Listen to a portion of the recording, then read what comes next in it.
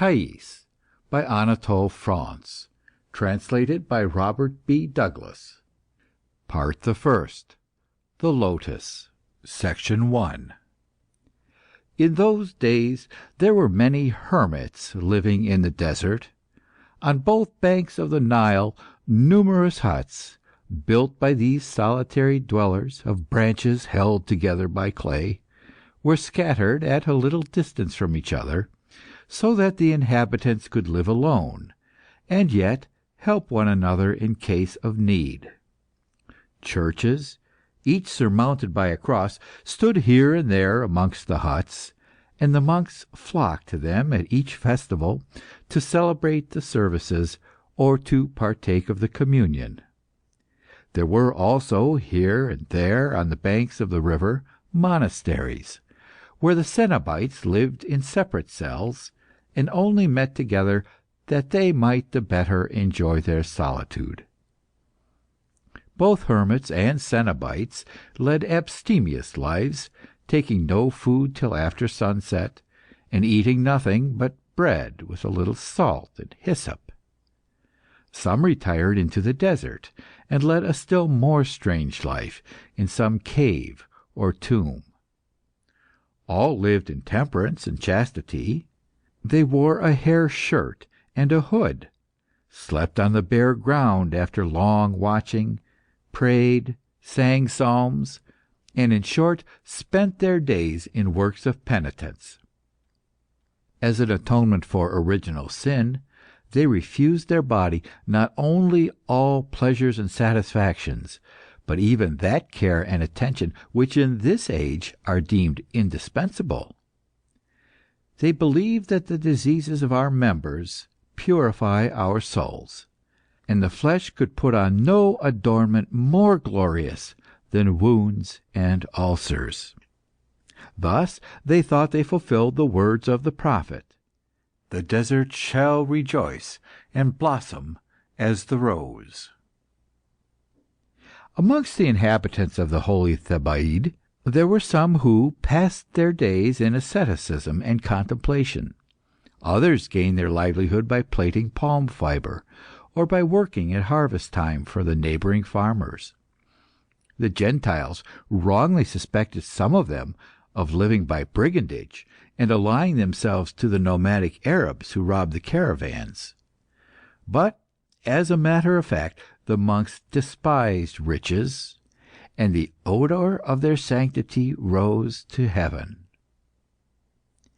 Angels, in the likeness of young men, came, staff in hand, as travellers, to visit the hermitages, whilst demons, having assumed the form of Ethiopians or of animals, wandered around the habitations of the hermits in order to lead them into temptation. When the monks went in the morning to fill their pitcher at the spring, they saw the footprints of satyrs and agipans in the sand. The Thebaid was, really and spiritually, a battlefield, where at all times, and more especially at night, there were terrible conflicts between heaven and hell. The ascetics, furiously assailed by legions of the damned, defended themselves, with the help of God and the angels, by fasting, prayer, and penance. Sometimes carnal desires pricked them so cruelly that they cried aloud with pain, and their lamentations rose to the starlit heavens, mingled with the howls of the hungry hyenas. Then it was that the demons appeared in delightful forms. For though the demons are in reality hideous, they sometimes assume an appearance of beauty which prevents their real nature from being recognized.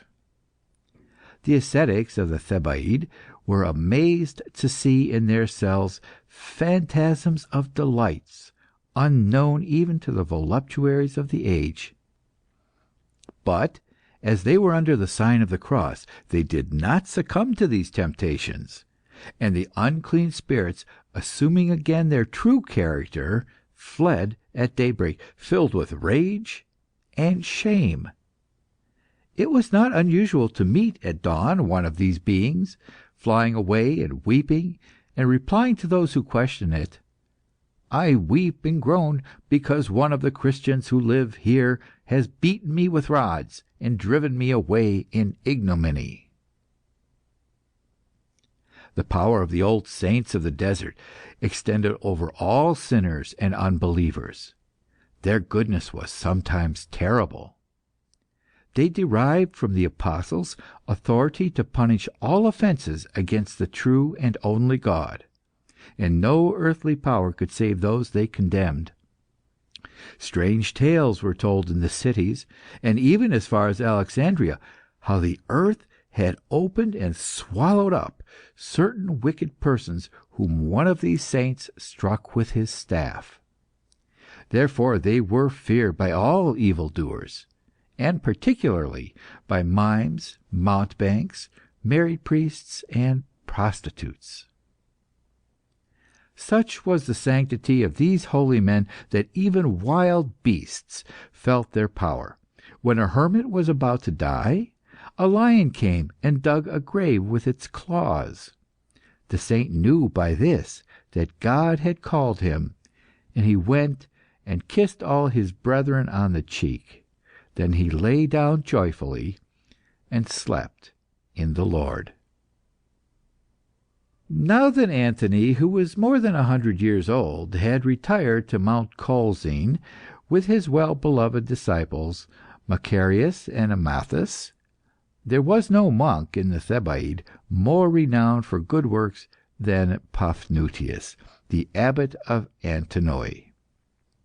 Ephraim and Serapion had a greater number of followers, and in the spiritual and temporal management of their monasteries surpassed him. But Paphnuce observed the most rigorous feasts, and often went for 3 entire days without taking food. He wore a very rough hair shirt. He flogged himself night and morning, and lay for hours with his face to the earth. His 24 disciples had built their huts near his, and imitated his austerities. He loved them all dearly in Jesus Christ, and unceasingly exhorted them to good works. Amongst his spiritual children were men who had been robbers for many years, and had been persuaded by the exhortations of the holy abbot to embrace the monastic life, and who now edified their companions by the purity of their lives. One, who had been cook to the Queen of Abyssinia, and was converted by the abbot of Antinoe, never ceased to weep. There was also Flavian, the deacon, who knew the Scriptures and spoke well. But the disciple of Paphnuce, who surpassed all the others in holiness, was a young peasant named Paul, and surnamed the Fool, because of his extreme simplicity. Men laughed at his childishness, but God favoured him with visions, and by bestowing upon him the gift of prophecy. Paphnuce passed his life in teaching his disciples, and in ascetic practices. Often did he meditate upon the Holy Scriptures in order to find allegories in them. Therefore he abounded in good works, though still young. The devils, who so rudely assailed the good hermits, did not dare to approach him. At night, 7 little jackals sat in the moonlight in front of his cell, silent and motionless, and with their ears pricked up. It was believed that they were 7 devils, who, owing to his sanctity, could not cross his threshold. Paphnuce was born at Alexandria of noble parents, who had instructed him in all profane learning. He had even been allured by the falsehoods of the poets, and in his early youth had been misguided enough to believe that the human race had all been drowned by a deluge in the days of the Deucalion, and had argued with his fellow scholars concerning the nature, the attributes, and even the existence of God. He then led a life of dissipation, after the manner of the Gentiles, and he recalled the memory of those days with shame and horror. At that time, he used to say to his brethren, I seethed in the cauldron of false delights. He meant by that he had eaten food, properly dressed, and frequented the public baths. In fact, until his 20th year, he had continued to lead the ordinary existence of those times, which now seemed to him rather death than life. But, owing to the lessons of the priest Macrinus, he then became a new man. The truth penetrated him through and through, and, as he used to say, entered his soul like a sword. He embraced the faith of Calvary, and worshipped Christ crucified. After his baptism, he remained yet a year amongst the Gentiles, unable to cast off the bonds of old habits. But one day he entered a church, and heard a deacon read from the Bible the verse, "If thou wilt be perfect, go and sell that thou hast, and give to the poor." Thereupon he sold all that he had, gave away the money in alms, and embraced the monastic life. During the 10 years that he had lived remote from men, he no longer seethed in the cauldron of false delights, but more profitably macerated his flesh in the balms of penitence. One day, when, according to his pious custom, he was recalling to mind the hours he had lived apart from God, and examining his sins one by one, that he might the better ponder on their enormity, he remembered that he had seen at the theatre at Alexandria a very beautiful actress named Thais. This woman showed herself in the public games, and did not scruple to perform dances, the movements of which, arranged only too cleverly, brought to mind the most horrible passions. Sometimes she imitated the horrible deeds which the pagan fables ascribed to Venus, Leda, or Pasiphae. Thus she fired all the spectators with lust, and when handsome young men or rich old ones came, inspired with love, to hang wreaths of flowers round her door, she welcomed them and gave herself up to them, so that, whilst she lost her own soul, she also ruined the souls of many others.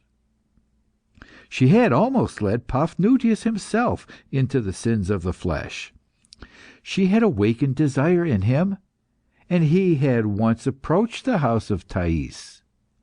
But he stopped on the threshold of the courtesan's house, partly restrained by the natural timidity of extreme youth, he was then but 15 years old, and partly by the fear of being refused on account of his want of money, for his parents took care that he should commit no great extravagances.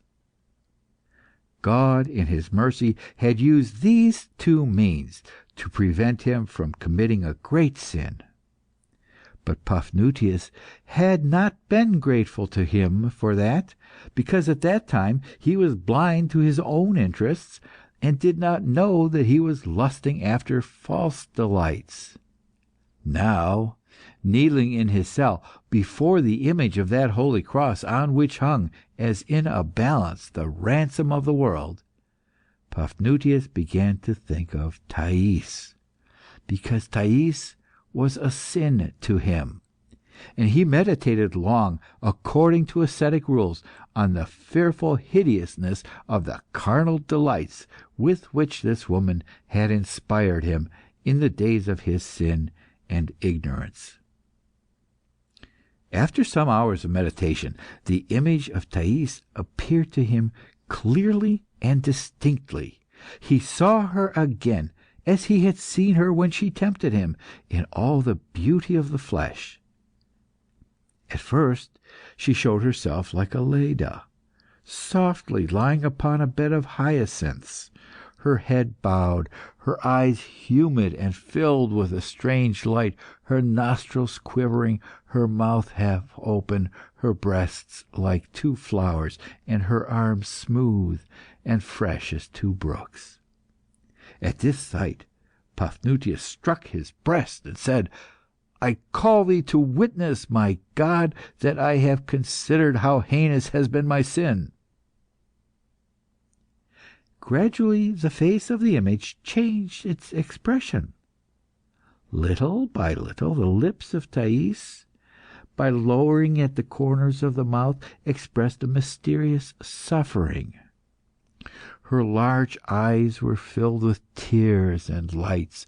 Her breast heaved with sighs, like the sighing of a wind that precedes a tempest. At this sight, Paphnutius was troubled to the bottom of his soul. Prostrating himself on the floor, he uttered this prayer: "Thou who hast put pity in our hearts, like the morning dew upon the fields, O just and merciful God, be thou blessed.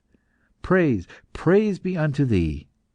Put away from thy servant that false tenderness which tempts to concupiscence, and grant that I may only love thy creatures in thee, for they pass away, but thou endurest for ever. If I care for this woman, it is only because she is thy handiwork. The angels themselves feel pity for her. Is she not, O Lord, the breath of thy mouth? Let her not continue to sin with many citizens and strangers. There is great pity for her in my heart. Her wickednesses are abominable, and but to think of them makes my flesh creep. But the more wicked she is, the more do I lament for her. I weep when I think that the devils will torment her to all eternity." As he was meditating in this way, he saw a little jackal lying at his feet. He felt much surprised, for the door of his cell had been closed since the morning. The animal seemed to read the abbot's thoughts, and wagged its tail like a dog. Paphnutius made the sign of the cross, and the beast vanished. He knew then that for the first time the devil had entered his cell, and he uttered a short prayer. Then he thought again about Thais. "With God's help," he said to himself, "I must save her." And he slept. The next morning, when he had said his prayers, he went to see the sainted Palemon, a holy hermit who lived some distance away. He found him smiling quietly as he dug the ground, as was his custom. Palemon was an old man, and cultivated a little garden. The wild beasts came and licked his hands, and the devils never tormented him. "May God be praised, brother Paphnutius," he said, as he leaned upon his spade. "God be praised," replied Paphnutius, "and peace be unto my brother." "The like peace be unto thee, brother Paphnutius," said Palemon, and he wiped the sweat from his forehead with his sleeve. "Brother Palemon, all our discourse ought to be solely the praise of Him who has promised to be wheresoever two or three are gathered together in His name. That is why I come to you, concerning a design I have formed to glorify the Lord." "May the Lord bless thy design, Paphnutius, as He has blessed my lettuces. Every morning He spreads His grace with the dew on my garden, and His goodness causes me to glorify Him in the cucumbers and melons which He gives me. Let us pray that He may keep us in His peace, for nothing is more to be feared than those unruly passions which trouble our hearts. When these passions disturb us, we are like drunken men, and we stagger from right to left unceasingly, and are like to fall miserably. Sometimes these passions plunge us into a turbulent joy, and he who gives way to such sullies the air with brutish laughter. Such false joy drags the sinner into all sorts of excess, but sometimes also the troubles of the soul and of the senses throw us into an impious sadness which is 1,000 times worse than joy. Brother Paphnuce, I am but a miserable sinner, but I have found in my long life that the Cenobite has no foe worse than sadness. I mean by that the obstinate melancholy which envelops the soul as in a mist, and hides from us the light of God. Nothing is more contrary to salvation, and the devil's greatest triumph is to sow black and bitter thoughts in the heart of a good man. If he sent us only pleasurable temptations, he would not be half so much to be feared. Alas, he excels in making us sad. Did he not show our father Antony a black child of such surpassing beauty that the very sight of it drew tears? With God's help, our father Antony avoided the snares of the demon. I knew him when he lived among us. He was cheerful with his disciples, and never gave way to melancholy. But did you not come, my brother, to talk to me of a design you had formed in your mind? Let me know what it is, if at least this design has for its object the glory of God. Brother Palemon, what I propose is really to the glory of God. Strengthen me with your counsel, for you know many things, and sin has never darkened the clearness of your mind. Brother Paphnuce, I am not worthy to unloose the latchet of thy sandals, and my sins are as countless as the sands of the desert. But I am old, and I will never refuse the help of my experience. I will confide in you, then, brother Palemon, that I am stricken with grief at the thought that there is in Alexandria a courtesan named Thais who lives in sin, and is a subject of reproach unto the people. Brother Paphnuce, that is, in truth, an abomination which we do well to deplore. There are many women amongst the Gentiles who lead lives of that kind. Have you thought of any remedy for this great evil? Brother Palemon, I will go to Alexandria and find this woman, and with God's help I will convert her. That is my intention. Do you approve of it, brother? Brother Paphnuce, I am but a miserable sinner. But our father Antony used to say, "In whatsoever place thou art, hasten not to leave it to go elsewhere." Brother Palemon, do you disapprove of my project? Dear Paphnuce, God forbid that I should suspect my brother of bad intentions. But our father Antony also said, "If fishes die on dry land," and so it is with those monks who leave their cells and mingle with the men of this world, amongst whom no good thing is to be found. Having thus spoken, the old man pressed his foot on the spade and began to dig energetically around a fig tree laden with fruit. As he was thus engaged, there was a rustling in the bushes, and an antelope leaped over the hedge which surrounded the garden. It stopped, surprised and frightened, its delicate legs trembling, and then ran up to the old man and laid its pretty head on the breast of its friend. "God be praised in the gazelle of the desert," said Palemon. He went to his hut, the light-footed little animal trotting after him, and brought out some black bread, which the antelope ate out of his hand. Paphnuce remained thoughtful for some time, his eyes fixed upon the stones at his feet. Then he slowly walked back to his cell, pondering on what he had heard. A great struggle was going on in his mind. "The hermit gives good advice," he said to himself. "The spirit of prudence is in him, and he doubts the wisdom of my intention. Yet it would be cruel to leave Thais any longer in the power of the demon who possesses her. May God advise and conduct me."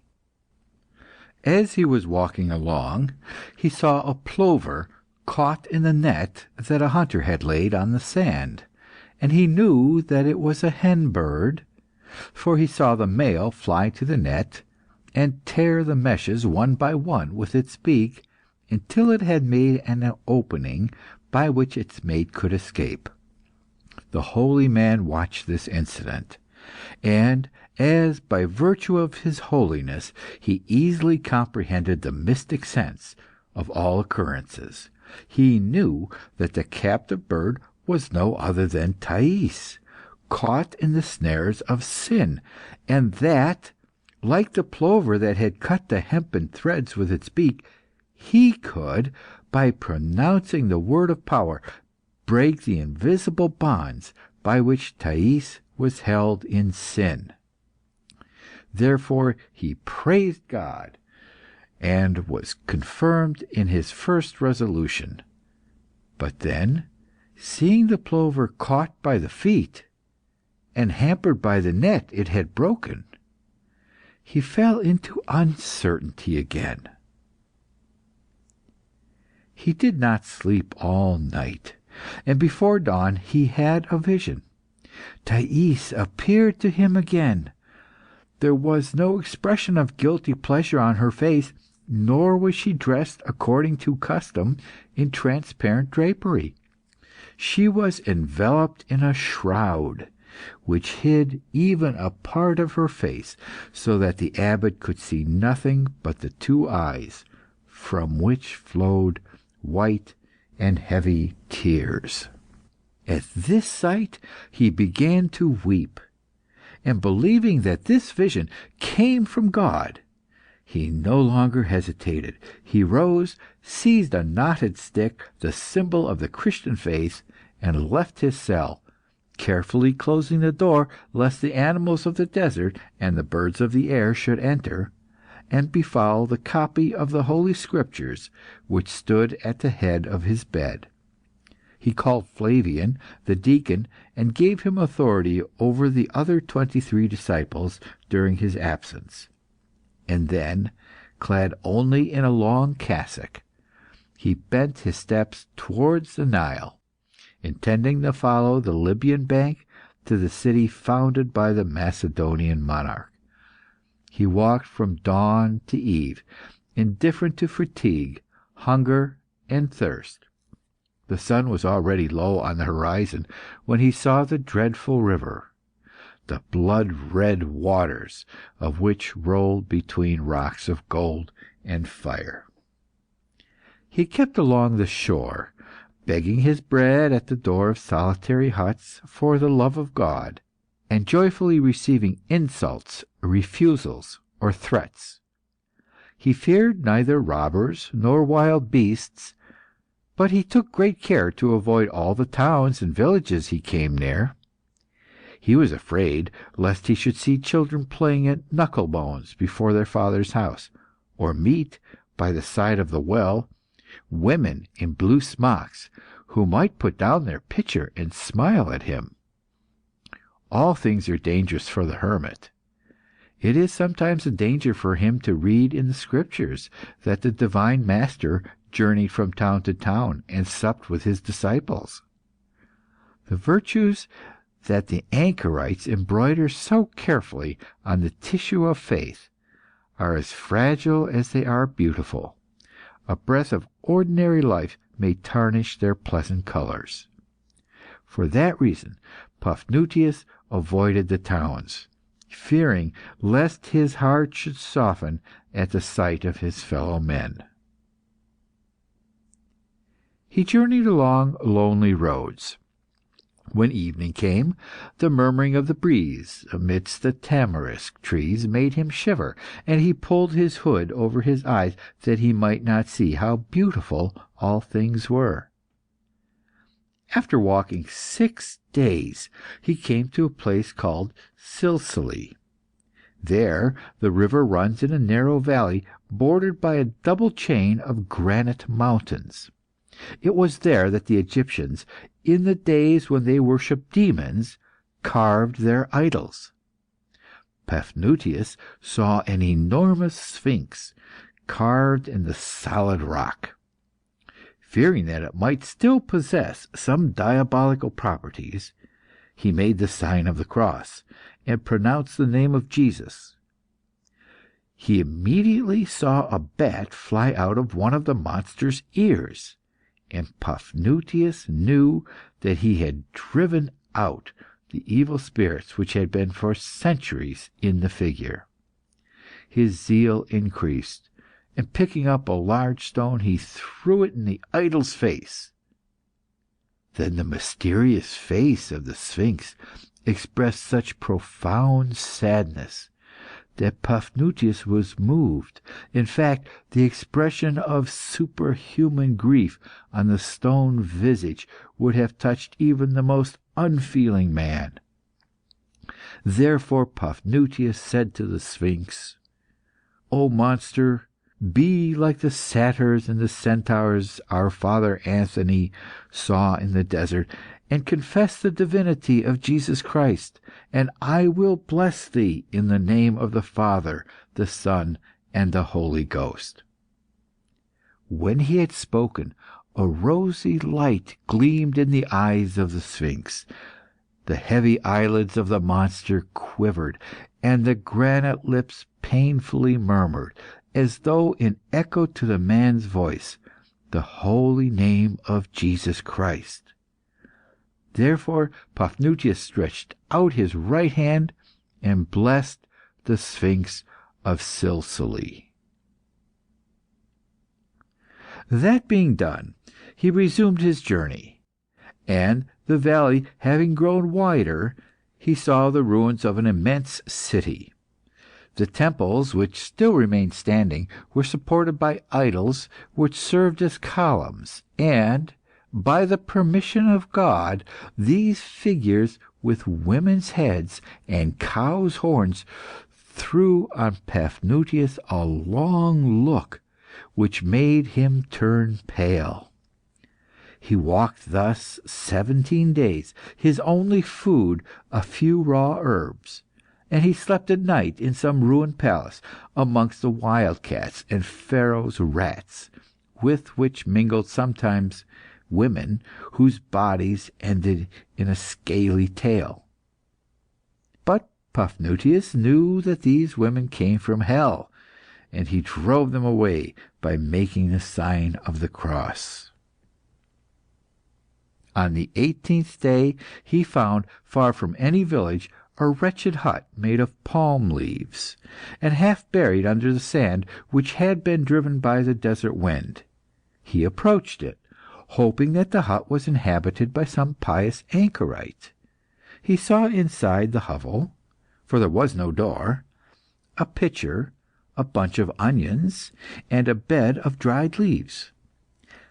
"This must be the habitation of a hermit," he said to himself. "Hermits are generally to be found near their hut, and I shall not fail to meet this one. I shall give him the kiss of peace, even as the holy Anthony did when he came to the hermit Paul, and kissed him 3 times.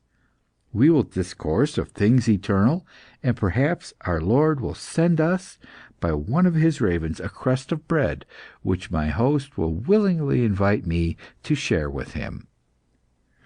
Whilst he was thus speaking to himself, he walked round the hut to see if he could find anyone. He had not walked 100 paces when he saw a man seated, with his legs crossed by the side of the river. The man was naked. His hair and beard were quite white, his body redder than brick.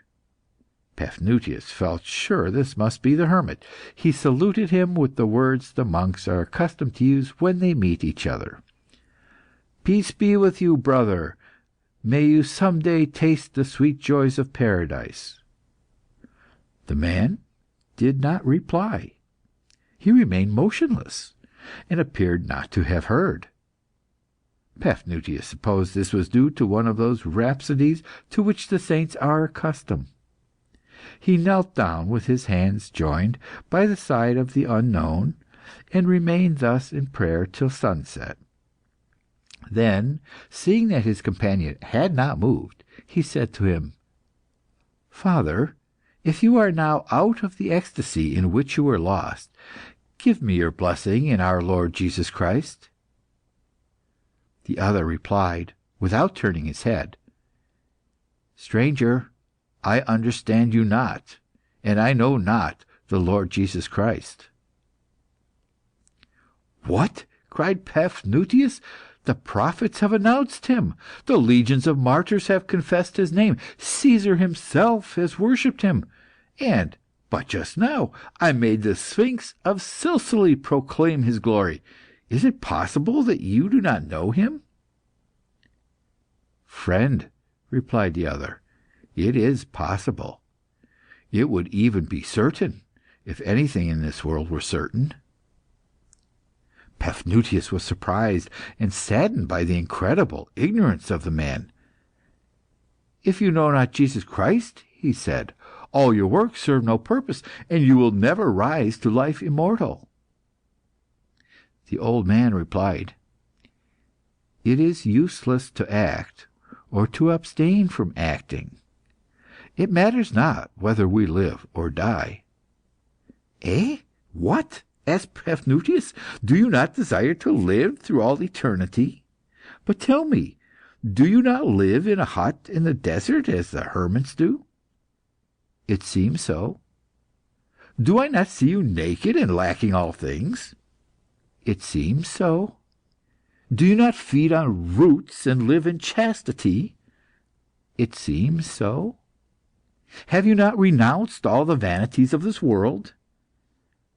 "I have truly renounced all those vain things for which men commonly care."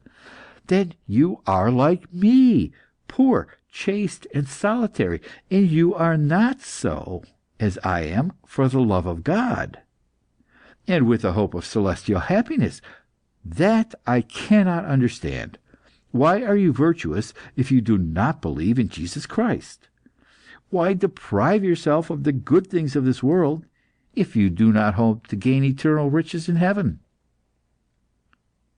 "Stranger, I deprive myself of nothing which is good, and I flatter myself that I have found a life which is satisfactory enough, though, to speak more precisely, there is no such thing as a good or evil life. Nothing is itself either virtuous or shameful, just or unjust, pleasant or painful, good or bad.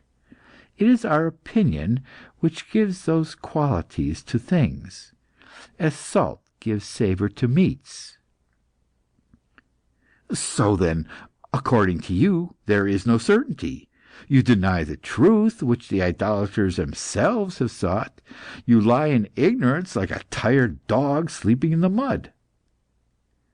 "Stranger, it is equally useless to abuse either dogs or philosophers.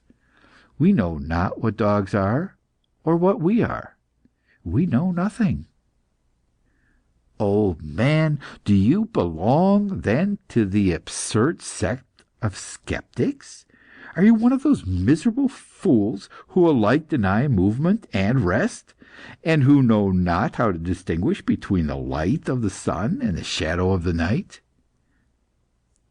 "Friend, I am truly a sceptic, and of a sect which appears praiseworthy to me, though it seems ridiculous to you. For the same things often assume different appearances. The pyramids of Memphis seem at sunrise to be cones of pink light; at sunset they look like black triangles against the illuminated sky. But who shall solve the problem of their true nature? You reproach me with denying appearances, when, in fact, appearances are the only realities I recognize. The sun seems to me luminous, but its nature is unknown to me. I feel that fire burns, but I know not how or why. My friend, you understand me badly. Besides, it is indifferent to me whether I am understood one way or the other.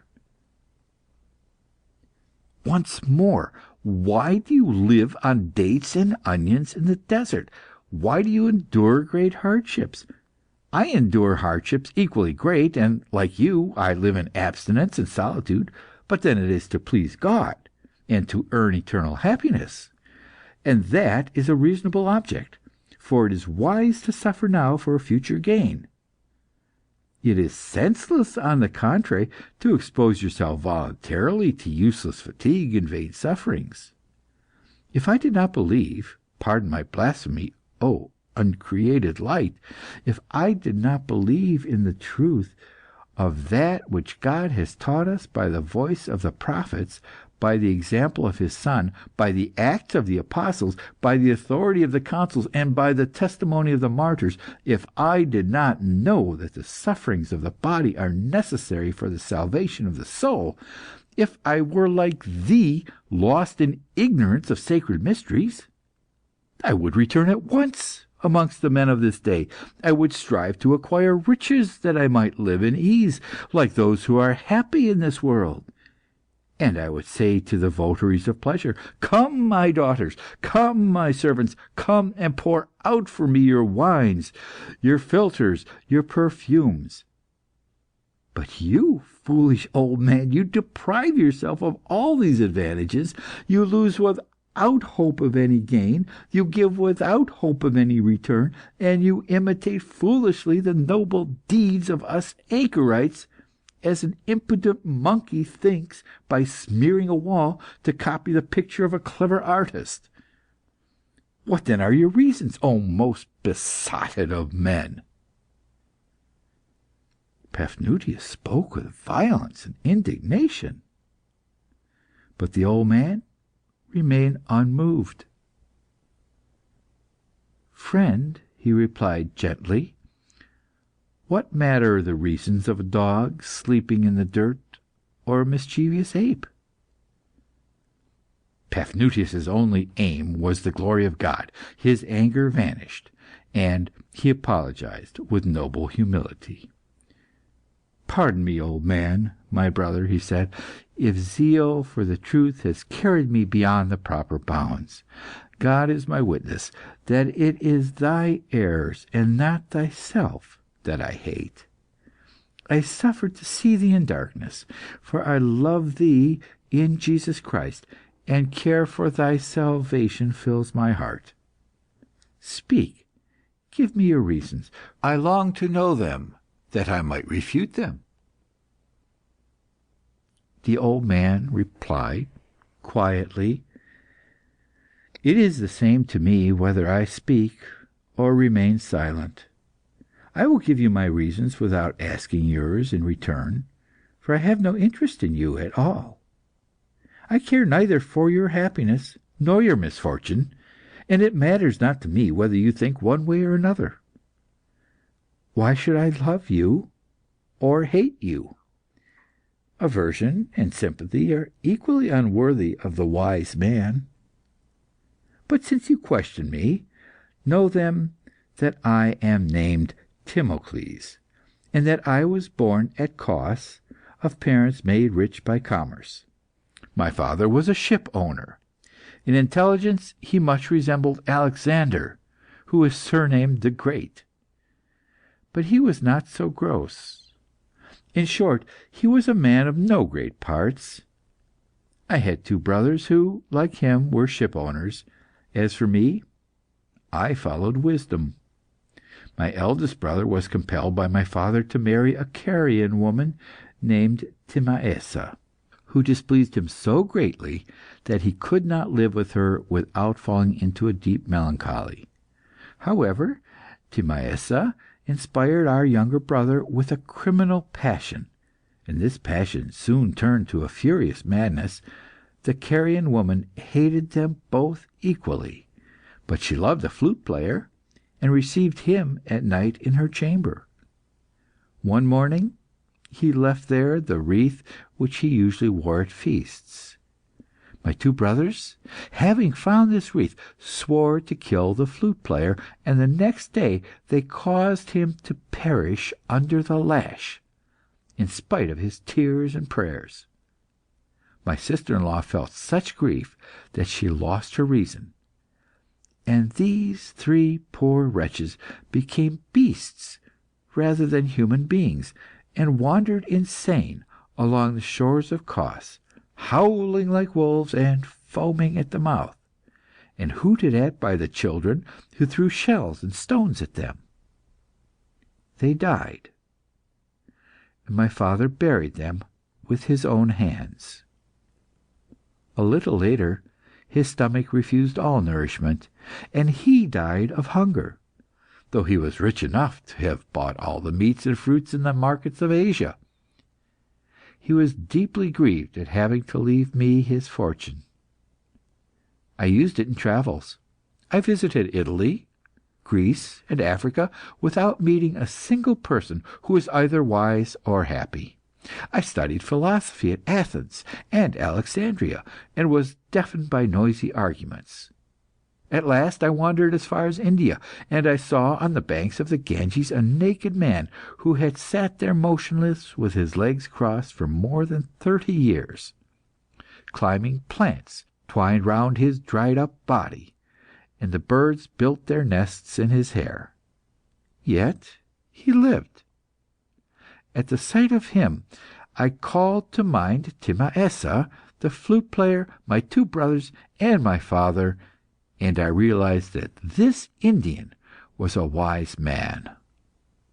Men, I said to myself, suffer because they are deprived of that which they believe to be good, or because, possessing it, they fear to lose it, or because they endure that which they believe to be an evil. Put an end to all beliefs of this kind, and the evils would disappear.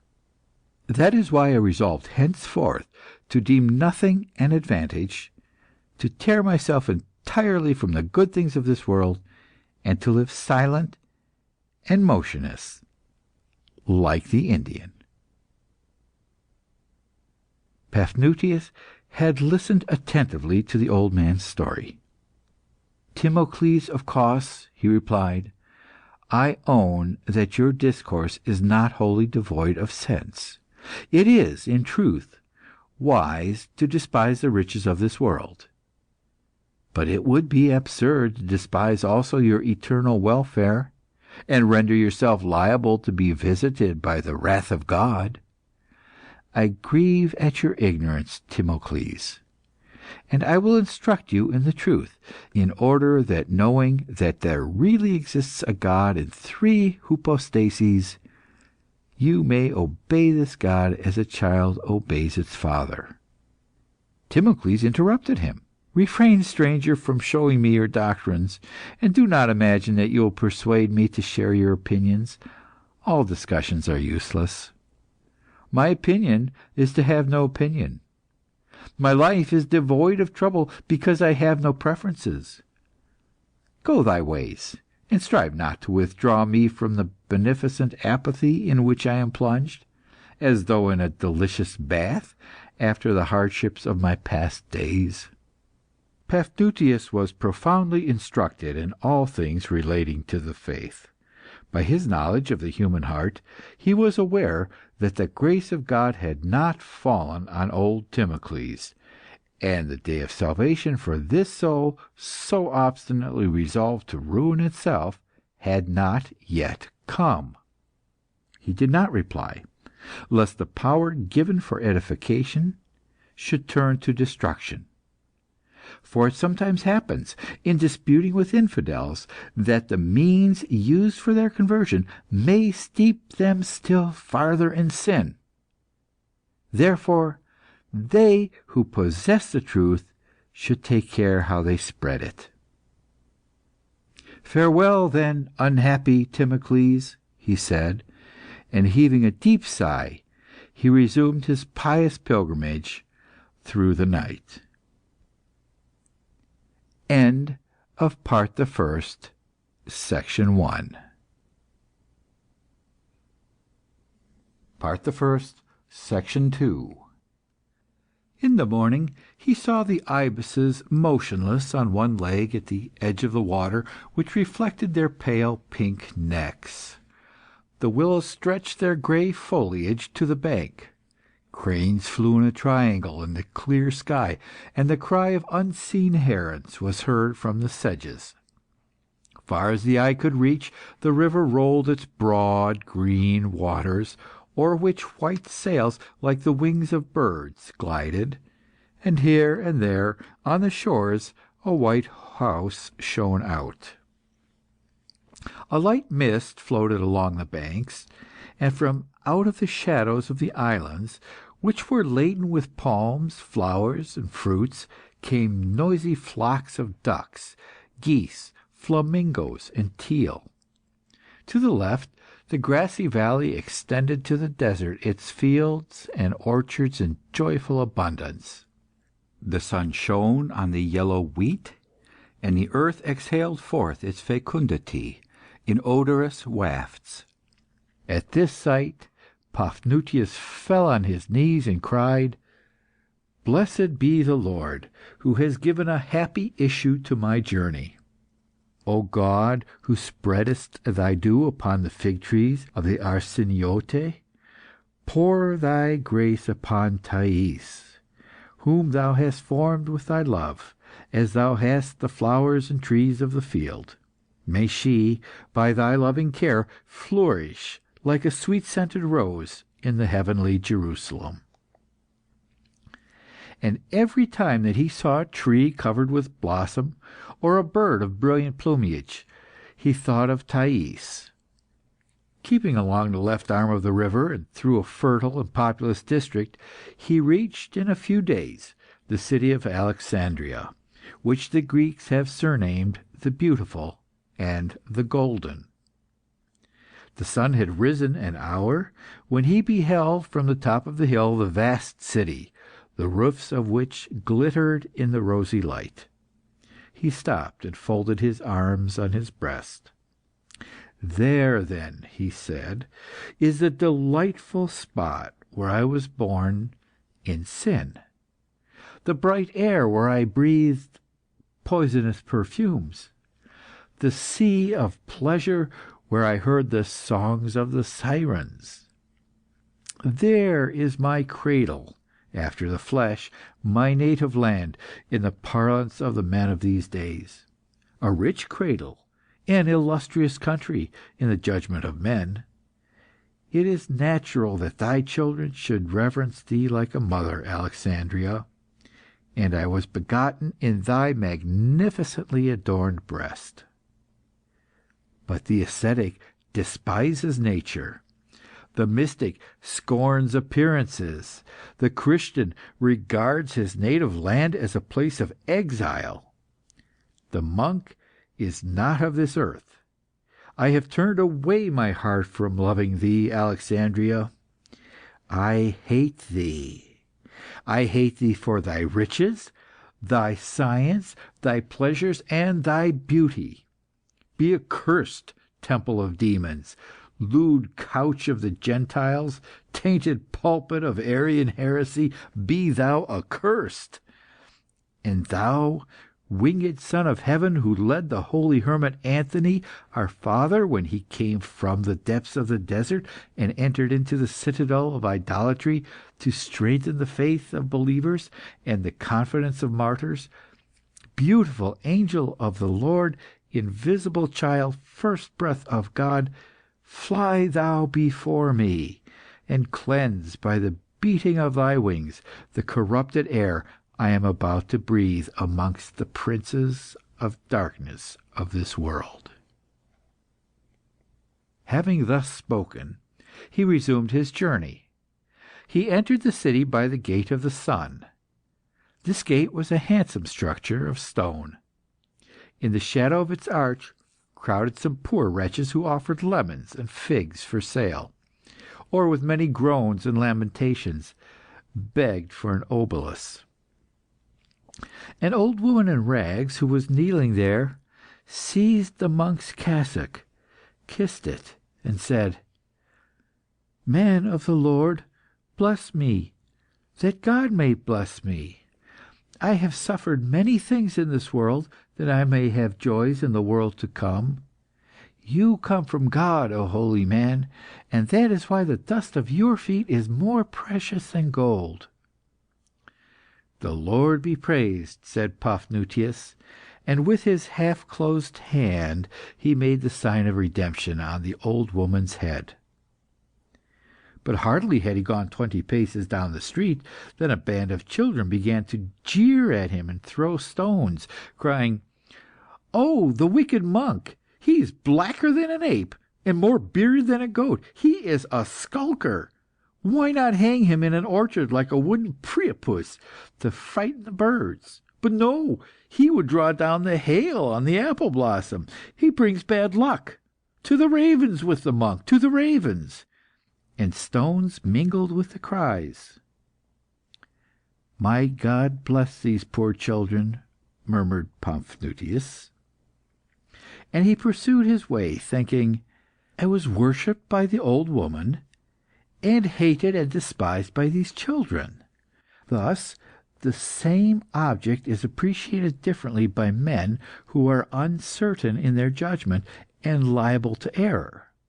It must be owned that, for a Gentile, old Timocles was not devoid of sense. Though blind, he knew he was deprived of light. His reasoning was much better than that of these idolaters, who cry from the depths of their thick darkness, 'I see the day.' Everything in this world is mirage and moving sand. God alone is steadfast." He passed through the city with rapid steps. After 10 years of absence, he would still recognize every stone, and every stone was to him a stone of reproach that recalled a sin. For that reason, he struck his naked feet roughly against the curbstones of the wide street, and rejoiced to see the bloody marks of his wounded feet. Leaving on his left the magnificent portico of the temple of Serapis, he entered a road lined with splendid mansions, which seemed to be drowsy with perfumes. Pines, maples, and larches raised their heads above the red cornices and golden acroteria. Through the half-open doors could be seen bronze statues in marble vestibules, and fountains playing amidst foliage. No noise troubled the stillness of these quiet retreats. Only the distant strains of a flute could be heard. The monk stopped before a house, rather small, but of noble proportions, and supported by columns as graceful as young girls. It was ornamented with bronze busts of the most celebrated Greek philosophers. He recognized Plato, Socrates, Aristotle, Epicurus, and Zeno, and having knocked with the hammer against the door, he waited, wrapped in meditation. It is vanity to glorify and meddle these false sages. Their lies are confounded, their souls are lost in hell, and even the famous Plato himself, who filled the earth with his eloquence, now disputes with the devils. A slave opened the door, and seeing a man with bare feet standing on the mosaic threshold, said to him roughly, "Go and beg elsewhere, stupid monk, or I will drive you away with a stick." "Brother," replied the abbot of Antinoe, "all that I ask is that you conduct me to your master, Nicias." "My master does not see dogs like you." "My son," said Paphnuce, "will you please do what I ask, and tell your master that I desire to see him?" "Get out, vile beggar!" cried the porter furiously, and he raised his stick and struck the holy man, who, with his arms crossed upon his breast, received unmovedly the blow, which fell full in his face, and then repeated gently, "Do as I ask you, my son, I beg." The porter tremblingly murmured, "Who is this man who is not afraid of suffering?" And he ran and told his master. Nicias had just left the bath. Two pretty slave girls were scraping him with strigils. He was a pleasant-looking man with a kind smile. There was an expression of gentle satire in his face. On seeing the monk, he rose and advanced with open arms. "It is you," he cried, "Paphnuce, my fellow scholar, my friend, my brother! Oh, I knew you again, though, to say the truth, you look more like a wild animal than a man. Embrace me. Do you remember the time when we studied grammar, rhetoric, and philosophy together? You were even then of a morose and wild character, but I liked you because of your complete sincerity. We used to say that you looked at the universe with the eyes of a wild horse, and it was not surprising you were dull and moody. You needed a pinch of Attic salt. But your liberality knew no bounds. You cared nothing for either your money or your life. And you had the strange eccentricity of genius, and a strange character which interested me deeply. You are welcome, my dear Paphnuce. After 10 years of absence, you have quitted the desert. You have renounced all Christian superstitions, and now returned to your old life. I will mark this day with a white stone. Crobyle and myrtle," he added, turning to the girls, "perfume the feet, hands, and beard of my dear guest." They smiled, and had already brought the basin, the phials, and the metal mirror. But Paphnuce stopped them with an imperious gesture, and lowered his eyes that he might not look upon them, for they were naked. Nicias brought cushions for him, and offered him various meats and drinks, which Paphnuce scornfully refused. "Nicias," he said, "I have not renounced what you falsely call the Christian superstition, which is the truth of truths. In the beginning was the Word, and the Word was with God, and the Word was God. All things were made by him, and without him was not anything made that was made. In him was the life, and the life was the light of men." "My dear Paphnuce," replied Nicias, who had now put on a perfumed tunic, "do you expect to astonish me by reciting a lot of words jumbled together without skill, which are no more than a vain murmur? Have you forgotten that I am a bit of a philosopher myself? And do you think to satisfy me with some rags torn by ignorant men from the purple garment of Emilius, when Emilius, Porphyry, and Plato, in all their glory, did not satisfy me? The systems devised by the sages are but tales imagined to amuse the eternal childishness of men. We divert ourselves with them, as we do with the stories of the ass, the tub, and the Ephesian matron, or any other Milesian fable." And taking his guest by the arm, he led him into a room where thousands of papyri were rolled up and laid in baskets. "This is my library," he said. "It contains a small part of the various systems which the philosophers have constructed to explain the world. The Serapeum itself, with all its riches, does not contain them all. Alas, they are but the dreams of sick men." He compelled his guest to sit down in an ivory chair, and sat down himself. Paphnuce scowled gloomily at all the books in the library, and said, "They ought all to be burned." "Oh, my dear guest, that would be a pity," replied Nicias, "for the dreams of sick men are sometimes amusing. Besides, if we should destroy all the dreams and visions of men, the earth would lose its form and colours, and we should all sleep in a dull stupidity." Paphnuce continued in the same strain as before. "It is certain that the doctrines of the pagans are but vain lies. But God, who is the truth, revealed himself to men by miracles, and he was made flesh, and lived among us."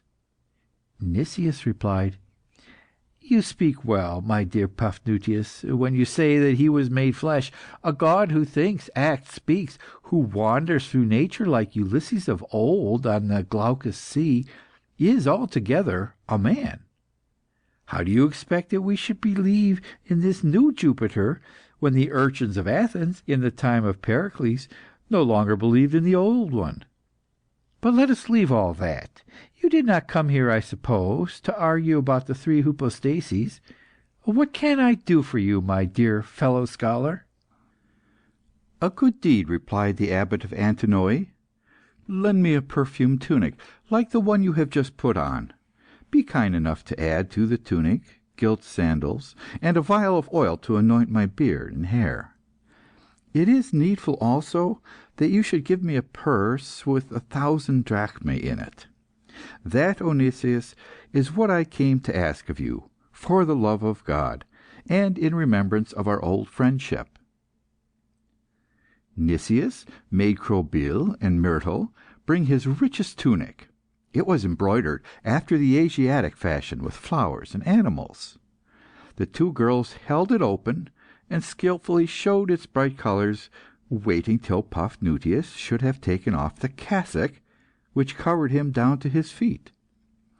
But the monk, having declared that they should rather tear off his flesh than this garment, they put on the tunic over it.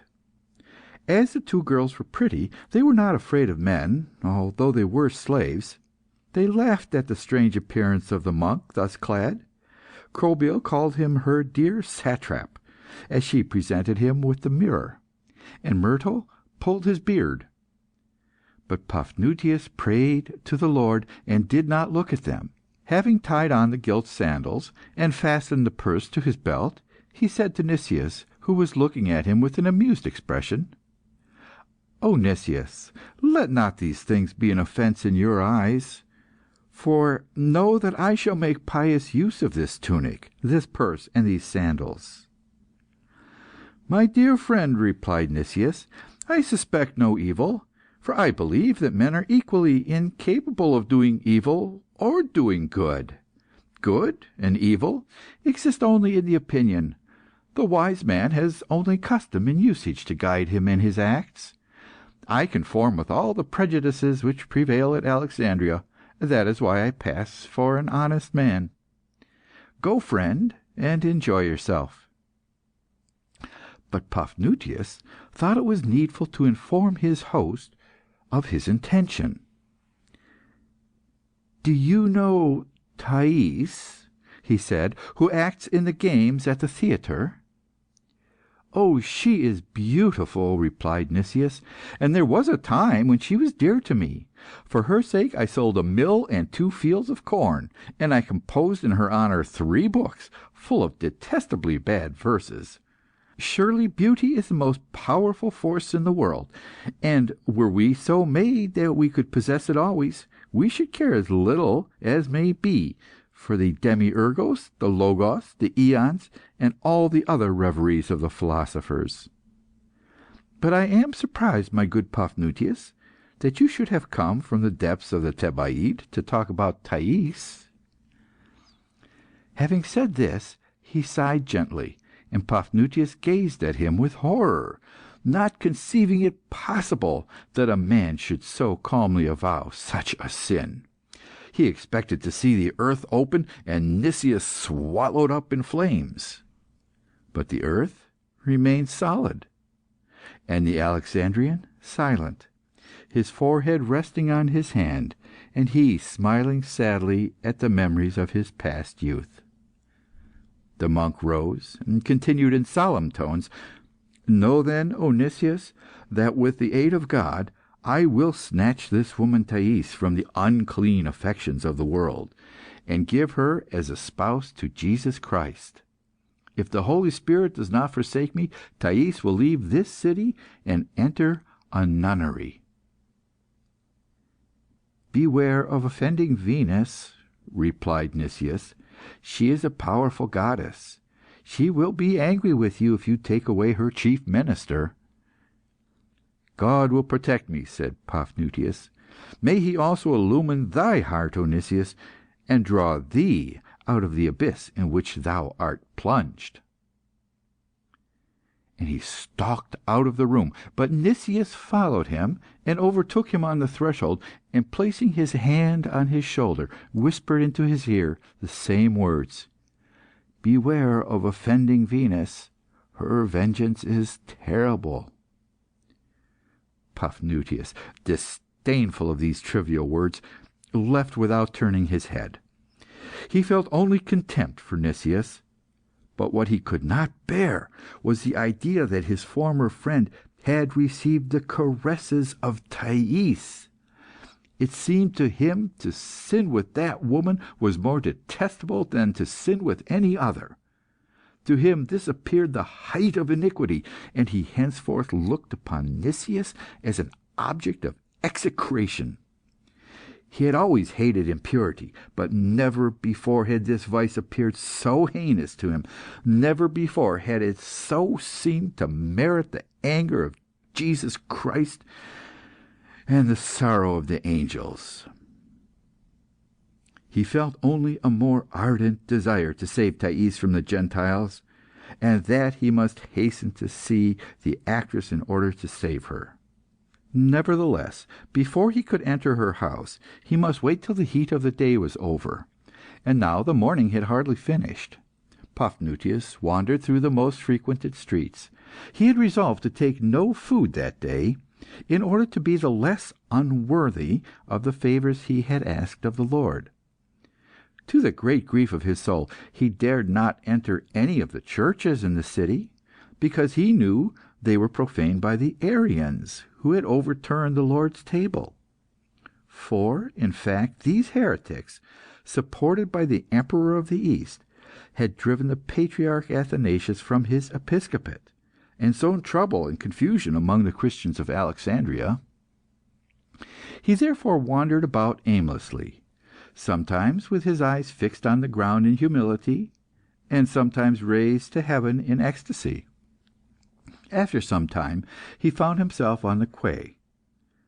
Before him lay the harbour, in which were sheltered innumerable ships and galleys, and beyond them, smiling in blue and silver, lay the perfidious sea.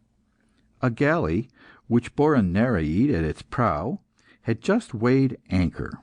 The rowers sang as the oars struck the water, and already the white daughter of the waters, covered with humid pearls, showed no more than a flying profile to the monk. Steered by her pilot, she cleared the passage leading from the basin of the Eunostus, and gained the high seas, leaving a glittering trail behind her. I also, thought Paphnutius, once desired to embark, singing, on the ocean of the world, but I soon saw my folly, and the Nereid did not carry me away. Lost in his thoughts, he sat down upon a coil of rope and went to sleep. During his sleep he had a vision. He seemed to hear the sound of a clanging trumpet, and the sky became blood red, and he knew that the day of judgment had come. Whilst he was fervently praying to God, he saw an enormous monster coming toward him, bearing on its forehead a cross of light, and he recognised the Sphinx of Silsile. The monster seized him between its teeth, without hurting him, and carried him in its mouth, as a cat carries a kitten. Paphnutius was thus conveyed across many countries, crossing rivers and traversing mountains, and came at last to a desert place, covered with scowling rocks and hot cinders. The ground was rent in many places, and through these openings came a hot air. The monster gently put Paphnutius down on the ground, and said, "Look." And Paphnutius, leaning over the edge of the abyss, saw a river of fire which flowed in the interior of the earth, between two cliffs of black rocks. There, in a vivid light, the demons tormented the souls of the damned. The souls preserved the appearance of the bodies which had held them, and even wore some rags of clothing. These souls seemed peaceful in the midst of their torments. One of them, tall and white, his eyes closed, a white fillet across his head, and a scepter in his hand, sang. His voice filled the desert shores with harmony. He sang of gods and heroes. Little green devils pierced his lips and throat with red-hot irons, and the shade of Homer still sang. Near by, old Anaxagoras, bald and hoary, traced figures in the dust with a compass. A demon poured boiling oil into his ear, yet failed somehow to disturb the sage's meditations. And the monk saw many other persons, who, on the dark shore by the side of the burning river, read, or quietly meditated, or conversed with other spirits while walking, like the sages and pupils under the shadows of the sycamore trees of Academe. Old Timocles alone had withdrawn from the others, and shook his head like a man who denies. One of the demons of the abyss shook a torch before his eyes, but Timocles would see neither the demon nor the torch. Mute with surprise at this spectacle, Paphnuce turned to the monster. It had disappeared, and, in place of the sphinx, the monk saw a veiled woman, who said, "Look and understand. Such is the obstinacy of these infidels, that even in hell they remain victims of the illusions which deluded them when on earth. Death has not undeceived them, for it is very plain that it does not suffice merely to die in order to see God.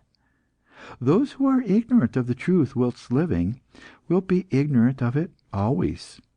The demons which are busy torturing these souls, what are they but agents of divine justice? That is why these souls neither see them nor feel them. They were ignorant of the truth, and therefore unaware of their own condemnation, and God Himself cannot compel them to suffer." "God can do all things," said the abbot of Antinoe. "He cannot do that which is absurd," replied the veiled woman. "To punish them, they must first be enlightened, and if they possessed the truth, they would be like unto the elect." Vexed and horrified, Paphnuce again bent over the edge of the abyss. He saw the shade of Nicias smiling, with a wreath of flowers on his head, sitting under a burnt myrtle tree. By his side was Aspasia of Miletus, gracefully draped in a woollen cloak, and they seemed to talk together of love and philosophy. The expression of her face was sweet and noble.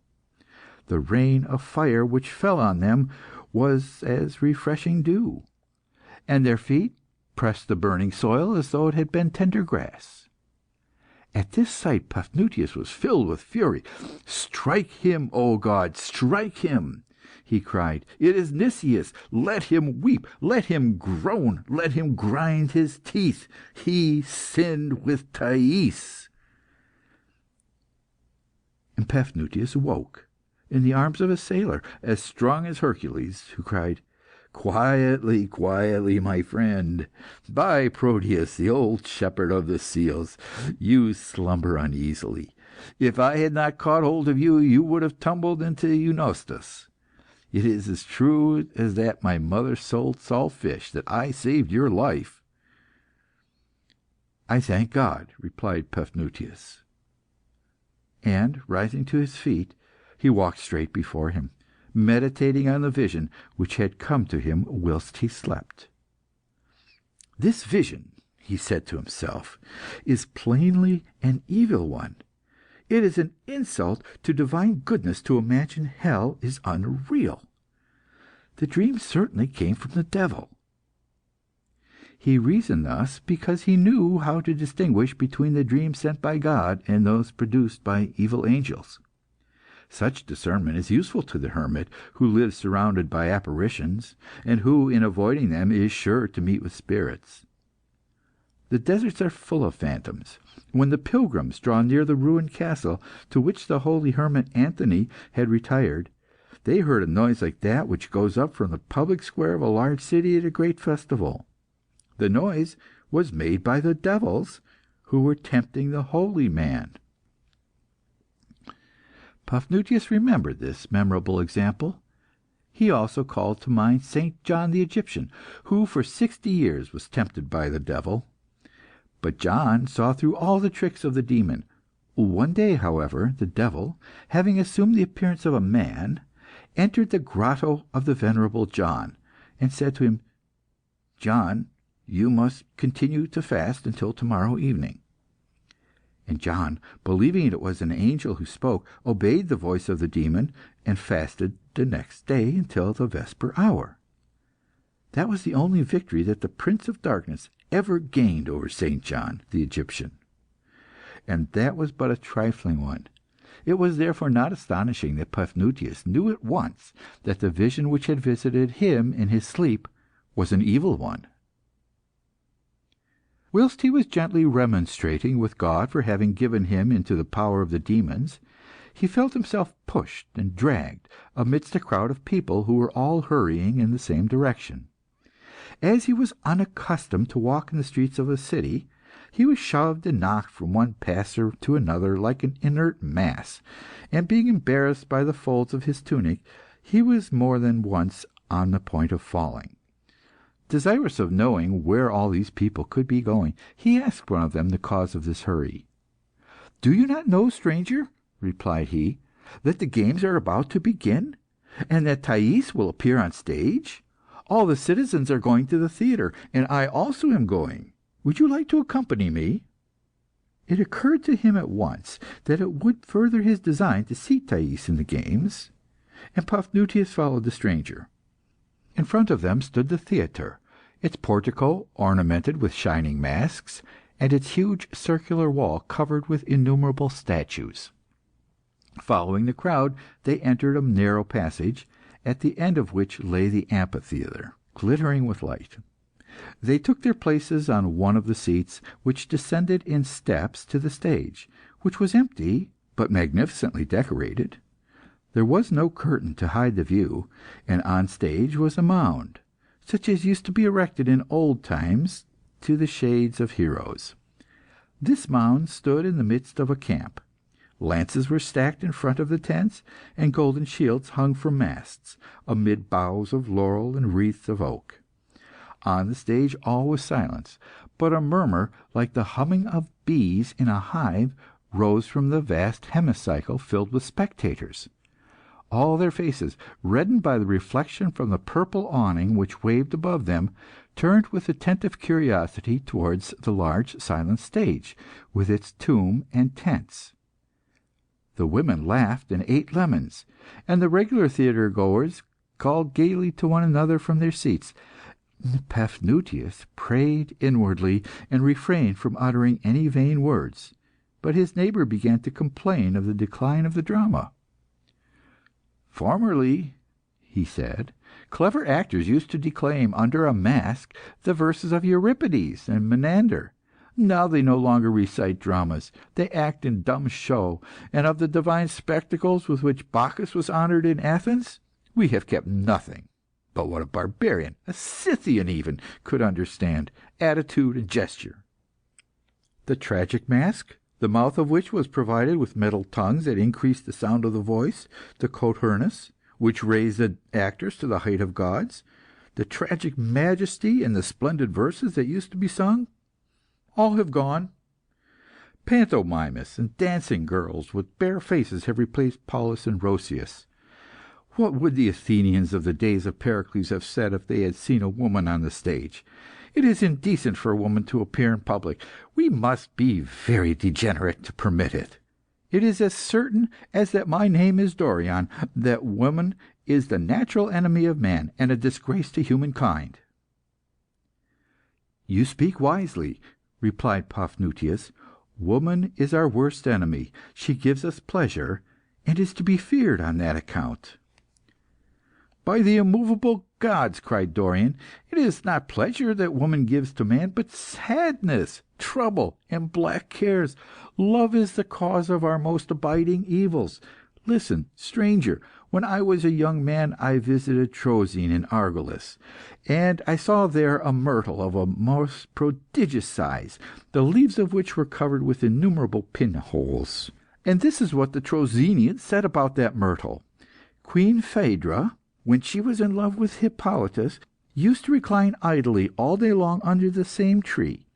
To beguile the tedium of her weary life, she used to draw out the golden pin which held her fair locks, and pierce with it the leaves of the sweet-scented bush. All the leaves were riddled with holes. After she had ruined the poor young man whom she pursued with her incestuous love, Phaedra, as you know, perished miserably. She locked herself up in her bridal chamber, and hanged herself by her golden girdle from an ivory peg. The gods willed that the myrtle, the witness of her bitter misery, should continue to bear, in its fresh leaves, the marks of these pinholes. I picked one of these leaves, and placed it at the head of my bed, that by the sight of it I might take warning against the folly of love, and conform to the doctrine of the divine Epicurus, my master, who taught that all lust is to be feared. But, properly speaking, love is a disease of the liver, and one is never sure of catching the malady. Paphnutius asked, "Dorian, what are your pleasures?" And Dorian replied sadly, "I have only one pleasure, and it must be confessed that it is not a very exciting one. It is meditation. When a man has a bad digestion, he must not look for any others." Taking advantage of these words, Paphnutius proceeded to initiate the Epicurean into those spiritual joys which the contemplation of God procures. He began, "Hear the truth, Dorian, and receive the light."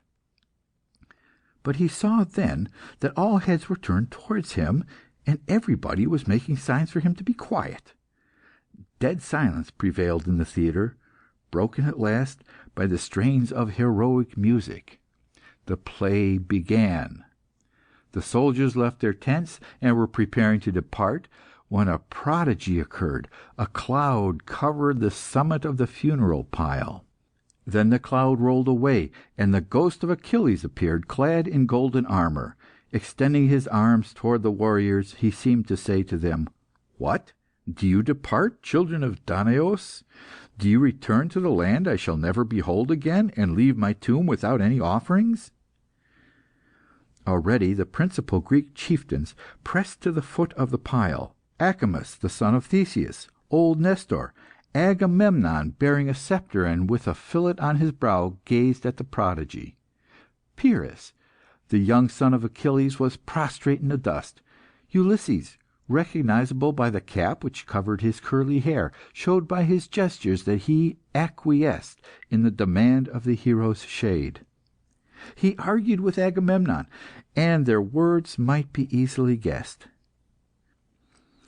"Achilles," said the king of Ithaca, "is worthy to be honoured by us, for he died gloriously for Hellas.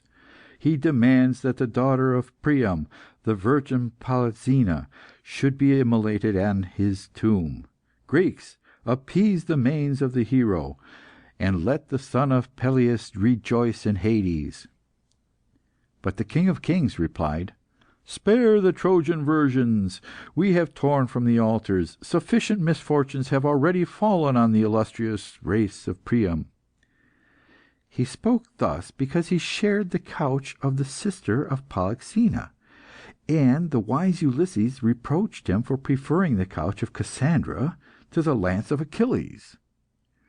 The Greeks showed they shared the opinion of Ulysses by loudly clashing their weapons. The death of Polyxena was resolved on, and the appeased shade of Achilles vanished. The music, sometimes wild and sometimes plaintive, followed the thoughts of the personages in the drama.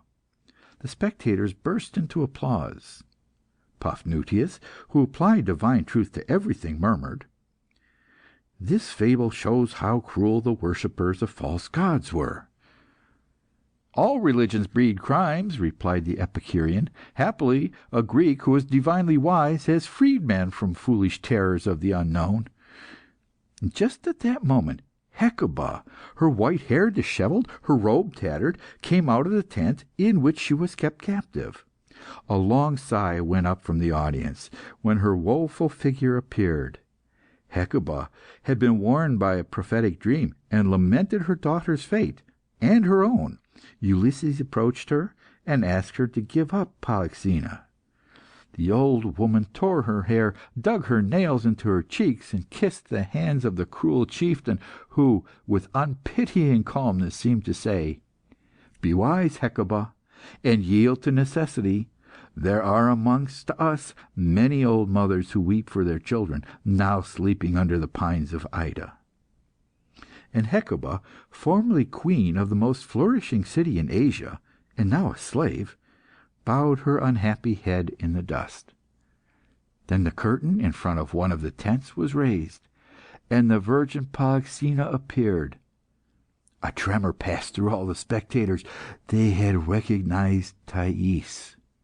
Paphnuce saw again the woman he had come to seek. With her white arm she held above her head the heavy curtain. Motionless as a splendid statue she stood, with a look of pride and resignation in her violet eyes, and her resplendent beauty made a shudder of commiseration pass through all who beheld her. A murmur of applause uprose, and Paphnuce, his soul agitated, and pressing both hands to his heart, sighed, "Why, O my God, hast thou given this power to one of thy creatures?" Dorian was not so disturbed. He said, "Certainly the atoms which have momentarily met together to form this woman present a combination which is agreeable to the eye. But that is but a freak of nature, and the atoms do not know what they do. They will some day separate with the same indifference as they came together. Where are now the atoms which formed Laius or Cleopatra? I must confess that women are sometimes beautiful, but they are liable to grievous afflictions and disgusting inconveniences. That is patent to all thinking men, though the vulgar pay no attention to it. And women inspire love, though it is absurd and ridiculous to love them." Such were the thoughts of the philosopher and the ascetic as they gazed on Thais. They neither of them noticed Hecuba, who turned to her daughter, and seemed to say by her gestures, "Try to soften the cruel Ulysses. Employ your tears, your beauty, your youth." Thais, or rather Polyxena herself, let fall the curtain of the tent.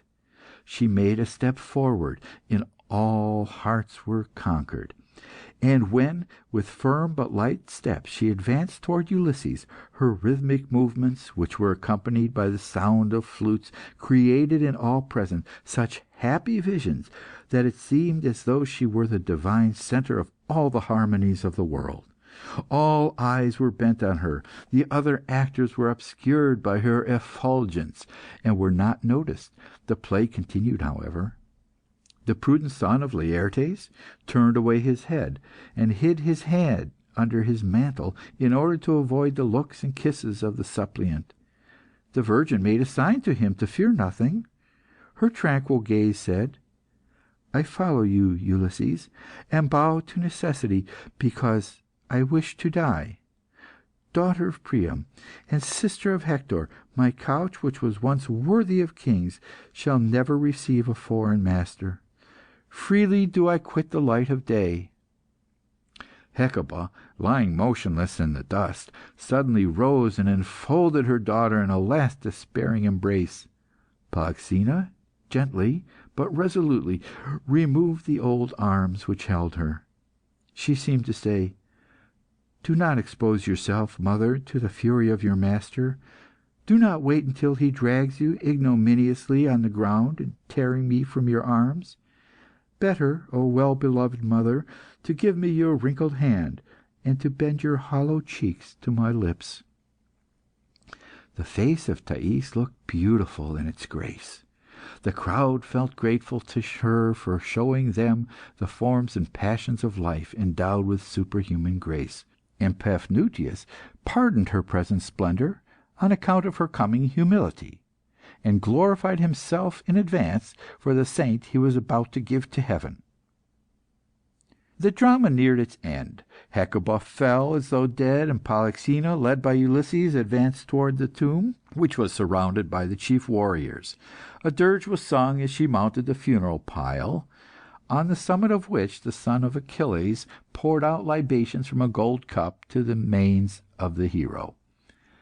When the sacrificing priests stretched out their arms to seize her, she made a sign that she wished to die free and unbound, as befitted the daughter of so many kings.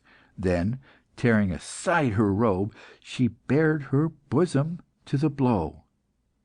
Pyrrhus, turning away his head, plunged his sword into her heart, and by a skilful trick the blood gushed forth over the dazzling white breast of the Virgin, who, with head thrown back and her eyes swimming in the horrors of death, fell with grace and modesty. Whilst the warriors enshrouded the victim with a veil, and covered her with lilies and anemones, terrified screams and groans rent the air, and Paphnuce, rising from his seat, prophesied in a loud voice, "Gentiles, vile worshippers of demons, and you Arians more infamous than idolaters, learn! That which you have just seen is an image and a symbol. There is a mystic meaning in this fable, and very soon the woman you see there will be offered, a willing and happy sacrifice to the risen God." But already the crowd was surging in dark ways towards the exits. The abbot of Antinoe, escaping from the astonished Dorian, gained the door, still prophesying. An hour later, he knocked at the door of the house of Thais. The actress then lived in the rich Rhacotis quarter, near the tomb of Alexander, in a house surrounded by shady gardens, in which a brook, bordered with poplars, flowed amidst artificial rocks. An old black slave woman, loaded with rings, opened the door, and asked what he wanted. "I wish to see Thais," he replied.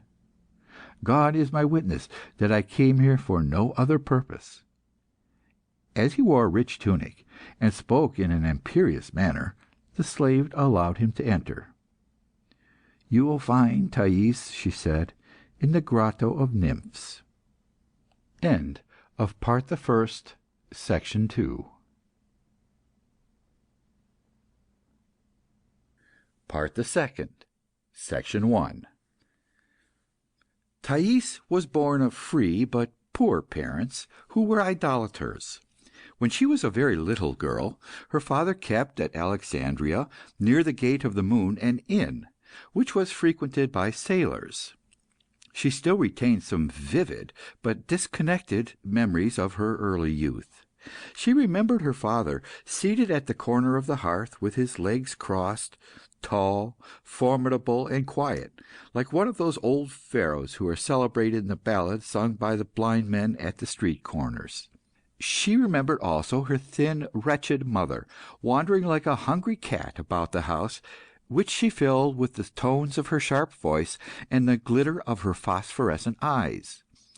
They said in the neighbourhood that she was a witch, and changed into an owl at night, and flew to see her lovers. It was a lie. Thais knew well, having often watched her, that her mother practised no magic arts, but that she was eaten up with avarice, and counted all night the gains of the day. The idle father and the greedy mother let the child live as best it could, like one of the fowls in the poultry yard. She became very clever in extracting, one by one, the oboli from the belt of some drunken sailor, and in amusing the drinkers with artless songs and obscene words, the meaning of which she did not know. She passed from knee to knee in a room reeking with the odours of fermented drinks and resiny wineskins. Then, her cheeks sticky with beer and pricked by rough beards, she escaped, clutching the oboli in her little hand, and ran to buy honey cakes from an old woman who crouched behind her baskets under the Gate of the Moon. Every day the same scenes were repeated, the sailors relating their perilous adventures, then playing at dice or knucklebones, and blaspheming the gods, amid their shouting for the best beer of Cilicia. Every night the child was awakened by the quarrels of the drunkards. Oyster shells would fly across tables, cutting the heads of those they hit, and the uproar was terrible. Sometimes she saw, by the light of the smoky lamps, the knives glitter and the blood flow. It humiliated her to think that the only person who showed her any human kindness in her young days was the mild and gentle Ahmes. Ahmes, the house slave, a Nubian blacker than the pot he gravely skimmed, was as good as a long night's sleep. Often he would take Thais on his knee and tell her old tales about underground treasure houses constructed for avaricious kings who put to death the masons and architects. There were also tales about clever thieves who married kings' daughters, and courtesans who built pyramids. Little Thais loved Ahmes like a father, like a mother, like a nurse, and like a dog.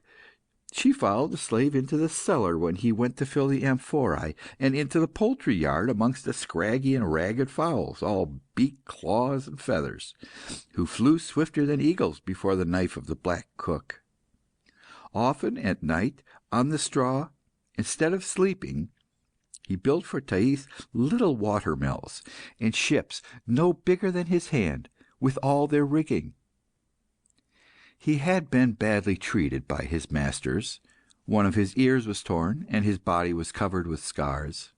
Yet his features always wore an air of joyous peace, and no one ever asked him whence he drew the consolation in his soul, and the peace in his heart. He was as simple as a child. As he performed his heavy tasks, he sang, in a harsh voice, hymns which made the child tremble and dream. He murmured in a gravely joyous tone, "Tell us, Mary, what thou hast seen, where thou hast been. I saw the shroud and the linen clothes, and the angels seated on the tomb, and I saw the glory of the risen one." She asked him, "Father, why do you sing about angels seated on a tomb?" And he replied, "Little light of my eyes, I sing of the angels because Jesus our Lord is risen to heaven." Ahmes was a Christian. He had been baptized, and was known as Theodore at the meetings of the faithful, to which he went secretly during the hours allowed him for sleep. At that time the Church was suffering the severest trials. By order of the Emperor, the churches had been thrown down, the holy books burned, the sacred vessels and candlesticks melted. The Christians had been deprived of all their honours, and expected nothing but death. Terror reigned over all the community at Alexandria, and the prisons were crammed with victims. It was whispered with horror among the faithful that in Syria, in Arabia, in Mesopotamia, in Cappadocia, in all the empire, bishops and virgins had been flogged, tortured, crucified, or thrown to wild beasts. Then Anthony, already celebrated for his visions and his solitary life, a prophet, and the head of all the Egyptian believers, descended like an eagle from his desert rock on the city of Alexandria, and, flying from church to church, fired the whole community with his holy ardour. Invisible to the pagans, he was present at the same time at all the meetings of Christians, endowed all with the spirit of strength and prudence by which he was animated. Slaves in particular were persecuted with singular severity. Many of them, seized with fright, denied the faith. Others, and by far the greater number, fled to the desert, hoping to live there, either as hermits or robbers. Ahmes, however, frequented the meetings as usual, visited the prisoners, buried the martyrs, and joyfully professed the religion of Christ. The great Anthony, who saw his unshaken zeal, before he returned into the desert, pressed the black slave in his arms and gave him the kiss of peace. When Thais was 7 years old, Ahmes began to talk to her of God. "The good Lord God," he said, "lived in heaven like a Pharaoh, under the tents of his harem, and under the trees of his gardens. He was the ancient of ancients, and older than the world, and he had but one Son, the Prince Jesus, whom he loved with all his heart, and who surpassed in beauty the virgins and the angels. And the good Lord God said to Prince Jesus, "Leave my harem and my place, and my date trees and my running waters. Descend to earth for the welfare of men. There thou shalt be like a little child, and thou shalt live poor amongst the poor. Suffering shall be thy daily bread, and thou shalt weep so profusely that thy tears shall form rivers, in which the tired slave shall bathe with delight. Go, my son." Prince Jesus obeyed the good Lord, and he came down to earth to a place named Bethlehem of Judea. And he walked in fields amidst the flowering anemones, saying to his companion, "Blessed are they who hunger, for I will lead them to the Father's table. Blessed are they who thirst, for they shall drink of the fountains of heaven. Blessed are they who weep, for I will dry their tears with veils finer than those of the almehs." That is why the poor loved him and believed in him, but the rich hated him, fearing that he should raise the poor above them. At that time, Cleopatra and Caesar were powerful on the earth. They both hated Jesus, and they ordered the judges and priests to put him to death. To obey the queen of Egypt, the princes of Syria erected a cross on a high mountain, and they caused Jesus to die on this cross. But women washed his corpse and buried it, and Prince Jesus, having broken the door of his tomb, rose again to the good Lord his Father. And from that time all those who believed in him go to heaven. The Lord God opens his arms and says to them, "Ye are welcome, because ye love the Prince, my Son. Wash, and then eat." They bathe to the sound of beautiful music, and all the time they are eating, they see almehs dancing, and they listen to tales that never end. They are dearer to the good Lord than the light of his eyes, because they are his guests. And they shall have for their portion the carpets of his house and the pomegranates of his gardens. Ahmes often spoke in this strain, and thus taught the truth to Thais. She wondered, and said, "I should like to eat the pomegranates of the good Lord." Ahmes replied, "Only those who are baptized may taste the fruits of heaven." And Thais asked to be baptized. Seeing by this that she believed in Jesus, the slave resolved to instruct her more fully, so that, being baptized, she might enter the church. And he loved her as his spiritual daughter. The child, unloved and uncared for by its selfish parents, had no bed in the house. She slept in a corner of the stable amongst the domestic animals, and there Ahmes came to her every night, secretly. He gently approached the mat on which she lay, and sat down on his heels, his legs bent and his body straight, a position hereditary to his race. His face and his body, which was clothed in black, were invisible in the darkness, but his big white eyes shone out, and there came from them a light like a ray of dawn through the chinks of a door. He spoke in a husky, monotonous tone, with a slight nasal twang that gave it the soft melody of music heard at night in the streets. Sometimes the breathing of an ass or the soft lowing of an ox accompanied, like a chorus of invisible spirits, the voice of the slave as he recited the Gospels. His words flowed gently in the darkness, which they filled with zeal, mercy, and hope. And the neophyte, her hand in that of Ahmes, lulled by the monotonous sounds and the vague visions in her mind, slept calm and smiling amid the harmonies of the dark night and the holy mysteries, gazed down on by a star which twinkled between the joists of the stable roof. The initiation lasted a whole year, till the time when the Christians joyfully celebrate the festival of Easter. One night in the Holy Week, Thais, who was already asleep on her mat, felt herself lifted by the slave, whose eyes gleamed with a strange light. He was clad, not as usual in a pair of torn drawers, but in a long white cloak, beneath which he pressed the child, whispering to her, "Come, my soul, come, light of my eyes, come, little sweetheart, come and be clad in the baptismal robes." He carried the child pressed to his breast.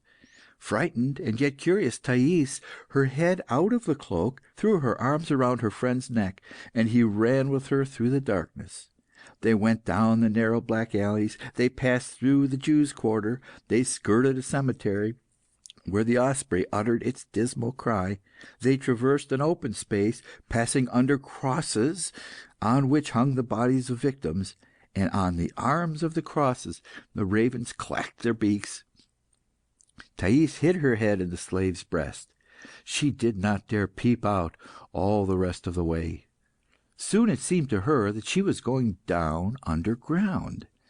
When she reopened her eyes, she found herself in a narrow cave, lighted by resin torches, on the walls of which were painted standing figures, which seemed to move and live in the flickering glare of the torches. They were men clad in long tunics and carrying branches of palm, and around them were lambs, doves, and tendrils of vine.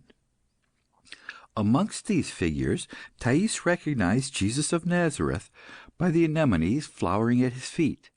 In the centre of the cave, near a large stone font filled with water, stood an old man clad in a scarlet dalmatic, embroidered with gold, and on his head a low mitre. His thin face ended in a long beard. He looked gentle and humble, in spite of his rich costume. This was Bishop Vivantius, an exiled dignitary of the Church of Cyrene, who now gained his livelihood by weaving common stuffs of goat's hair. Two poor children stood by his side. Close by, an old negress unfolded a little white robe.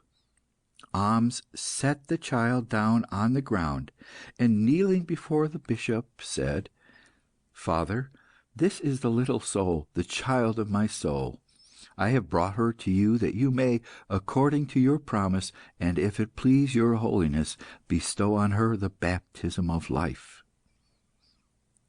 At these words, the bishop opened his arms and showed his mutilated hands. His nails had been torn out because he had maintained the faith in the days of persecution. Thais was frightened, and threw herself into the arms of Ahmes, but the kind words of the priest reassured her. "Fear nothing, dearly beloved little one. Thou hast here a spiritual father, Ahmes, who is called Theodore amongst the faithful, and a kind mother in grace, who has prepared for thee with her own hands a white robe." And turning towards the negress, "She is called Nitida," he added, "and is a slave in this world, but in heaven she will be a spouse of Jesus." Then he said to the child neophyte, "Thais, dost thou believe in God, the Father Almighty, and in His Holy Son, who died for our salvation, and in all the apostles taught?" "Yes," replied together the negro and negress, who held her by each hand. By the bishop's order, Nitida knelt down and undressed Thais. The child was quite naked. Round her neck was an amulet. The pontiff plunged her 3 times into the baptismal font. The acolytes brought the oil with which Vivantius anointed the catechumen, and the salt, a morsel of which he placed on her tongue. Then, having dried that body which was destined, after many trials, to life immortal, the slave Nitida put on Thais the white robe she had woven. The bishop gave to each and all the kiss of peace, and the ceremony being terminated, took off his sacerdotal insignia. When they had left the crypt, Ahmes said, We ought to rejoice that we have this day brought a soul to the good Lord God. Let us go to the house of your holiness and spend the rest of the night in rejoicing."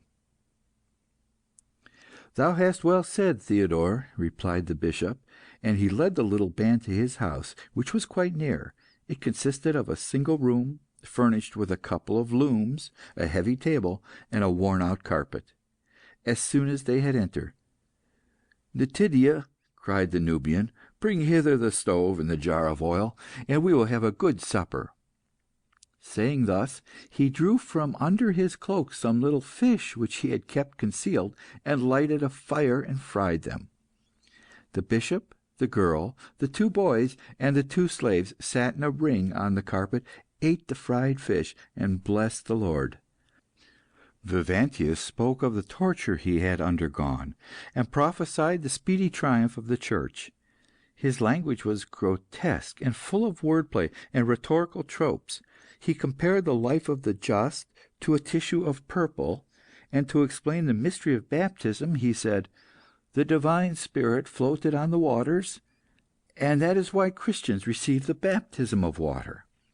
But demons also inhabit the brooks. Springs consecrated to nymphs are especially dangerous. And there are certain waters which cause various maladies, both of the soul and of the body." Sometimes he spoke enigmatically, and the child listened to him with profound awe and wonder. At the end of the repast, he offered his guests a little wine, and this unloosed their tongues, and they began to sing lamentations and hymns. Ahmes and Nitida then rose and danced a Nubian dance, which they had learned as children, and which, no doubt, had been danced by their tribe since the early stages of the world. It was a love dance. Waving their arms and moving their bodies in rhythmic measure, they feigned in turn to fly from and to pursue each other. Their big eyes rolled, and they showed their gleaming teeth in broad grins. In this strange manner did Thais receive the holy rite of baptism. She loved amusements, and as she grew, vague desires were created in her mind. All day long she danced and sang with the children in the streets, and when at night she returned to her father's house, she was still singing. "Crooked Twist, why do you stay in the house? I comb the wool and the Miletan threads. Crooked Twist, what did your son die of? He fell from the white horses into the sea." She now began to prefer the company of boys and girls to that of the gentle and quiet Ahmes. She did not notice that her friend was not so often with her. The persecution having relented, the Christians were able to assemble more regularly, and the Nubian frequented these meetings assiduously. His zeal increased, and he sometimes uttered mysterious threats. He said that the rich would not keep their wealth. He went to the public places to which the poor Christians used to resort, and assembling together all the poor wretches who were lying in the shade of the old walls, he announced to them that all slaves would soon be free, and that the day of justice was at hand.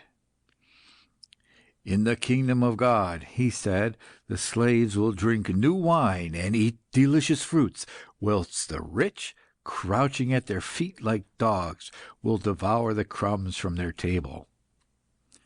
These sayings were noised abroad through all that quarter of the city, and the masters feared that Ahmes might incite the slaves to revolt. The innkeeper hated him intensely, though he carefully concealed his rancour. One day, a silver salt cellar, reserved for the table of the gods, disappeared from the inn.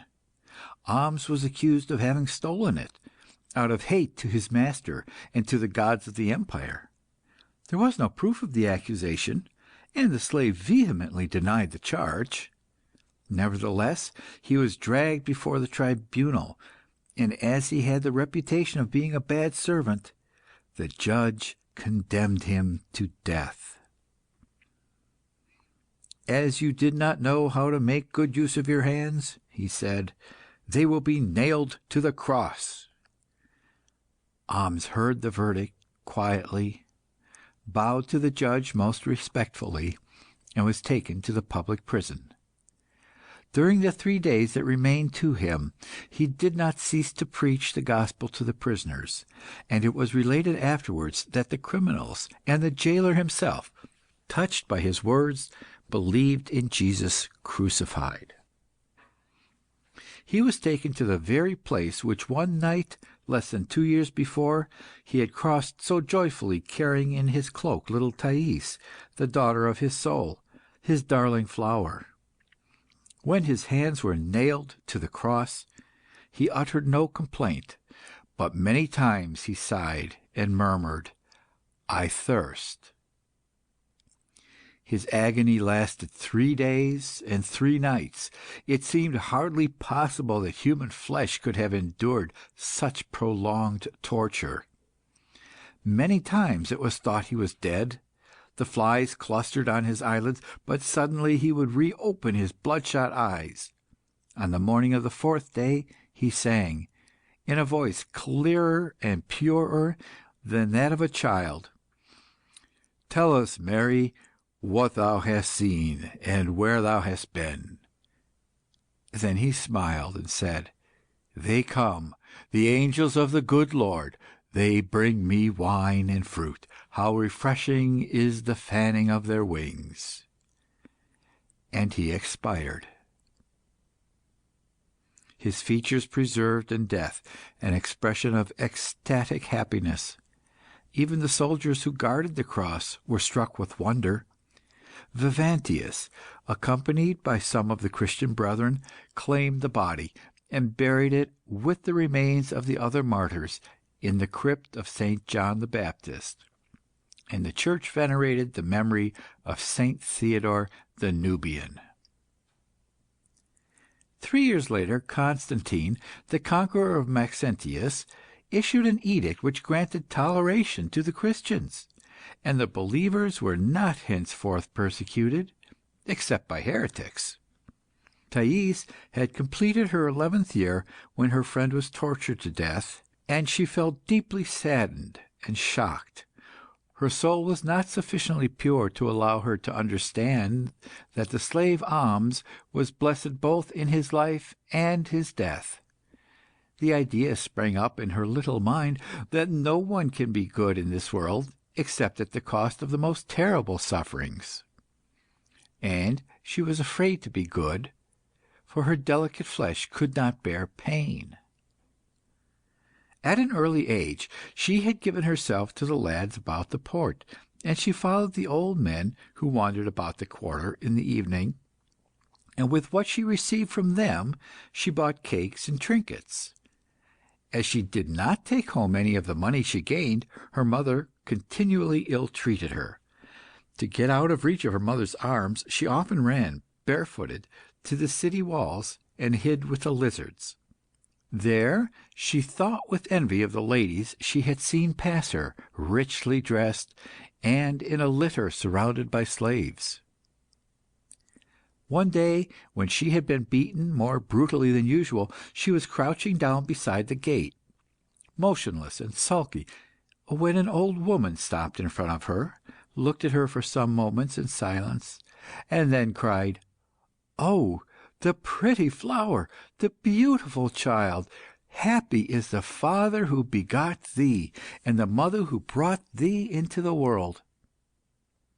Thais remained silent, with her eyes fixed on the ground. Her eyelids were red.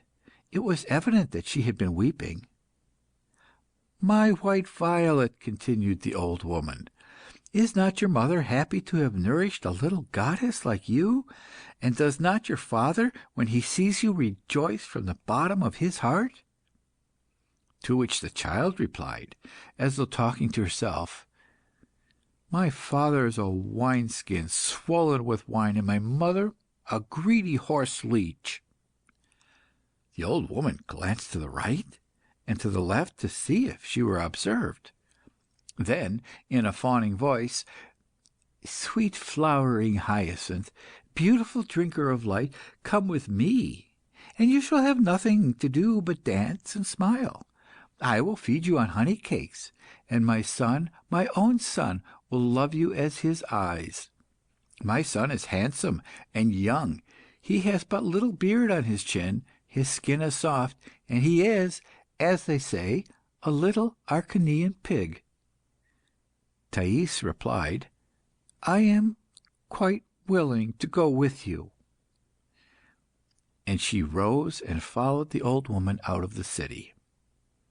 The old woman, who was named Moreau, went from city to city with a troop of girls and boys whom she taught to dance, and then hired out to rich people to appear at feasts. Guessing that Thais would soon develop into a most beautiful woman, she taught her, with the help of a whip, music and prosody, and she flogged with leather thongs those beautiful legs, when they did not move in time to the strains of the cithara. Her son, a decrepit abortion of no age and no sex, ill-treated the child, on whom he vented the hate he had for all womankind. Like the dancing girls whose grace he affected, he knew and taught Thais the art of pantomime, and how to mimic by expression, gesture, and attitude all human passions, and more especially the passions of love. He was a clever master, though he disliked his work, but he was jealous of his pupil, and as soon as he discovered that she was born to give men pleasure, he scratched her cheeks, pinched her arms, or pricked her legs as a spiteful girl would have done. Thanks, however, to his lessons, she quickly became an excellent musician, pantomimist, and dancer. The brutality of her master did not at all surprise her. It seemed natural to her to be badly treated. She even felt some respect for the old woman, who knew music and drank Greek wine. Moreau, when she came to Antioch, praised her pupil to the rich merchants of the city, who gave banquets both as a dancer and a flute player. Thais danced and pleased. She accompanied the rich bankers, when they left the table, into the shady groves on the banks of the Orontes. She gave herself to all, for she knew nothing of the price of love. But one night, that she had danced before the most fashionable young men of the city, the son of the proconsul came to her, radiant with youth and pleasure, and said in a voice that seemed redolent of kisses, "Why am I not, Thais, the wreath which crowns your hair, the tunic which enfolds your beautiful form, the sandal on your pretty foot? I wish you to tread me under foot as your sandal. I wish my caresses to be your tunic and your wreath.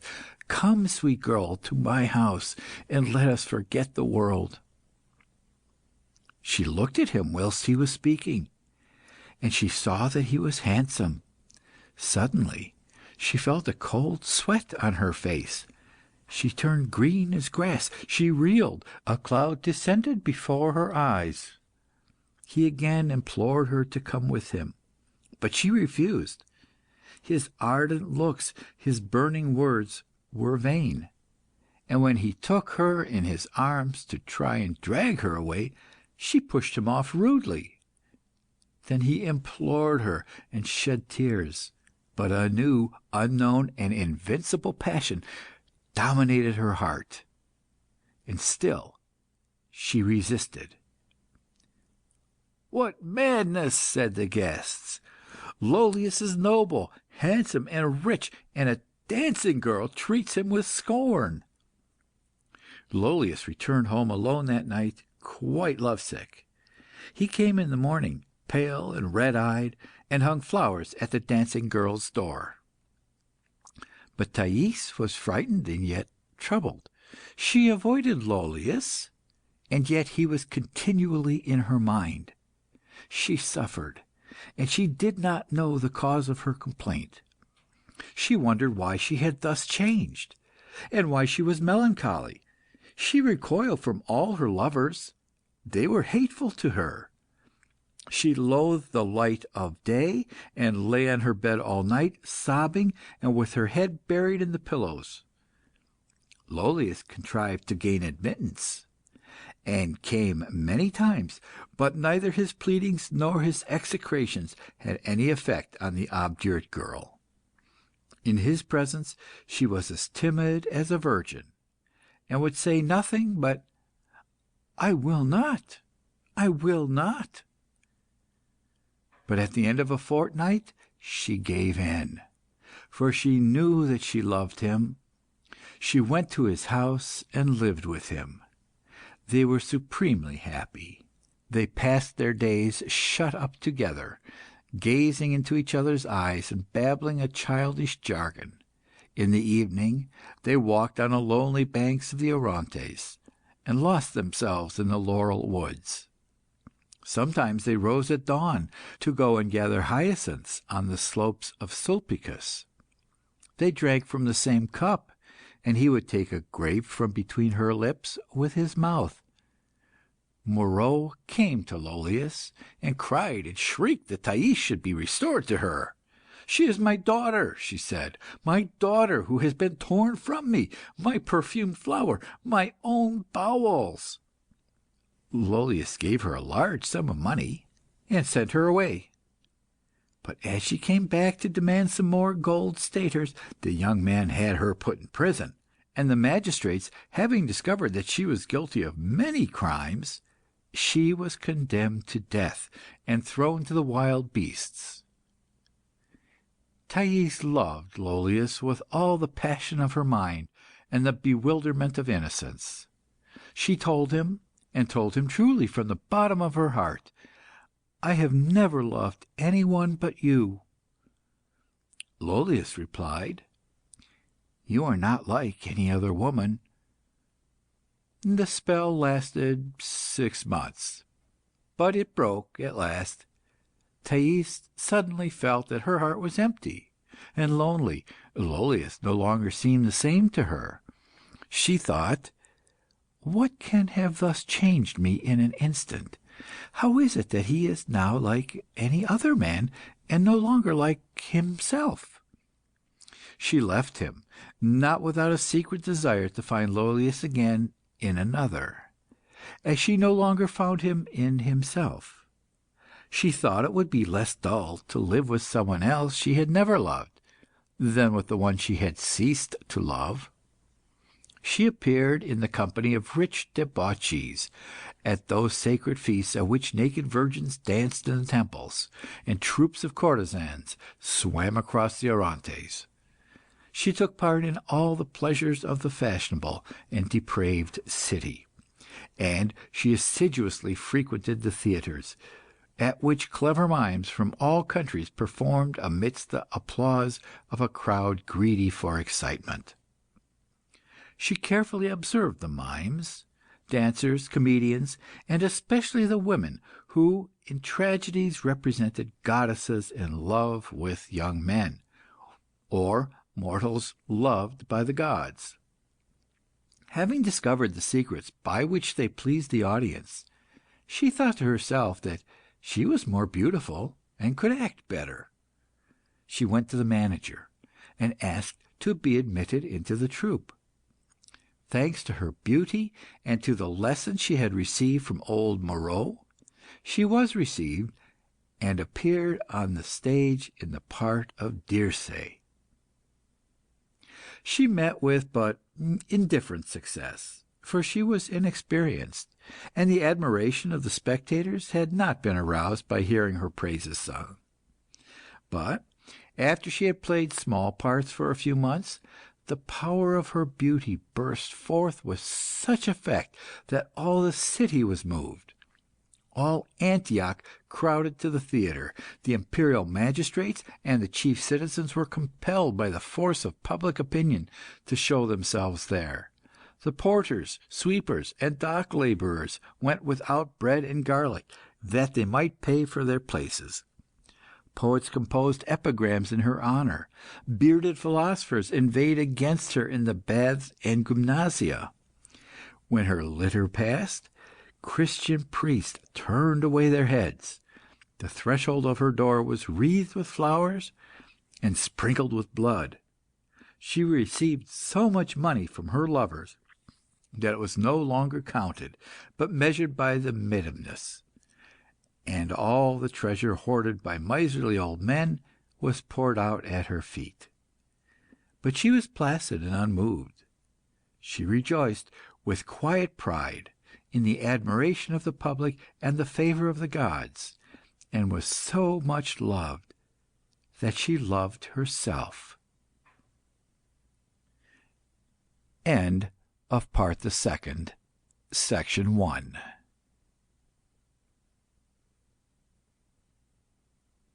Part the Second, Section 2.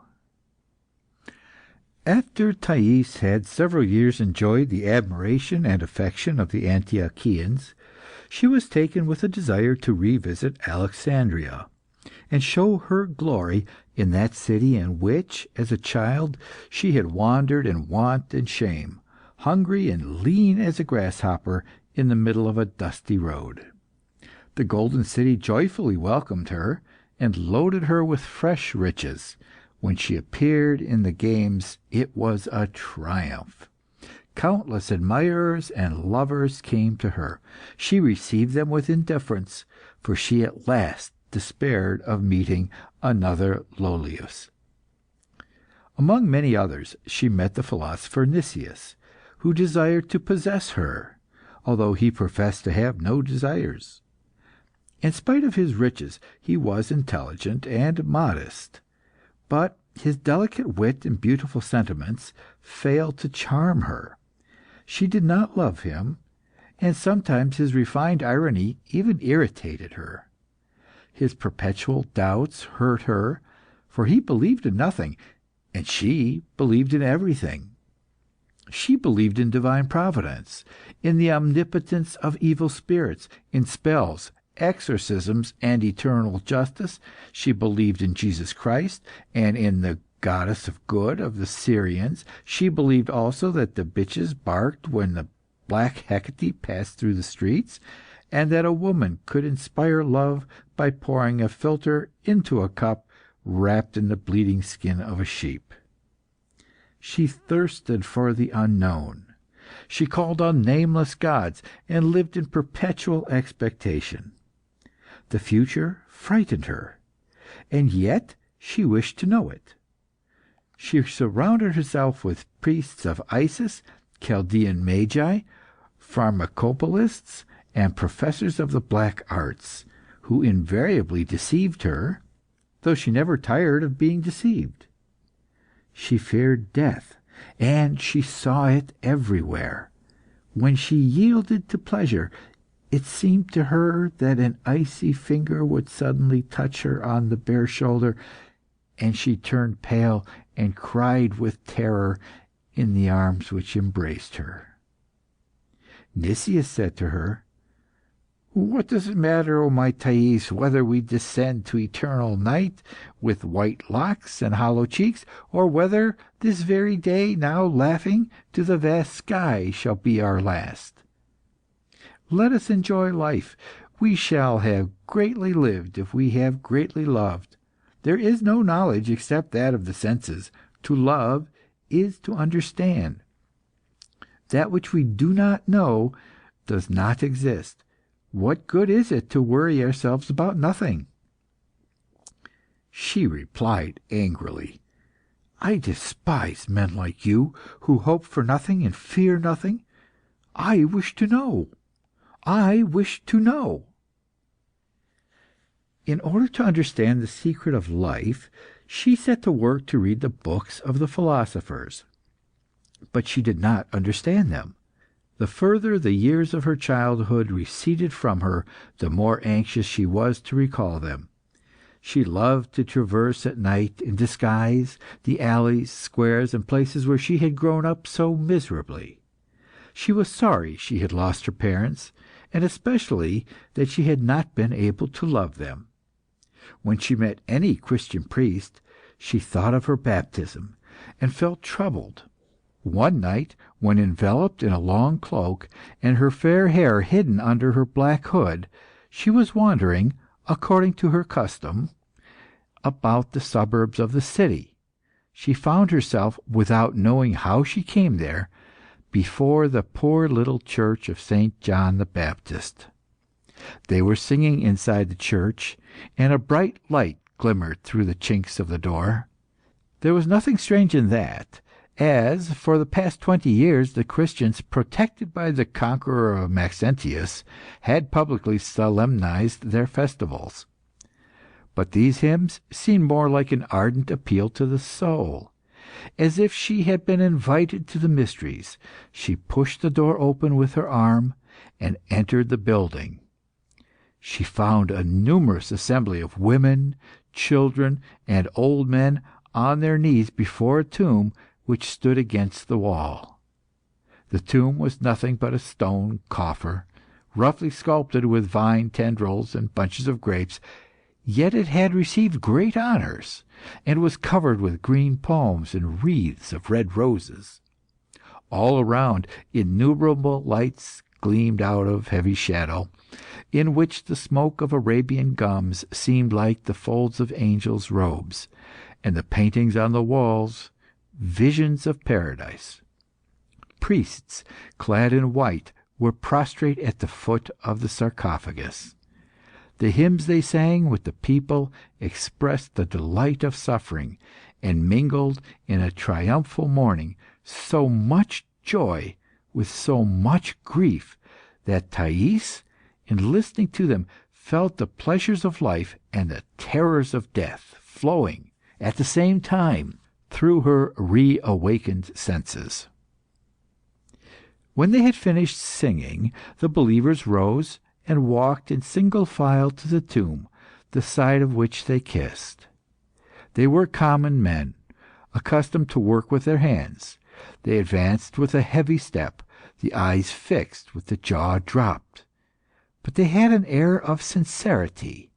They knelt down, each in turn, before the sarcophagus, and put their lips to it.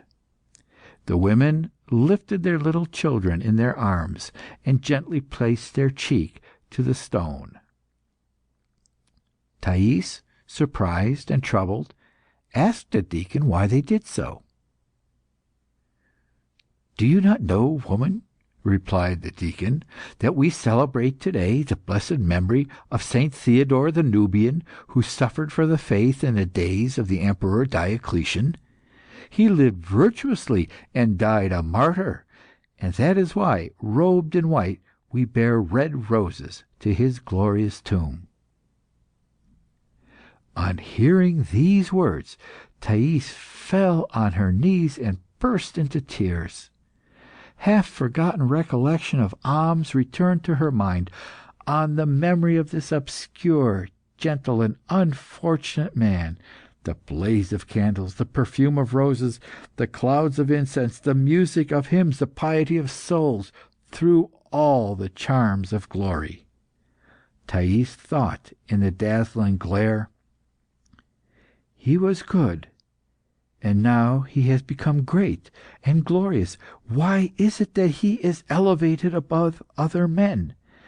What is this unknown thing which is more than riches or pleasure?"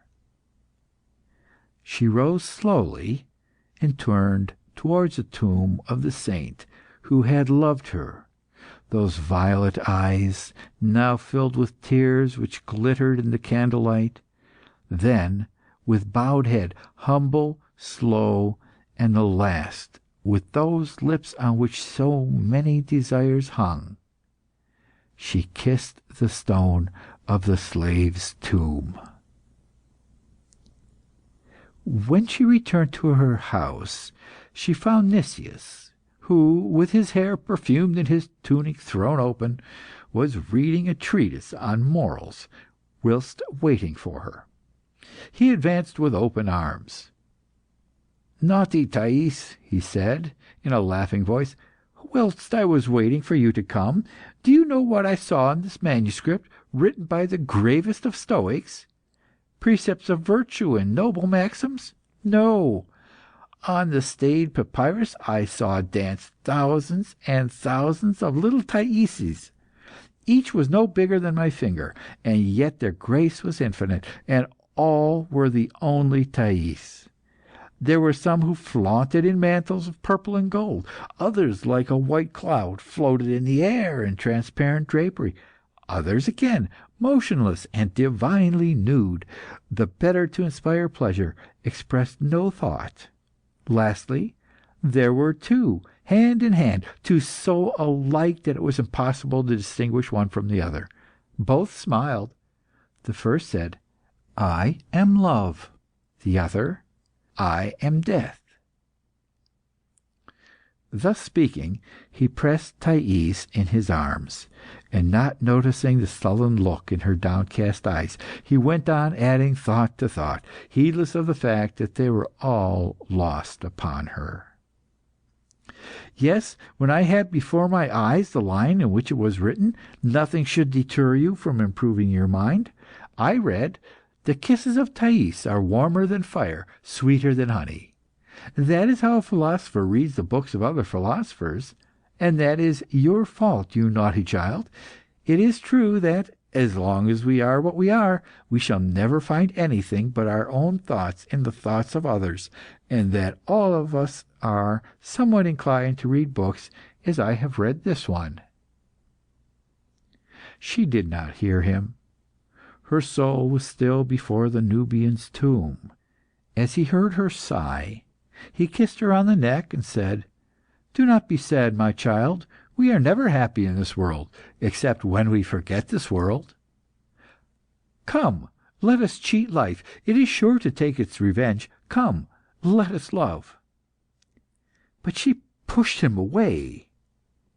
"We love?" she cried bitterly. "You never loved anyone, and I do not love you. No, I do not love you. I hate you. Go! I hate you. I curse and despise all who are happy and all who are rich. Go!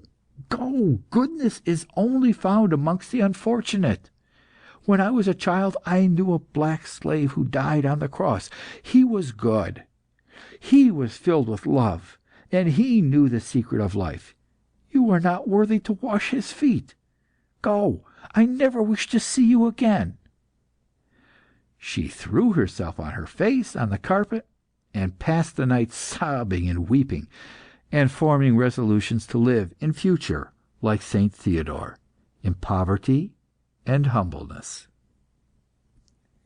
The next day she devoted herself again to those pleasures to which she was addicted. As she knew that her beauty, though still intact, would not last very long, she hastened to derive all the enjoyment and all the fame she could from it. At the theatre, where she acted and studied more than ever, she gave life to the imagination of sculptors, painters, and poets. Recognizing that there was in the attitudes, movements, and walk of the actress an idea of the divine harmony which rules the spheres, wise men and philosophers considered that such perfect grace was a virtue in itself, and said, "Thais is also a geometrician." The ignorant, the poor, the humble, and the timid, before whom she consented to appear, regarded her as a blessing from heaven. Yet she was sad amidst all the praise she received, and dreaded death more than ever. Nothing was able to set her mind at rest, not even her house and gardens, which were celebrated and a proverb throughout the city. The gardens were planted with trees, brought at great expense from India and Persia. They were watered by a running brook, and colonnades and ruins and imitation rocks arranged by a skilful artist were reflected in a lake, which also mirrored the statues that stood around it. In the middle of the garden was the grotto of nymphs, which owed its name to 3 life-size figures of women, which stood on the threshold. They were represented as divesting themselves of their garments and about to bathe. They anxiously turned their heads, fearing to be seen, and looked as though they were alive. The only light which entered the building came, tempered and iridescent, through thin sheets of water. All the walls were hung, as in the sacred grottos, with wreaths, garlands, and votive pictures, in which the beauty of Thais was celebrated. There were also tragic and comic masks, bright with colours, and paintings representing theatrical scenes, or grotesque figures, or fabulous animals. On a stele in the centre stood a little ivory Eros of wonderful antique workmanship. It was a gift from Nicias. In one of the bays was a figure of a goat in black marble with shining agate eyes. 6 alabaster kids crowded around its teats, but, raising its cloven hoofs and its ugly head, it seemed impatient to climb the rocks. The floor was covered with Byzantine carpets, pillows embroidered by the yellow men of Cathay, and the skins of Libyan lions. Perfumed smoke rose from golden censers. Flowering plants grew in large onyx vases, and at the far end, in the purple shadow, gleamed the gold nails on the shell of a huge Indian tortoise turned upside down, which served as the bed of the actress. It was here that every day, to the murmur of the water and amid perfumes and flowers, Thais reclined softly and conversed with her friends, while awaiting the hour of supper, or meditated in solitude on theatrical art, or on the flight of years. On the afternoon of the games, Thais was reposing in the grotto of nymphs.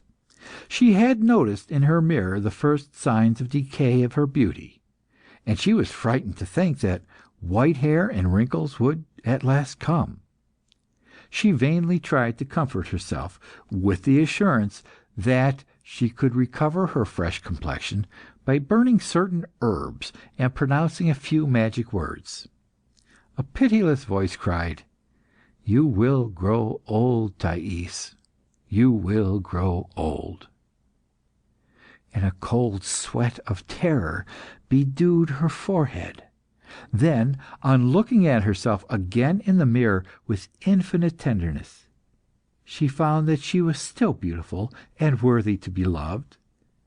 She smiled to herself and murmured, "There is not a woman in Alexandria who can rival me in suppleness or grace or movement, or in splendour of arms, and the arms, my mirror, are the real chains of love." While she was thus thinking, she saw an unknown man, thin, with burning eyes and unkempt beard, and clad in a richly embroidered robe, standing before her. She let fall her mirror, and uttered a cry of fright. Paphnuce stood motionless, and seeing how beautiful she was, he murmured this prayer from the bottom of his heart: "Grant, my God, that the face of this woman may not be a temptation, but may prove salutary to thy servant." Then, forcing himself to speak, he said, "Thais, I live in a far country, and the fame of thy beauty has led me to thee. It is said that thou art the most clever of actresses, and the most irresistible of women. That which was related of thy riches and thy love affairs seems fabulous, and calls to mind the old story of Rhodope, whose marvellous history is known by heart to all the boatmen on the Nile. Therefore I was seized with a desire to know thee, and I see that the truth surpasses the rumour. Thou art 1,000 times more clever and more beautiful than is reported. And now that I see thee, I say to myself, it is impossible to approach her without staggering like a drunken man." The words were feigned, but the monk, animated by pious zeal, uttered them with real warmth. Thais gazed without displeasure at this strange being who had frightened her. The rough, wild aspect and the fiery glances of his eyes astonished her. She was curious to learn the state of life of a man so different from all others she had met. She replied, with gentle raillery, "You seem prompt to admire, stranger. Beware that my looks do not consume you to the bones. Beware of loving me." He said, "I love thee, O Thais. I love thee more than life, and more than myself. For thee I have quitted the desert. For thee my lips, vowed to silence, have pronounced profane words. For thee I have seen what I ought not to have seen, and heard what is forbidden for me to hear. For thee my soul is troubled, my heart is open, and the thoughts gush out like the running springs at which the pigeons drink. For thee I have walked day and night across sandy deserts teeming with reptiles and vampires. For thee I have placed my bare foot on vipers and scorpions. Yes, I love thee. I love thee, but not like those men who, burning with the lust of the flesh, come to thee like devouring wolves or furious bulls. Thou art dear to them, as is the gazelle to the lion. Their ravening lust will consume thee to the soul. O woman, I love thee in spirit and in truth. I love thee in God, and for ever and ever that which is in my breast is named true zeal and divine charity. I promise thee better things than drunkenness crowned with flowers, or the dreams of a brief night. I promise thee holy feasts and celestial suppers. The happiness that I bring thee will never end. It is unheard of, it is ineffable, and such that if the happy of this world could only see the shadow of it, they would die of wonder." Thais laughed mischievously. "Friend," she said, "show me this wonderful love. Make haste. Long speeches would be an insult to my beauty. Let us not lose a moment. I am impatient to taste the felicity you announce. But, to say the truth, I fear that I shall always remain ignorant of it, and that all you have promised me will vanish in words. It is easier to promise a great happiness than to give it. Everyone has a talent of some sort. I fancy that yours is to make long speeches. You speak of an unknown love.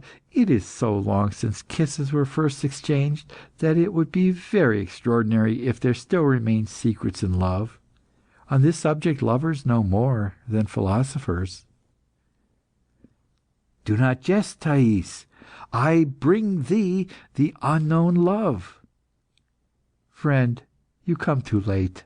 I know every kind of love." "The love that I bring thee abounds with glory, whilst the loves that thou knowest breed only shame." Thais looked at him with an angry eye, and a frown gathered on her beautiful face. "You are very bold, stranger, to offend your hostess. Look at me, and say if I resemble a creature crushed down with shame. No, I am not ashamed, and all others who live like me are not ashamed either, although they are not so beautiful or so rich as I am. I have sown pleasure in my footsteps, and I am celebrated for that all over the world. I am more powerful than the masters of the world. I have seen them at my feet. Look at me. Look at these little feet. Thousands of men would pay with their blood for the happiness of kissing them. I am not very big, and I do not occupy much space on this earth. To those who look at me from the top of the Serapeum, when I pass in the street, I look like a grain of rice. But that grain of rice has caused among men griefs, despairs, hates, and crimes enough to have filled Tartarus.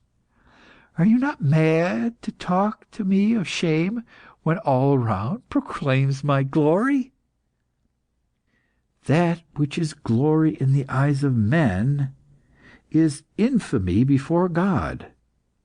O woman, we have been nourished in countries so different, that it is not surprising we have neither the same language nor the same thoughts. Yet heaven is my witness that I wish to agree with thee, and that it is my intention not to leave thee until we share the same sentiments. Who will inspire me with burning words that will melt thee like wax in my breath, O woman, that the fingers of my desires may mould thee as they wish? What virtue will deliver thee to me, O dearest of souls, that the spirit which animates me, creating thee a second time, may imprint on thee a fresh beauty, and that thou mayest cry, weeping for joy, it is only now that I am born?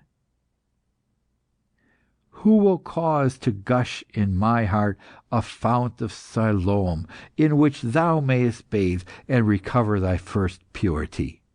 Who will change me into a Jordan, the waves of which, sprinkled on thee, will give thee life eternal? Thais was no longer angry. This man, she thought, talks of life eternal, and all that he says seems written on a talisman.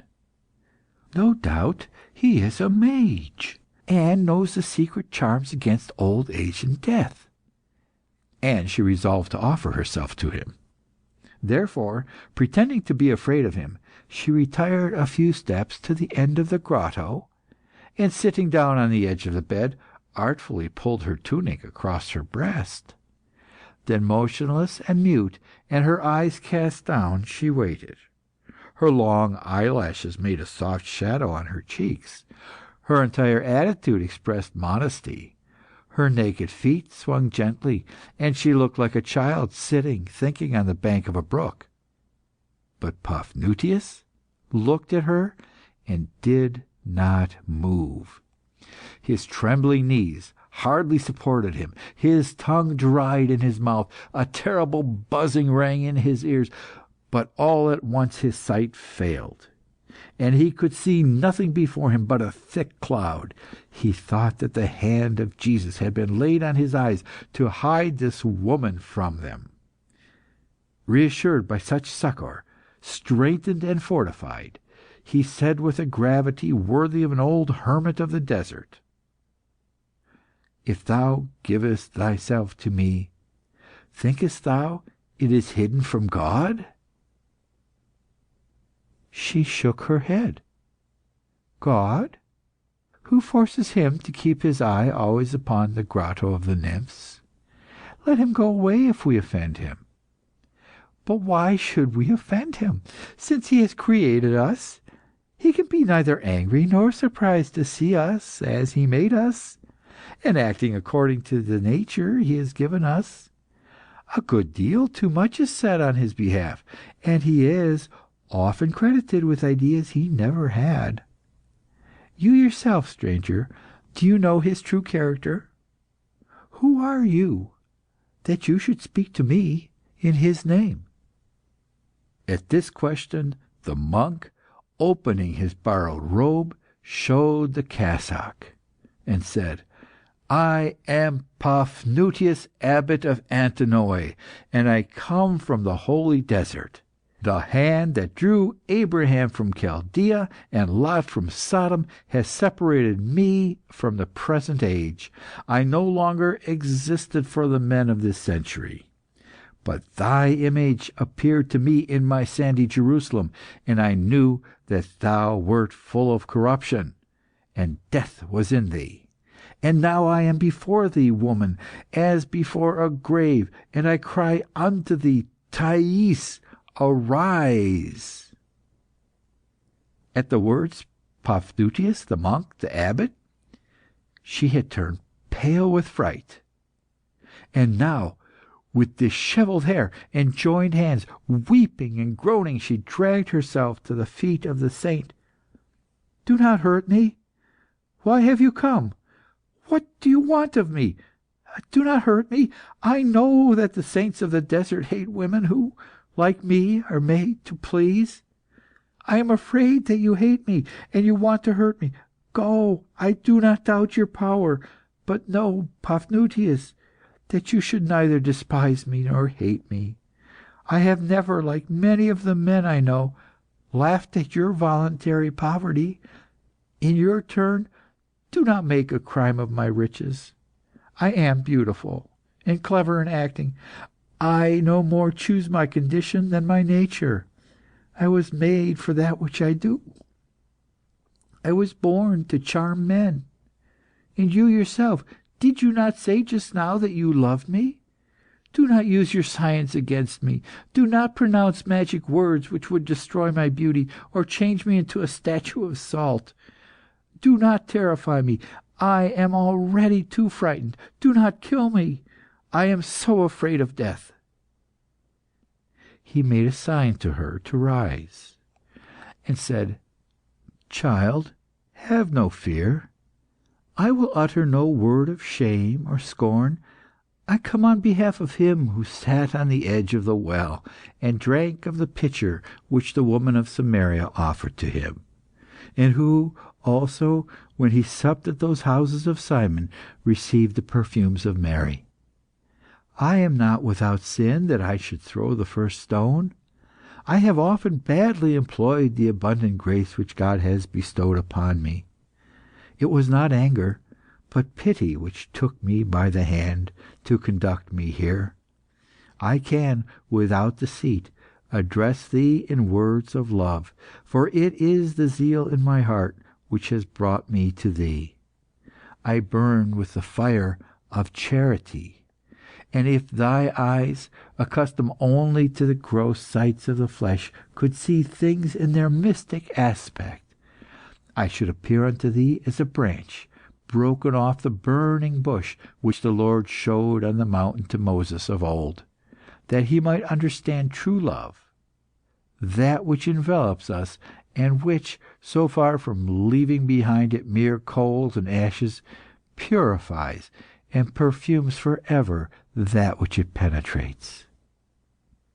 I believe you, monk, and no longer fear either deceit or ill will from you. I have often heard talk of the hermits of the Thebaid. Marvellous things have been told concerning Anthony and Paul. Your name is not unknown to me, and I have heard say that, though you are still young, you equal in virtue the oldest anchorites. As soon as I saw you, and without knowing who you were, I felt that you were no ordinary man. Tell me, can you do for me that which neither the priests of Isis, nor of Hermes, nor of the celestial Juno, nor the Chaldean soothsayers, nor the Babylonian magi have been able to effect? Monk, if you love me, can you prevent me from dying? Woman, whosoever wishes to live shall live. Flee from the abominable delights in which thou diest for ever. Snatch from the devils, who will burn it most horribly, that body which God kneaded with his spittle and animated with his own breath. Thou art consumed with weariness. Come and refresh thyself at the blessed springs of solitude. Come and drink of those fountains which are hidden in the desert, and which gush forth to heaven. Careworn soul, come and possess that which thou desirest. Heart greedy for joy, come and taste true joys. Poverty, retirement, self-forgetfulness, seclusion in the bosom of God. Enemy of Christ now, and tomorrow his well-beloved. Come to him.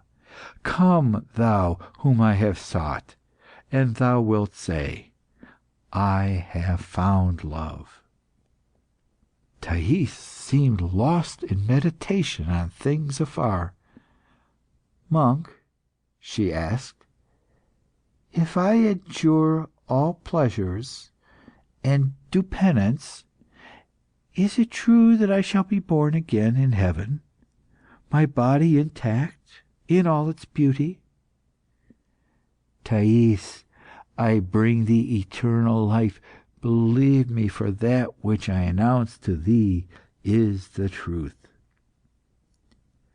Who will assure me that it is the truth? David and the prophets, the scriptures, and the wonders that thou shalt behold. Monk, I should like to believe you, for I must confess that I have not found happiness in this world. My lot in life is better than that of a queen, and yet I have many bitternesses and misfortunes, and I am infinitely weary of my existence. All women envy me, and yet sometimes I have envied the lot of a toothless old woman when I was a child sold honey cakes under one of the city gates. Often has the idea flashed across my mind that only the poor are good, happy, and blessed, and that there must be great gladness in living humble and obscure. Monk, you have agitated a storm in my soul, and brought to the surface that which lay at the bottom. Who am I to believe? Alas! And what is to become of me? And what is life? Whilst she thus spoke, Paphnuce was transfigured. Celestial joy beamed in his face. "Listen," he said. "I was not alone when I entered this house. Another accompanied me. Another who stands by my side. Him thou canst not see, because thy eyes are yet unworthy to behold him. But soon thou shalt see him in all his glorious splendour, and thou wilt say, 'He alone is to be adored.' But now, if he had not placed his gentle hands before my eyes, O Thais, I should perhaps have fallen into sin with thee, for of myself I am but weak and sinful. But he saved us both. He is as good as he is powerful, and his name is the Saviour. He was promised to the world by David and the prophets, worshipped in his cradle by the shepherds and the magi, crucified by the Pharisees, buried by the holy women, revealed to the world by the apostles, testified to by the martyrs. And now, having learned that thou fearest death, O woman, he has come to thy house to prevent thee from dying. Art thou not here present with me, Jesus, at this moment, as thou didst appear to the men of Galilee in those wonderful days when the stars, which came down with thee from heaven, were so near the earth that the holy innocents could take them in their hands when they played in their mother's arms on the terraces of Bethlehem? Is it not true, Jesus, that thou art here present, and that thou showest me in reality thy precious body? Is it not thy face here, and that tear which flows down thy cheek a real tear? Yes, the angel of eternal justice shall receive it, and it shall be the ransom of the soul of Thais. Art thou not here, Jesus? Jesus, thy loving lips open. Thou canst speak. Speak, I hear thee. And thee, Thais, happy Thais, listen to what the Saviour himself says to thee. It is he who speaks, not I. He says, 'I have sought thee long, O my lost sheep. I have found thee at last. Fly from me no more. Let me take thee by the hands, poor little one, and I will bear thee on my shoulders to the heavenly fold. Come, my Thais, come, my chosen one, come and weep with me.' And Paphnuce fell on his knees, his eyes filled with ecstasy. And then Thais saw in his face the likeness of the living Christ. "O vanished days of my childhood!" she sobbed. "O sweet Father Ahmes, good Saint Theodore, why did I not die in thy white mantle which thou didst bear me, in the first dawn of day, yet fresh from the waters of baptism?" Paphnuce advanced towards her, crying, "Thou art baptized! O divine wisdom! O providence! O great God! I know now the power which drew me to thee. I know what rendered thee so dear and so beautiful in my eyes. It was the virtue of the baptismal water which made me leave the shadow of God, where I lived, to seek thee in the poisoned air where men dwell. A drop, no doubt, of the water which washed thy body had been sprinkled in my face. Come, O my sister, and receive from thy brother the kiss of peace." And the monk touched with his lips the forehead of the courtesan. Then he was silent, letting God speak, and nothing was heard in the grotto of nymphs but the sobs of Thais, mingled with the rippling of running water. She wept without trying to stop her tears, when two black slaves appeared, loaded with stuffs, perfumes, and garlands. "It was hardly the right time to weep," she said, trying to smile. "Tears redden the eyes and spoil the complexion, and I must sup tonight with some friends, and want to be beautiful, for there will be women there quick to spy out marks of care on my face. These slaves come to dress me.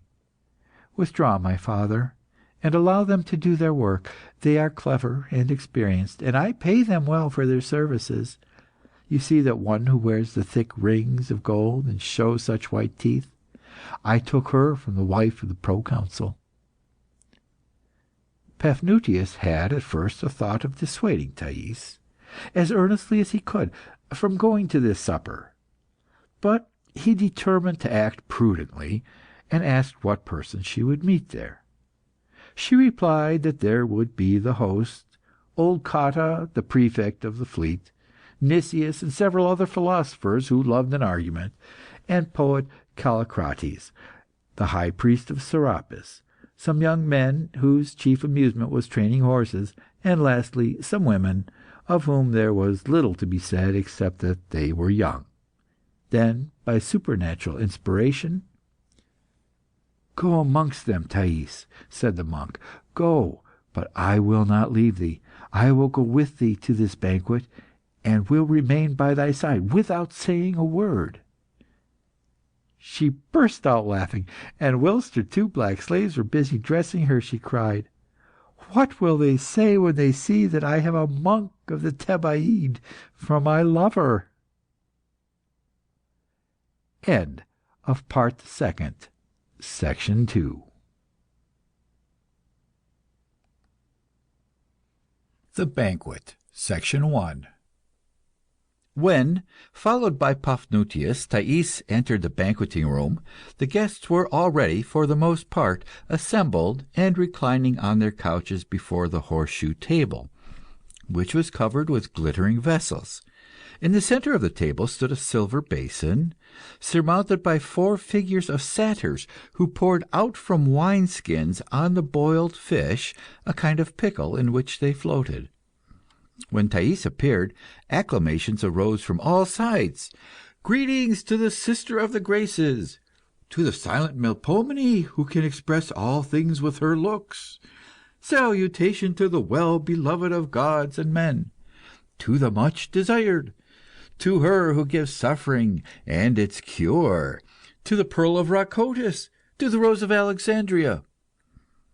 She waited impatiently till this torrent of praise had passed, and then said to Cotta, the host, "Lucius, I have brought you a monk of the desert, Paphnuce, the abbot of Antinoe.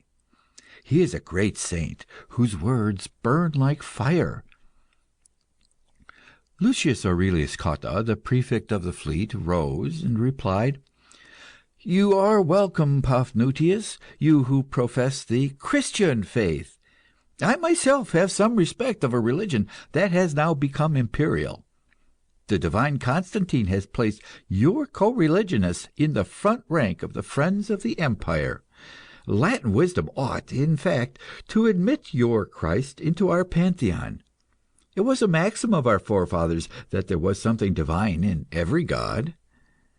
But no more of that. Let us drink and enjoy ourselves while there is yet time." Old Cotta spoke tranquilly.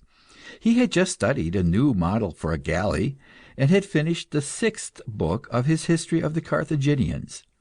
He felt sure he had not lost his day, and was satisfied with himself and the gods. "Paphnuce," he added, "you see here several men who are worthy to be loved. Hermodorus, the high priest of Serapis, the philosophers Dorian, Nicias, and Xenothamus, the poet Callicrates, young Chereas, and young Aristobulus, both sons of dear old comrades, and near them Philina and Drosea, who deserve to be praised for their beauty. Nicias embraced Paphnuce and whispered in his ear, "I warned you, brother, that Venus was powerful.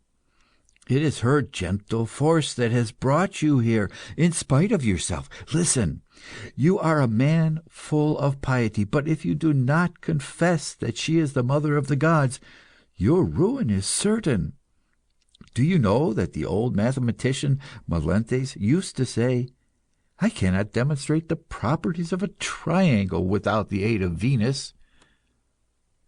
Dorian, who for some seconds had been looking at the newcomer, suddenly clapped his hands and uttered a cry of surprise. "It is he, friends! His look, his beard, his tunic! It is he himself! I met him at the theatre whilst our Thais was acting. He was furiously excited, and spoke with violence, as I can testify. He is an honest man, but he will abuse us all. His eloquence is terrible. If Marcus is the Plato of the Christians, Paphnuce is the Demosthenes. Epicurus, in his little garden, never heard the like." Philina and Drosea, however, devoured Thais with their eyes. She wore on her fair hair a wreath of pale violets, each colour of which recalled, in a paler hue, the colour of her eyes, so that the flowers looked like softened glances, and the eyes like sparkling flowers. It was the peculiar gift of this woman. On her everything lived, and was soul and harmony. Her robe, which was of mauve spangled with silver, trailed in long folds with a grace that was almost melancholy, and was not relieved by either bracelets or necklaces. The chief charm of her appearance was her beautiful bare arms. The two friends were obliged to admire, in spite of themselves, the robe and headdress of Thais, though they said nothing to her on the subject. "How beautiful you are!" said Philina. "You could not have been more so when you came to Alexandria. Yet my mother, who remembers seeing you then, says there were few women who were worthy to be compared with you." "Who is the new lover you have brought?" asked Drosea. "He has a strange, wild appearance. If there are shepherds of elephants, assuredly he must resemble one. Where did you find such a wild-looking friend, Thais? Was it among the troglodytes who live under the earth and are grimy with the smoke of Hades?" But Philina put her finger on Drosea's lips. "Hush! The mysteries of love must remain secret, and it is forbidden to know them. For my own part, certainly, I would rather be kissed by the mouth of a smoking Etna than by the lips of that man.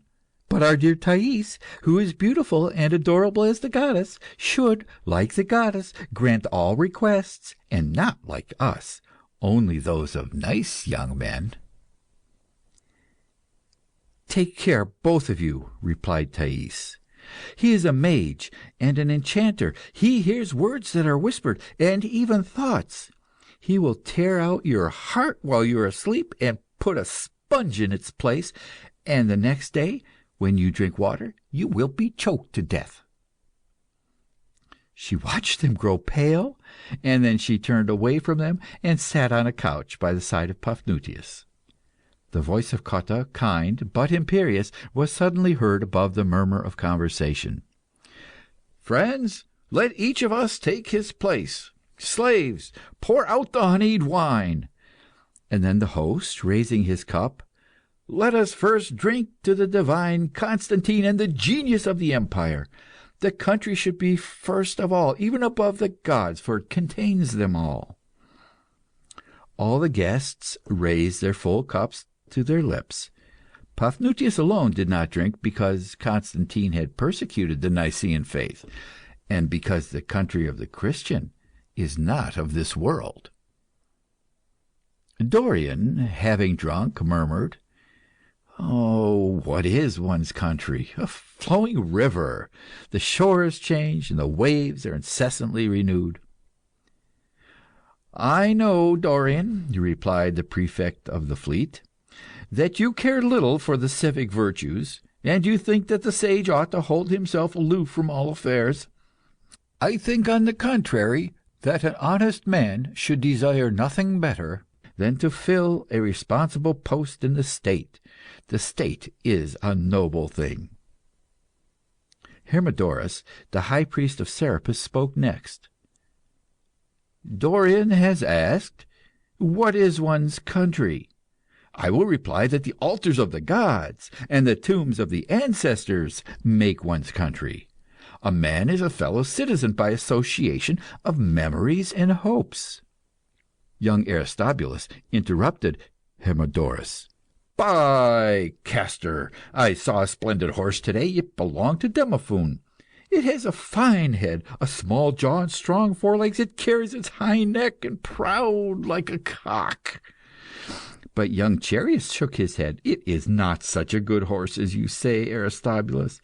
Its hoofs are thin, and its pasterns are too low. The animal will soon go lame." They were continuing their dispute when Drosea uttered a piercing shriek. "Oh, I nearly swallowed a fishbone, as long and much sharper than a style. Luckily, I was able to get it out of my throat in time. The gods love me." "Did you say, Drosea, that the gods loved you?" asked Nicias, smiling. "Then they must share the same infirmities as men. Love presupposes unhappiness on the part of whoever suffers from it. And here is a proof of weakness. The affection they feel for Drosea is a great proof of the imperfection of the gods." At these words Drosea flew into a great rage. "Nicias, your remarks are foolish and not to the point. But that's your character. You never understand what is said, and reply in words devoid of sense." Nicias smiled again. Talk away, Drosea. Whatever you say, we are glad every time you open your mouth. Your teeth are so pretty." At that moment the grave-looking old man, negligently dressed, walking slowly, with head high, entered the room, and gazed at the guests quietly. Cotta made a sign to him to take a place by his side, on the same couch. "Eucrites," he said, "you are welcome. Have you composed a new treatise on philosophy this month? That would make, if I calculate correctly, the 92nd that has proceeded from the Nile reed you direct with an Attic hand." Eucrites replied, stroking his silver beard, "The nightingale was created to sing, and I was created to praise the immortal gods." Dorian. Let us respectfully salute in Eucrites, the last of the Stoics. Grave and white he stands in the midst of us, like the image of an ancestor. He is solitary amidst a crowd of men, and the words he utters are not heard. Eucrites. You deceive yourself, Dorian. The philosophy of virtue is not dead. I have numerous disciples in Alexandria, Rome, and Constantinople. Many of the slaves and some of the nephews of Caesar now know how to govern themselves, to live independently, and, being unconcerned with all affairs, they enjoy boundless happiness. Many of them have revived in their own person Epictetus and Marcus Aurelius. But if it were true that virtue were for ever extinguished upon the earth, in what way would the loss of it affect my happiness, since it did not depend on me whether it existed or perished? Only fools, Dorian, place their happiness out of their own power. I desire nothing that the gods do not wish, and I desire all that they do wish. By that means I render myself like unto them, and I share their infallible content. If virtue perishes, I consent that it should perish, and that consent fills me with joy, as the supreme effort of my reason or my courage. In all things, my wisdom will copy the divine wisdom, and the copy will be more valuable than the model. It will have cost greater care and more work. Nicias. I understand. You put yourself on the same level as divine providence. But if virtue consists only in effort, Eucrites, and in that intense application by which the disciples of Zeno pretend to render themselves equal to the gods, the frog, which swelled itself out to try to become as big as an ox, accomplished a masterpiece of stoicism. Eucrites. You jest, Nicias, and, as usual, you excel in ridicule. But if the ox of which you speak is really a god, like Apis, or like that subterranean ox whose high priest I see here, and if the frog, being wisely inspired, succeeded in equalling it, would it not be in fact more virtuous than the ox? And could you refrain from admiring such a courageous little animal? 4 servants placed on the table a wild pig, still covered with its bristles.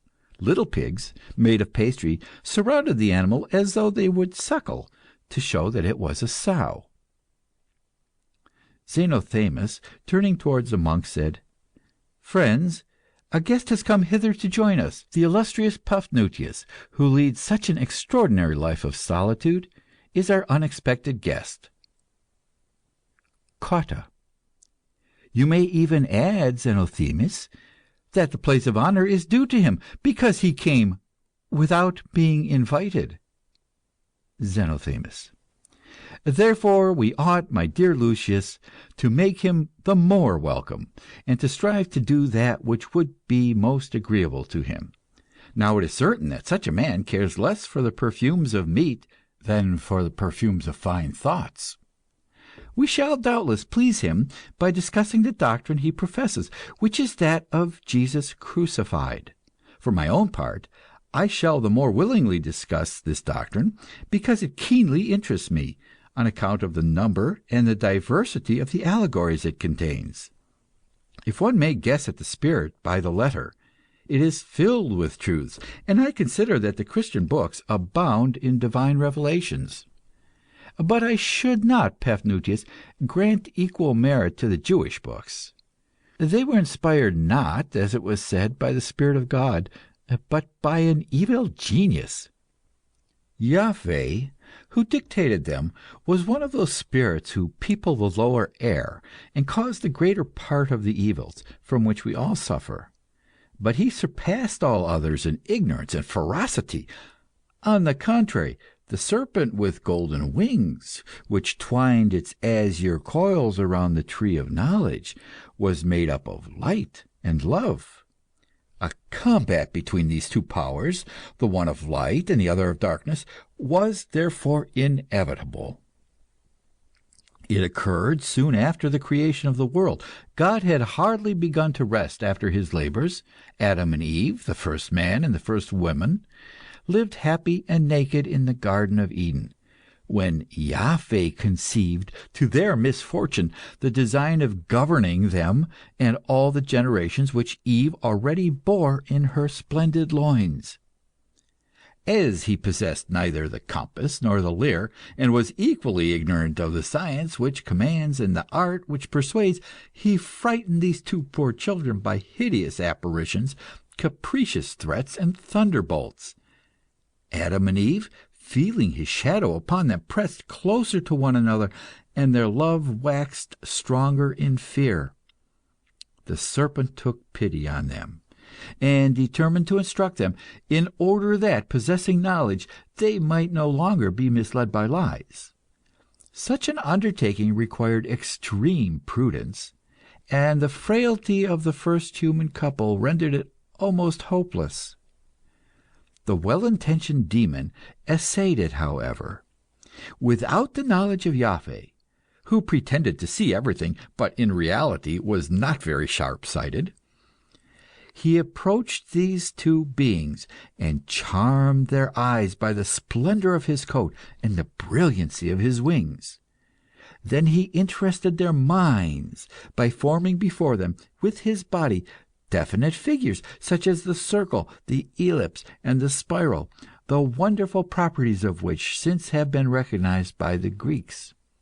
Adam meditated on these figures more than Eve did, but when the serpent began to speak, and taught the most sublime truths, those which cannot be demonstrated, he found that Adam, being made of red earth, was of too dull a nature to understand these subtle distinctions, but that Eve, on the contrary, being more tender and more sensitive, was easily impressed.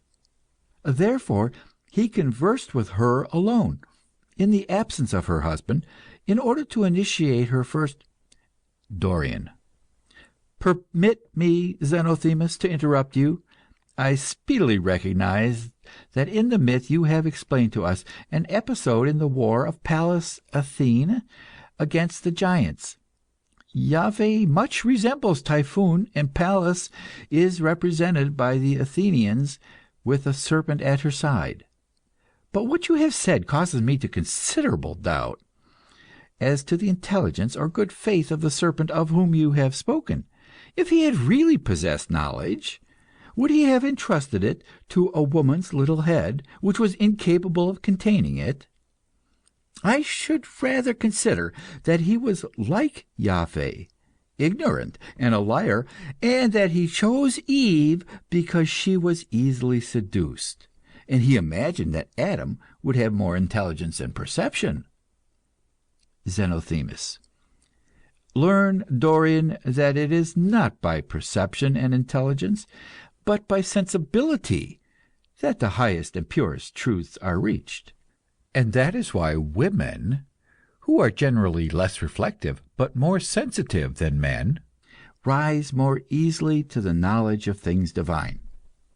In them is the gift of prophecy, and it is not without reason that Apollo, Citharedes, and Jesus of Nazareth are sometimes represented clad, like women, in flowing robes. The initiator was therefore wise, whatever you may say to the contrary, Dorian, in bestowing light not on the duller Adam, but on Eve, who was whiter than milk or the stars. She freely listened to him, and allowed herself to be led to the tree of knowledge, the branches of which rose to heaven, and which was bathed with the divine spirit as with a dew. This tree was covered with leaves which spoke all the languages of future races of men, and their united voices formed a perfect harmony. Its abundant fruit gave to the initiated who tasted it the knowledge of metals, stones, and plants, and also of physical and moral laws. But this fruit was like fire, and those who feared suffering and death did not dare put it to their lips. Now, as she had listened attentively to the lessons of the serpent, Eve despised these empty terrors, and wished to taste the fruit which gave the knowledge of God. But as she loved Adam, and did not wish him to be inferior to her, she took him by the hand and led him to the wonderful tree. Then she picked one of the burning apples, bit it, and proffered it to her companion.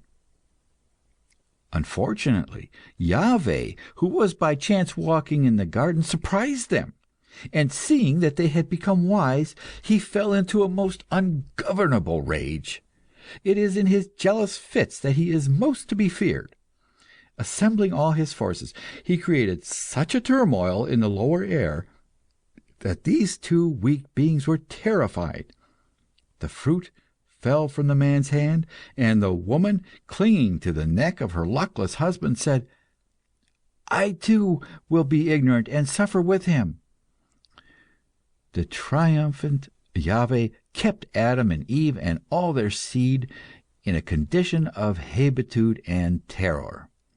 His art, which consisted only in being able to make huge meteors, triumphed over the science of the serpent, who was a musician and geometrician. He made men unjust, ignorant, and cruel, and caused evil to reign in the earth. He persecuted Cain and his sons because they were skillful workmen. He exterminated the Philistines because they composed Orphic poems and fables like those of Aesop. He was the implacable enemy of science and beauty, and for long ages the human race expiated, in blood and tears, the defeat of the winged serpent. Fortunately, there arose among the Greeks learned men, such as Pythagoras and Plato, who recovered by the force of genius the figures and the ideas which the enemy of Yahweh had vainly tried to teach the first woman. The soul of the serpent was in them, and that is why the serpent, as Dorian has said, is honored by the Athenians. Finally, in these latter days, there appeared under human form 3 celestial spirits: Jesus of Galilee, Basilides, and Valentinus, to whom it was given to pluck the finest fruits of that tree of knowledge, whose roots pass through all the earth, and whose top reaches to the highest heaven. I have said all this in vindication of the Christians, to whom the errors of the Jews are too often imputed. Dorian: If I understood you aright, Zenothemis, you said that 3 wonderful men, Jesus, Basilides, and Valentinus, had discovered the secrets which had remained hidden from Pythagoras and Plato, and all the philosophers of Greece, and even from the divine Epicurus, who, however, has freed men from the dread of empty terrors. You would greatly oblige me by telling me by what means these 3 immortals acquired knowledge which had eluded the most contemplative sages. Zenothemis: Must I repeat to you, Dorian, that science and cogitation are but the first steps to knowledge, and that ecstasy alone leads to eternal truth? Hermodorus: It is true, Zenothemis, that the soul is nourished on ecstasy, as the cicada is nourished on dew. But we may even say more. The mind alone is capable of perfect rapture. For man is of a threefold nature, composed of material body, of a soul which is more subtle, but also material, and of an incorruptible mind. When emerging from the body, as from a palace, suddenly given over to silence and solitude, and flying through the gardens of the soul, the mind diffuses itself in God, it tastes the delights of an anticipated death, or rather of a future life, for to die is to live, and in that condition, partaking of divine purity, it possesses both infinite joy and complete knowledge. It enters into the unity which is all. It is perfected. Nicias: That is very fine, but to say the truth, Hermodorus, I do not see much difference between all and nothing. Words even seem to fail to make the distinction. Infinity is terribly like nothingness. They are both inconceivable to the mind. In my opinion, perfection costs too dear. We pay for it with all our being, and to possess it must cease to exist. That is a calamity from which God himself is not free, for the philosophers are doing their best to perfect him. After all, if we do not know what it is not to be, we are equally ignorant of what it is to be. We know nothing. It is said that it is impossible for men to agree on this question. I believe, in spite of our noisy disputes, that it is, on the contrary, impossible for men not to become some day all at unity, buried under the mass of contradictions, a pelion ossa, which they themselves have raised. Cotta. I am very fond of philosophy, and study it in my leisure time, but I never understand it well, except in Cicero's books. Slaves, pour out the honeyed wine. Callicrates. It is a singular thing, but when I am hungry, I think of the time when the tragic poets sat at the boards of good tyrants, and my mouth waters. But when I have tasted the excellent wine that you give us so abundantly, generous Lucius, I dream of nothing but civil wars and heroic combats. I blush to live in such inglorious times. I invoke the goddess of liberty, and I pour out my blood, in imagination, with the last Romans on the fields of Philippi. Cotta. In the days of the decline of the republic, my ancestors died with Brutus for liberty, but there is reason to suspect that what the Roman people called liberty was only in reality the right to govern themselves. I do not deny that liberty is the greatest boon a nation can have, but the longer I live, the more I am persuaded that only a strong government can bestow it on its citizens. For 40 years I have filled high positions in the state, and my long experience has shown me that when the ruling power is weak, the people are oppressed. Those, therefore, who, like the great majority of rhetoricians, try to weaken the government, commit an abominable crime. An autocrat who governs by his single will may sometimes cause most deplorable results, but if he governs by popular consent, there is no remedy possible. Before the majesty of the Roman arms had bestowed peace upon all the world, the only nations which were happy were those which were ruled over by intelligent despots. Hermodorus. For my part, Lucius, I believe that there is no such thing as a good form of government, and that we shall never discover one, because the Greeks, who had so many excellent ideas, were never able to find one. In that respect, therefore, all hope of ultimate success is taken from us. Unmistakable signs show that the world is about to fall into ignorance and barbarism. It has been our lot, Lucius, to witness terrible events. Of all the mental satisfactions which intelligence, learning, and virtue can give, all that remains is the cruel pleasure of watching ourselves die. Cotta. It is true that the rapacity of people and the boldness of the barbarians are threatening evils, but with a good fleet and good army and plenty of money. Hermodorus. What is the use of deceiving ourselves? The dying empire will become an easy prey to the barbarians. Cities which were built by Hellenic genius or Latin patience will soon be sacked by drunken savages. Neither art nor philosophy will exist any longer on the earth. The statues of the gods will be overturned in the temples and in men's hearts as well. Darkness will overcome all minds, and the world will die. Can we believe that the Sarmatians will ever devote themselves to intelligent work?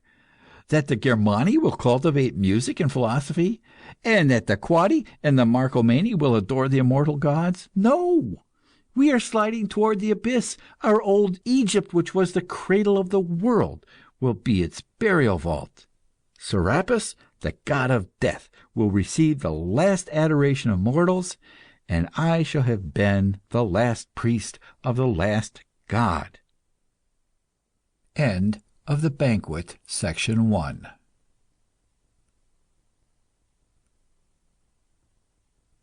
The banquet, section 2.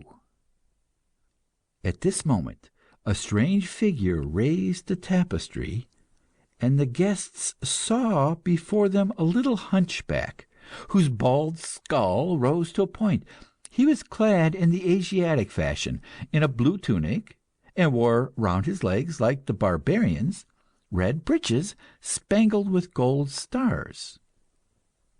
On seeing him, Paphnuce recognized Marcus the Arian, and fearing lest a thunderbolt should fall from the heaven, he covered his head with his arms and grew pale with fright.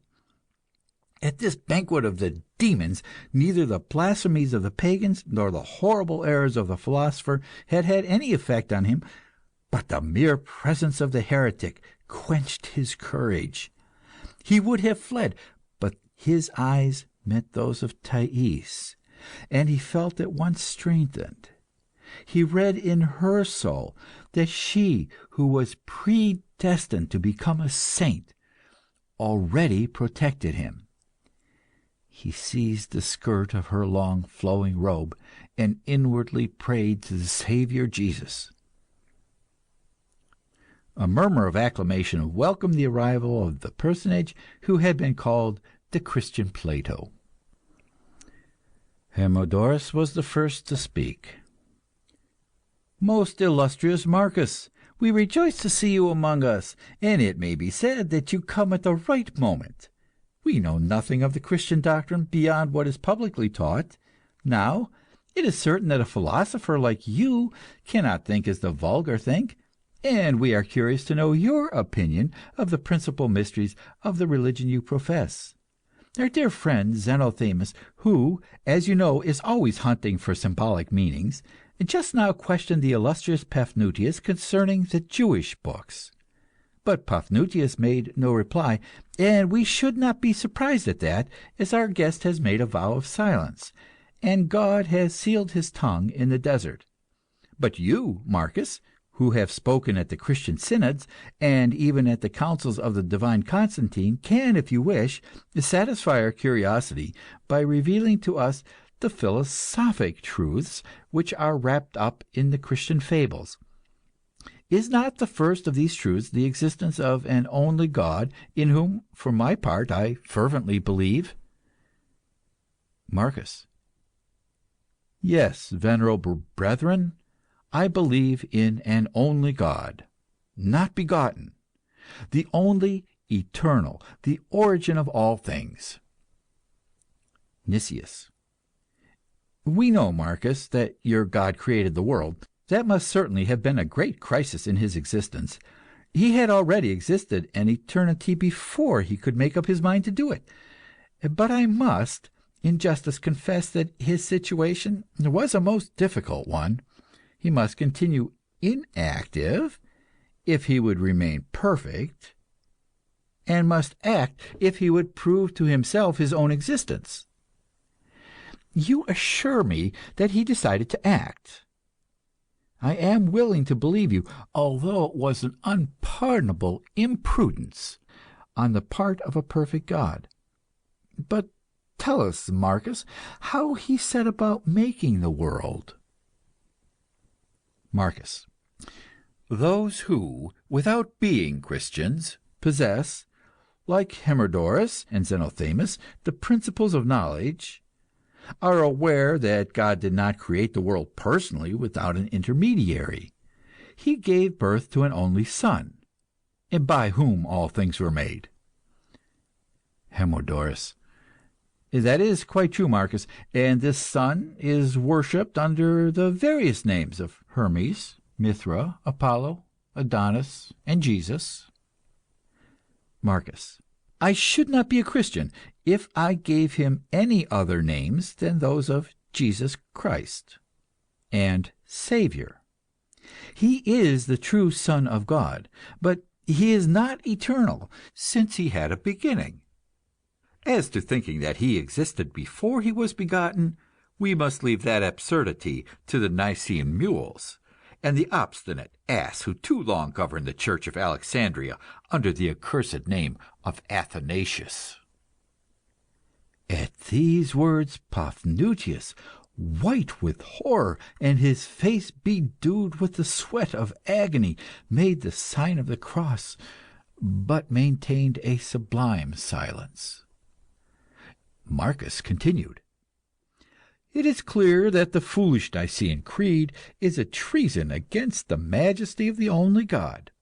by compelling him to share his indivisible attributes with his own emanation, the mediator by whom all things were made. Cease jesting at the true God of the Christians, Nicias, and learn that, like the lilies of the field, he toils not, neither does he spin. It was not he who was the worker, it was his only Son, Jesus, who, having created the world, came afterwards to repair his handiwork. For the creation could not be perfect, and evil was necessarily mingled with good. Nicias. What is good, and what is evil? There was a moment's silence, during which Hermodorus, his arm extended on the cloth, pointed to a little ass in Corinthian metal, which bore two baskets, the one containing white olives, the other black olives. "You see these olives," he said.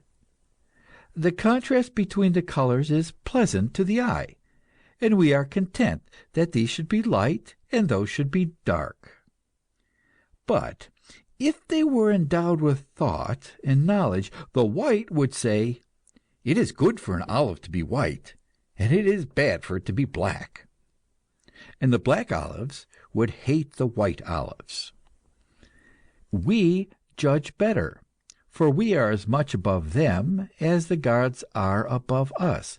For man, who only sees a part of things, evil is an evil. For God, who understands all things, evil is a good. Doubtless ugliness is ugly, and not beautiful, but if all were beautiful, the whole world would not be beautiful. It is, then, well that there should be evil, as the second Plato, far greater than the first, has demonstrated." Eucrites. Let us talk more morally.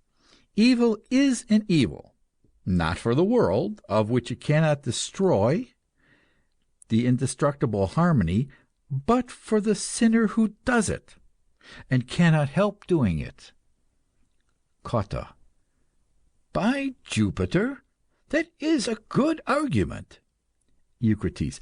The world is a tragedy by an excellent poet. God, who has composed it, has intended each of us to play a part in it. If he wills that you shall be a beggar, a prince, or a cripple, make the best of the part assigned to you. Nicias. Assuredly, it would be well that the cripple should limp like Hephaestus. It would be well that the madman should indulge in all the fury of Ajax, that the incestuous woman should repeat the crimes of Phaedra, that the traitor should betray, that the rascal should lie, that the murderer kill, and when the piece was played, all the actor, kings, just men, bloody tyrants, pious virgins, immodest wives, noble-minded citizens, and cowardly assassins, should receive from the poet an equal share in the felicitations. Eucrites. You distort my thought, Nicias. You change a beautiful young girl into a hideous Gorgon. I am sorry for you, if you are so ignorant of the nature of the gods, of justice, and of eternal laws. Zenothemis. For my part, friends, I believe in the reality of good and evil. But I am convinced that there is not a single human action, were it even the kiss of Judas, which does not bear within itself the germ of redemption. Evil contributes to the ultimate salvation of men, and in that respect issues from good, and shares the merits belonging to good. This has been admirably expressed by the Christians in the myth concerning the man with red hair, who, in order to betray his master, gave him the kiss of peace, and by such act assured the salvation of men. Therefore, nothing is, in my opinion, more unjust and absurd than the hate with which certain disciples of Paul the tent maker pursue the most unfortunate of the apostles of Jesus without realizing that the kiss of Iscariot, prophesied by Jesus himself, was necessary according to their own doctrine for the redemption of men, and that if Judas had not received the 30 pieces, the divine wisdom would have been impugned, providence frustrated, its designs upset, and the world given over to evil, ignorance, and death. Marcus. Divine wisdom foresaw that Judas, though he was not obliged to give the traitor's kiss, would give it notwithstanding. It thus employed the sin of Iscariot as a stone in the marvelous edifice of the redemption. Zenothemis. I spoke just now, Marcus, as though I believed that the redemption of men had been accomplished by Jesus crucified, because I know that such is the belief of the Christians, and I borrowed their opinion that I might the better show the mistake of those who believe in the eternal damnation of Judas. But, in reality, Jesus was, in my eyes, but the precursor of Basilides and Valentinus. As to the mystery of redemption, I tell you, my dear friends, if you are at all curious to hear it, how it was really accomplished on earth. The guests made a sign of assent. Like the Athenian virgins with the baskets sacred to Ceres, 12 young girls bearing on their heads baskets filled with pomegranates and apples entered the room with a light step, in time to the music of an invisible flute. They placed the baskets on the table, the flute ceased, and Zenothemis spoke as follows. When Eunoia, the thought of God, had created the world, she confided the government of the earth to the angels. But they did not preserve the dispassion befitting masters. Seeing that the daughters of men were fair, they surprised them in the evening by the well side, and united themselves to them. From these unions sprang a turbulent race, who covered the earth with injustice and cruelty, and the dust of the roads drank up the blood of the innocent. The sight of this caused Eunoia infinite grief. "See what I have done," she sighed, leaning towards the world. "My poor children are plunged in misery, and by my fault. Their suffering is my crime, and I will expiate it. God himself, who only thinks through me, would be powerless to restore them to their pristine purity. That which is done, and the creation will remain forever imperfect. But at least I will not forsake my creatures. If I cannot make them happy like me, I can make myself unhappy like them. Since I committed the mistake of giving them bodies which dishonor them, I will myself assume a body like unto theirs, and will go and live amongst them." Having thus spoken, Eunoia descended to the earth, and was incarnate in the breast of a woman of Argos. She was born small and feeble, and received the name Helen.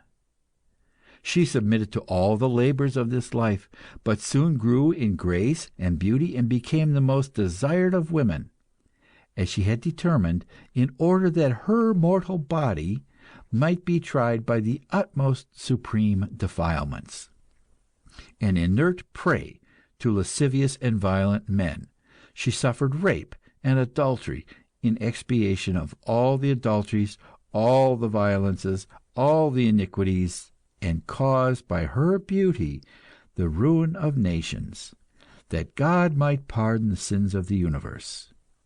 And never was the celestial thought, never was Eunoia so adorable as in those days when, as a woman, she prostituted herself to heroes and shepherds. The poets surmised her divinity when they painted her so peaceful, superb and fatal, and when they addressed that invocation to her, a soul as serene as the calm upon the waters. Thus was Eunoia led by pity into evil and suffering. She died, and the Argives still show her tomb, for it was necessary that she should know death after lust, and taste the bitter fruit she had sown. But emerging from the decomposed flesh of Helen, she became incarnate again as a woman, and again suffered every form of insult and outrage, thus passing from body to body throughout all the evil ages. She takes upon her the sins of the world. Her sacrifice will not be in vain. Joined to us by the bonds of the flesh, loving us and weeping with us, she will effect her redemption and ours, and will carry us, clinging to her white breast, into the peace of the regained paradise. Hermodorus. This myth was not unknown to me. I remembered having heard that, in one of her metamorphoses, the divine Helen lived with the magician Simon in the reign of the Emperor Tiberius. I thought, however, that her perdition was involuntary, and that she was dragged down by the angels in their fall. Zenothemis. It is true, Hermodorus, that men who were not properly initiated in the mysteries have imagined that the sad Eunoia was not a party to her own downfall. But if it were as they assert, Eunoia would not be the expiating courtesan, the victim covered with stains of all sorts, the bread steeped in the wine of our shame, the pleasant offering, the meritorious sacrifice, the holocaust, the smoke of which rises to God. If they were not involuntary, there would be no merit in her sins. Callicrates. Does anyone know, Zenothemis, in what country, under what name, in what adorable form this ever renascent Helen is living now? Zenothemis. A man would have to be very wise indeed to discover such a secret. And wisdom, Callicrates, is not given to poets who live in the rude world of forms and amuse themselves, like children, with sounds and empty shows. Callicrates. Beware of offending the gods, impious Zenothemis. The poets are dear to them. The first laws were dictated in verse by the immortals themselves, and the oracles of the gods are poems. Hymns have a pleasant sound to celestial ears. Who does not know that the poets are prophets, and that nothing is hidden from them? Being a poet myself, and crowned with Apollo's laurel, I will make known to all the last incarnation of Eunoia. The eternal Helen is close to us. She is looking at us, and we are looking at her. You see that woman reclining on the cushions of her couch, so beautiful and so contemplative, whose eyes shed tears, whose lips abound with kisses? It is she, lovely as in the time of Priam and the halcyon days of Asia. Eunoia is now called Thais. Philina. Oh, what do you say, Callicrates? Our dear Thais knew Paris, Menelaus, and the Achaeans who fought before Ilion? Was the Trojan horse big, Thais? Aristobulus. Who speaks of a horse? I have drunk like a Thracian, cried Chereas as he rolled under the table.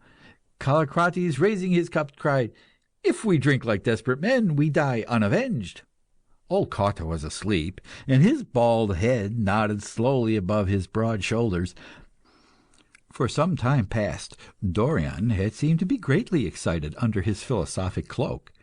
He reeled up to the couch of Thais. Thais, I love you, though it is unseemly in me to love a woman.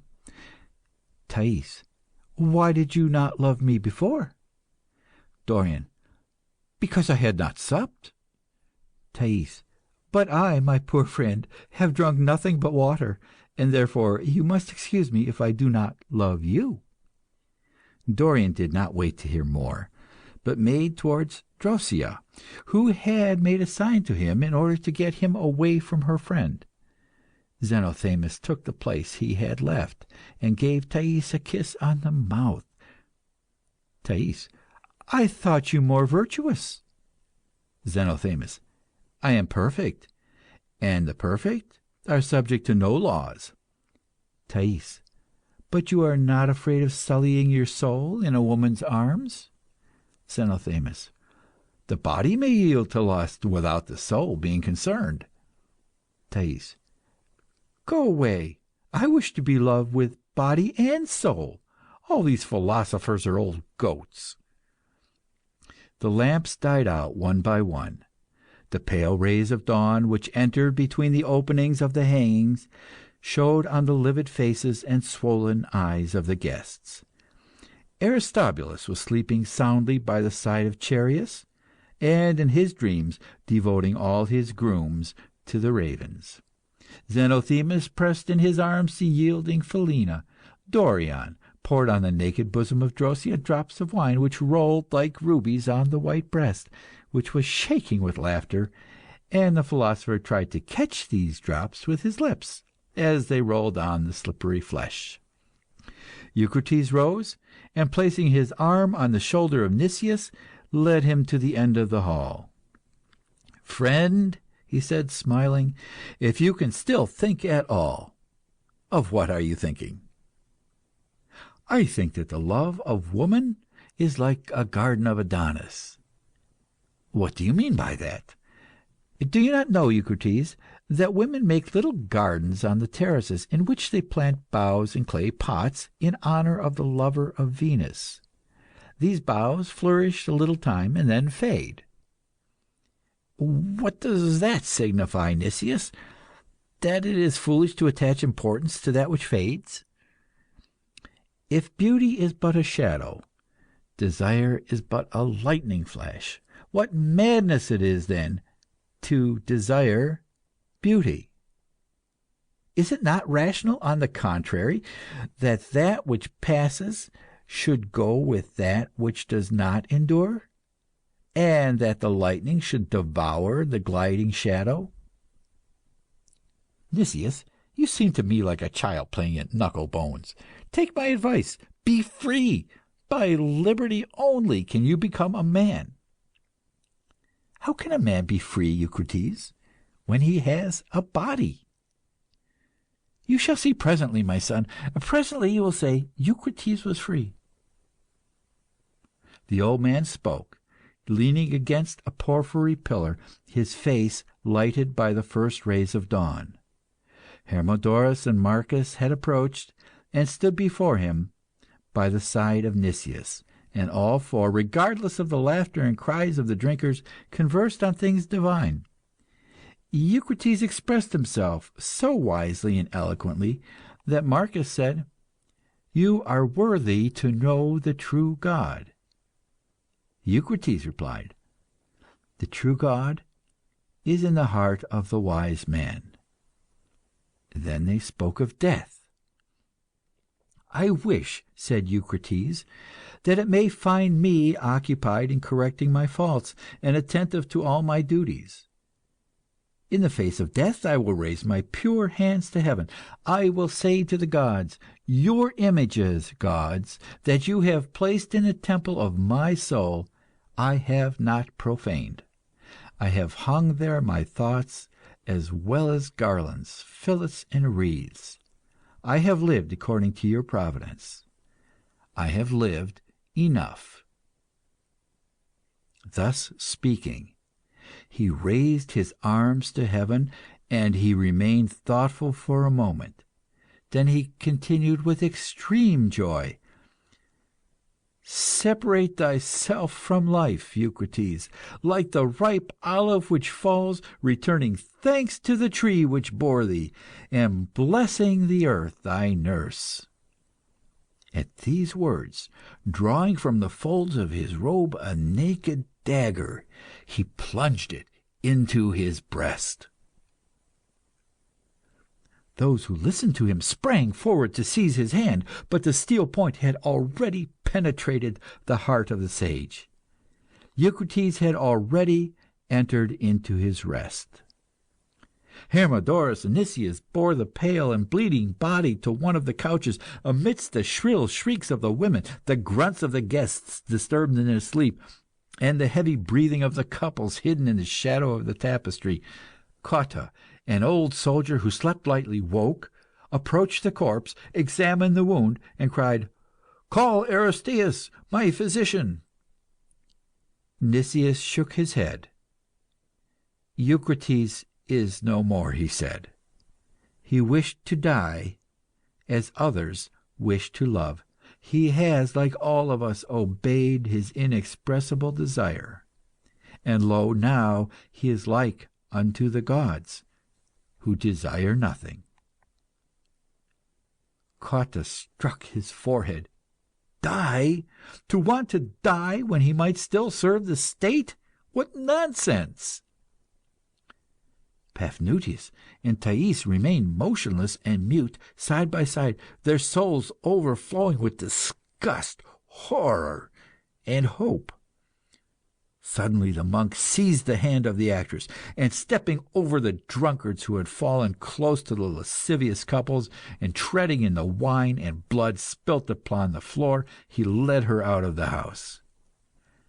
The sun had risen over the city. Long colonnades stretched on both sides of the deserted street, and at the end shone the dome of Alexander's tomb. Here and there on the pavement lay broken wreaths and extinguished torches. Fresh wafts of the sea could be felt in the air. Paphnuce, with a look of disgust, tore off his rich robe and trampled the fragments under his feet. "Thou hast heard them, my Thais," he cried. "They have spat forth every sort of folly and abomination. They drag the divine Creator of all things down to the gemenes of the devils of hell, impudently denied the existence of good and evil, blasphemed Jesus, and exalted Judas.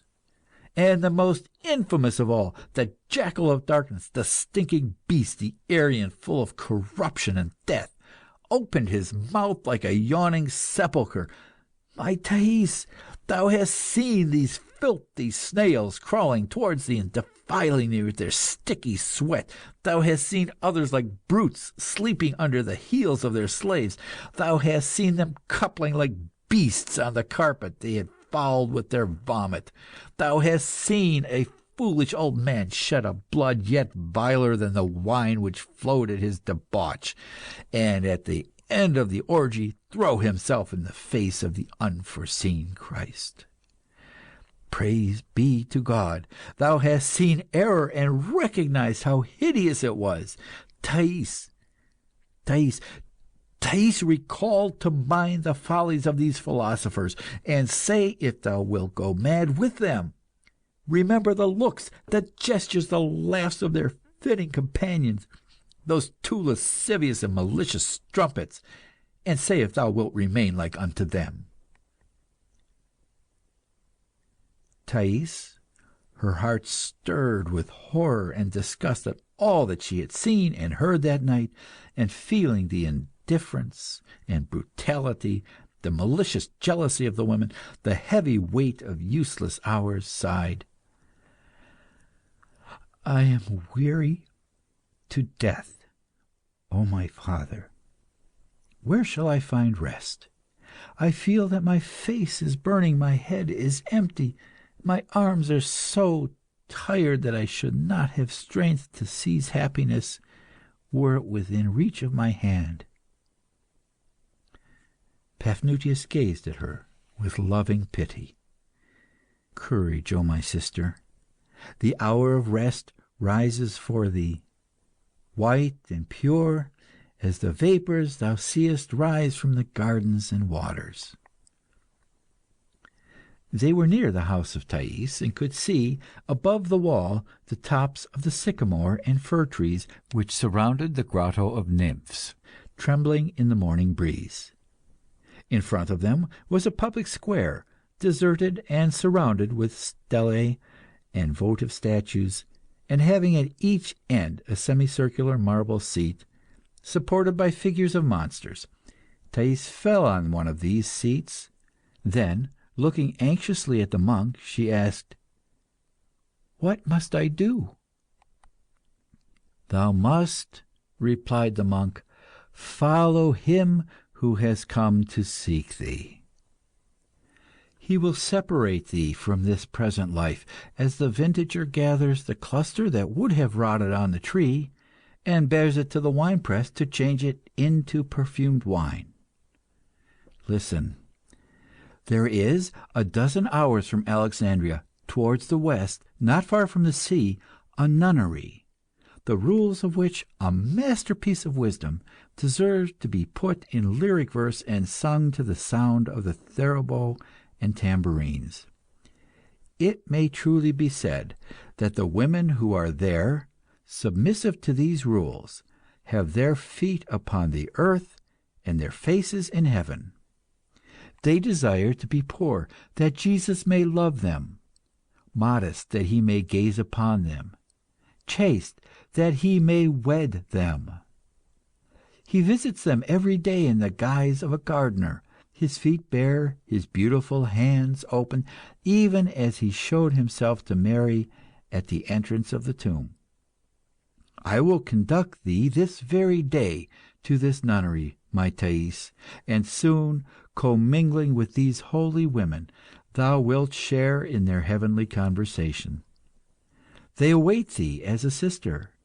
On the threshold of the convent, their mother, the pious Albina, will give thee the kiss of peace, and will say, 'My daughter, thou art welcome.'"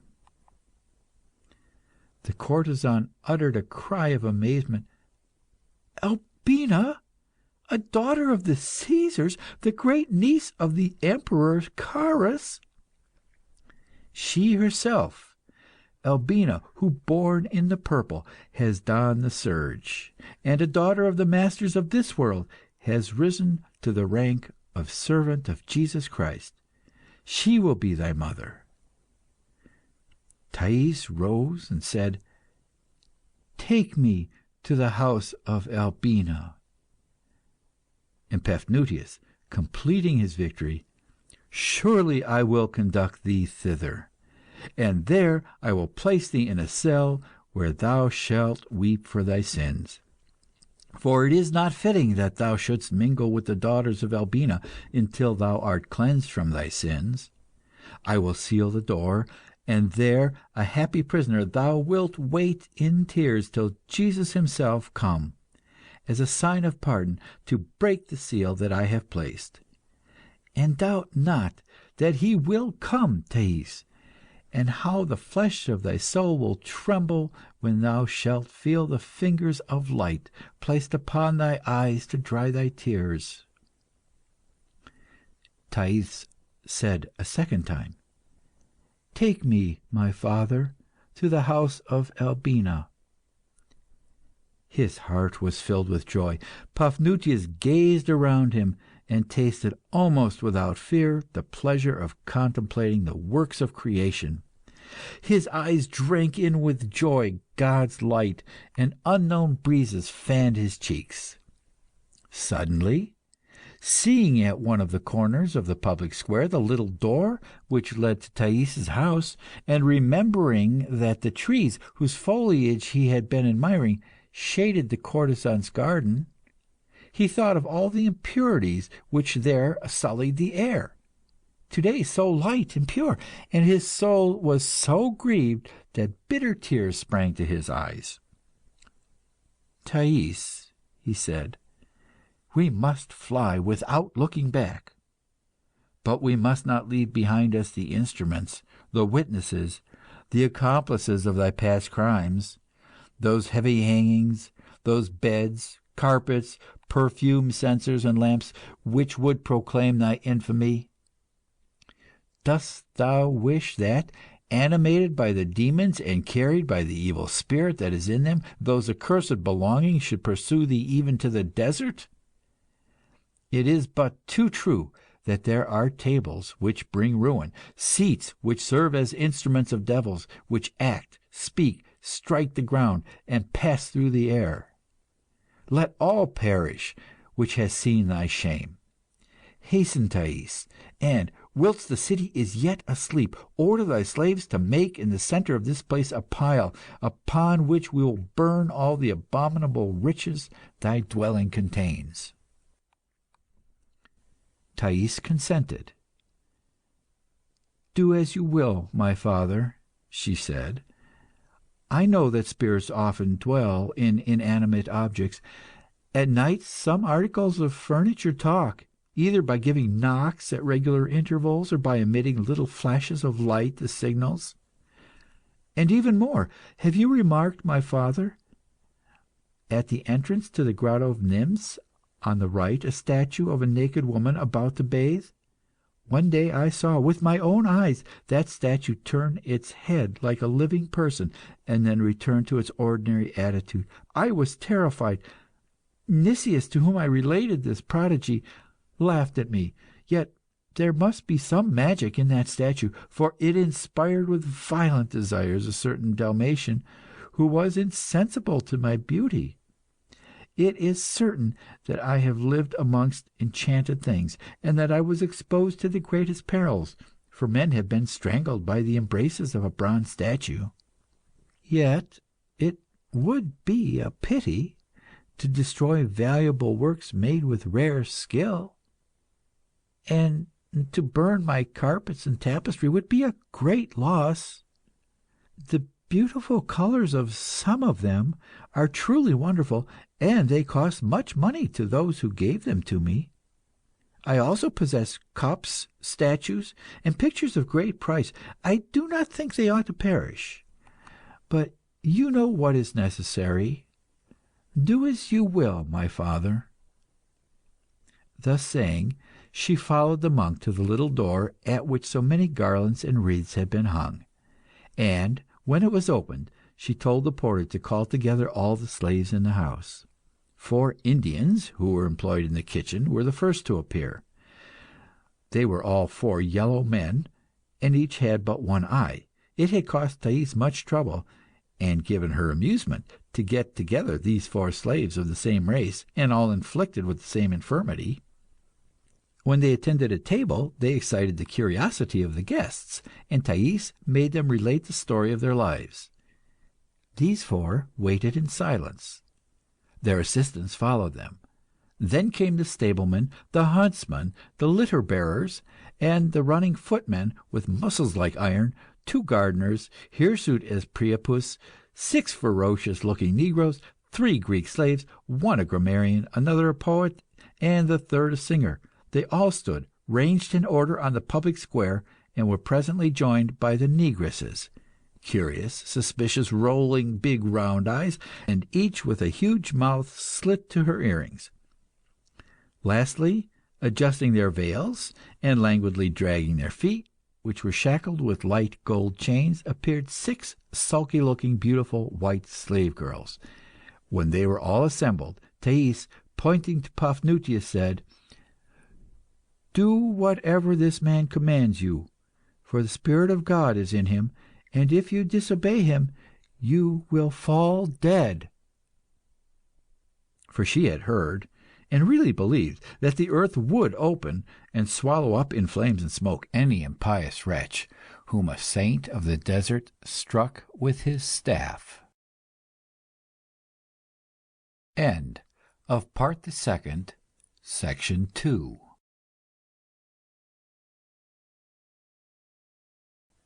The Banquet, Section 3. Paphnuce sent away the women and the Greek men slaves, and said to the others, "Bring wood to the middle of this place, make a huge fire, and throw into it pell-mell all that is in the house and grotto."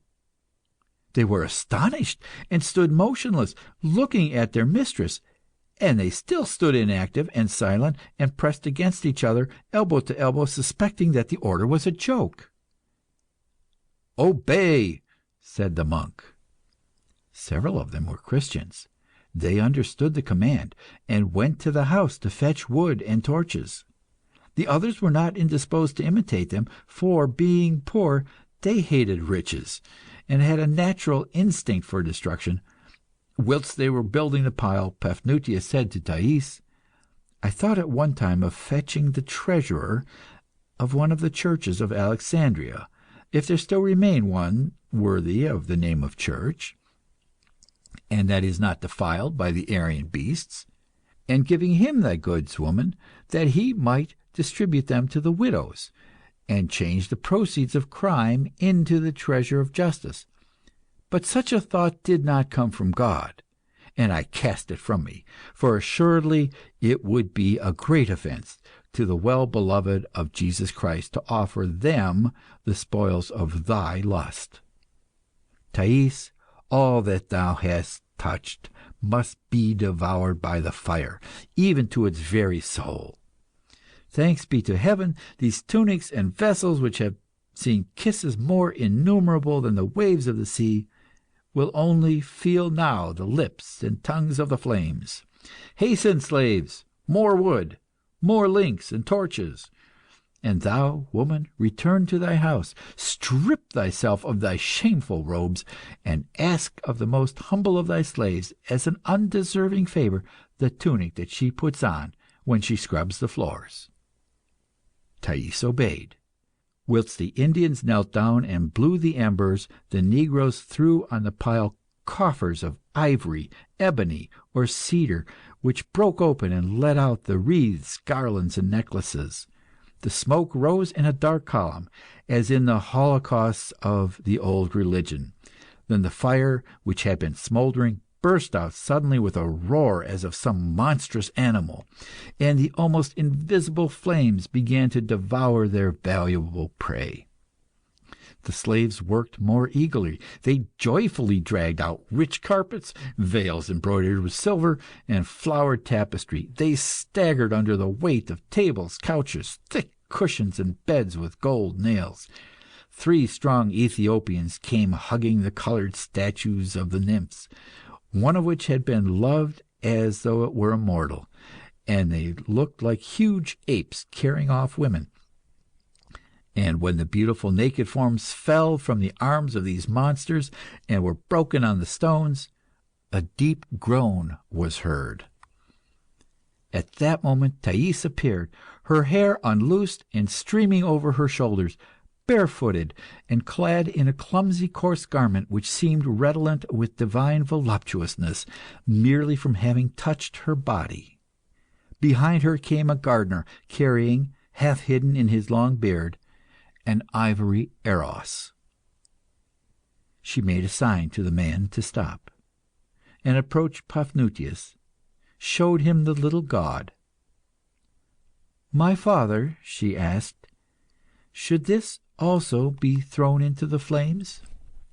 It is of marvellous antique work, and is worth 100 times its weight in gold. Its loss would be irreparable, for there is not a sculptor in the world capable of making such a beautiful eros.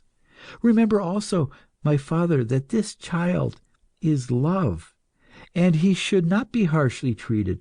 Believe me, love is a virtue, and if I have sinned, it is not through him, my father, but against him.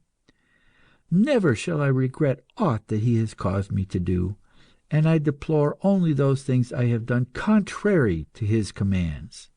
He does not allow women to give themselves to those who do not come in his name. For that reason he ought to be honoured.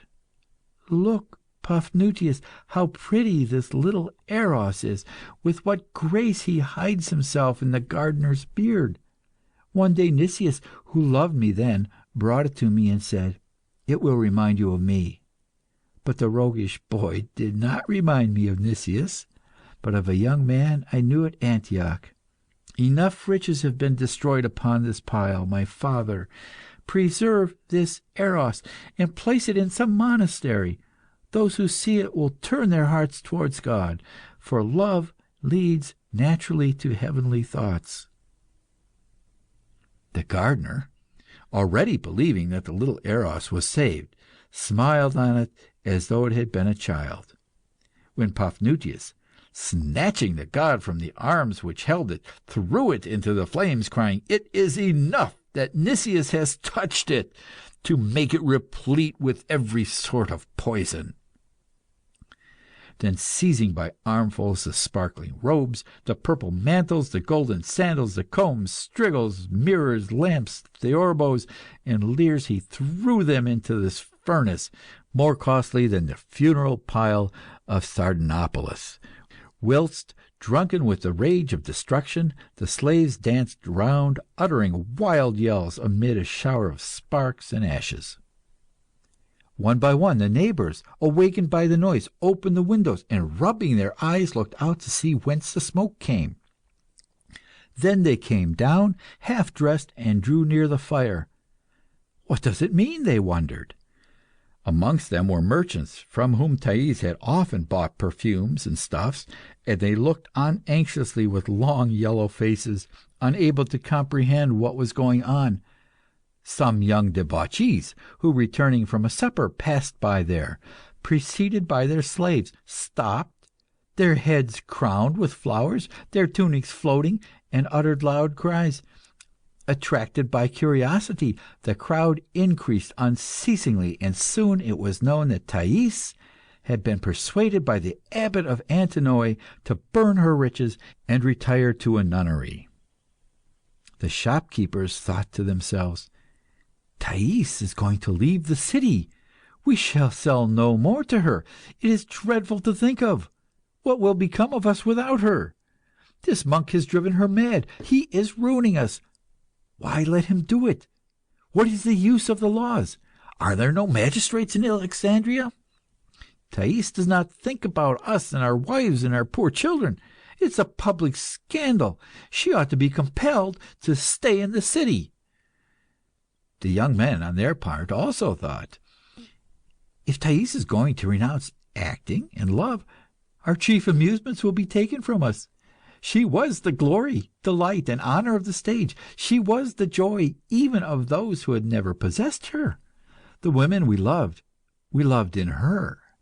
There were no kisses given in which she was altogether absent, for she was the joy of all voluptuaries, and the mere thought that she breathed amongst us excited us to pleasure." Thus thought the young men, and one of them, named Cerons, who had held her in his arms, cried out upon the abduction, and blasphemed against Christ. In every group the conduct of Thais was severely criticised. "It is a shameful flight, a cowardly desertion. She is taking the bread of our mouths. She is robbing our children. She ought at least to pay for the wreaths I have sold her, and the 60 robes she ordered of me. She owes money to everybody. Who will represent Iphigenia, Electra, and Polyxena when she is gone? The handsome Polybia herself will not make such a success as she has done. Life will be dull when her door is closed. She was the bright star, the soft moon of the Alexandrian sky." All the most notorious mendicants of the city, cripples, blind men, and paralytics, had by this time assembled in the place, and crawling through the remnants of the riches, they groaned, "How shall we live when Thais is no longer here to feed us? Every day the fragments from her table fed 200 poor wretches, and her lovers, when they quitted us, threw us as they passed handfuls of silver pieces." Some thieves, too, also mingled with the crowd, and created a deafening clamour, and pushed their neighbours to increase disorder and take advantage of the tumult to filch some valuable object. Old Taddeus, who sold Meletian wool and Tarentan linen, and to whom Thais owed a large sum of money, alone remained calm and silent in the midst of the uproar. He listened and watched, and gently stroking his goat beard, seemed thoughtful.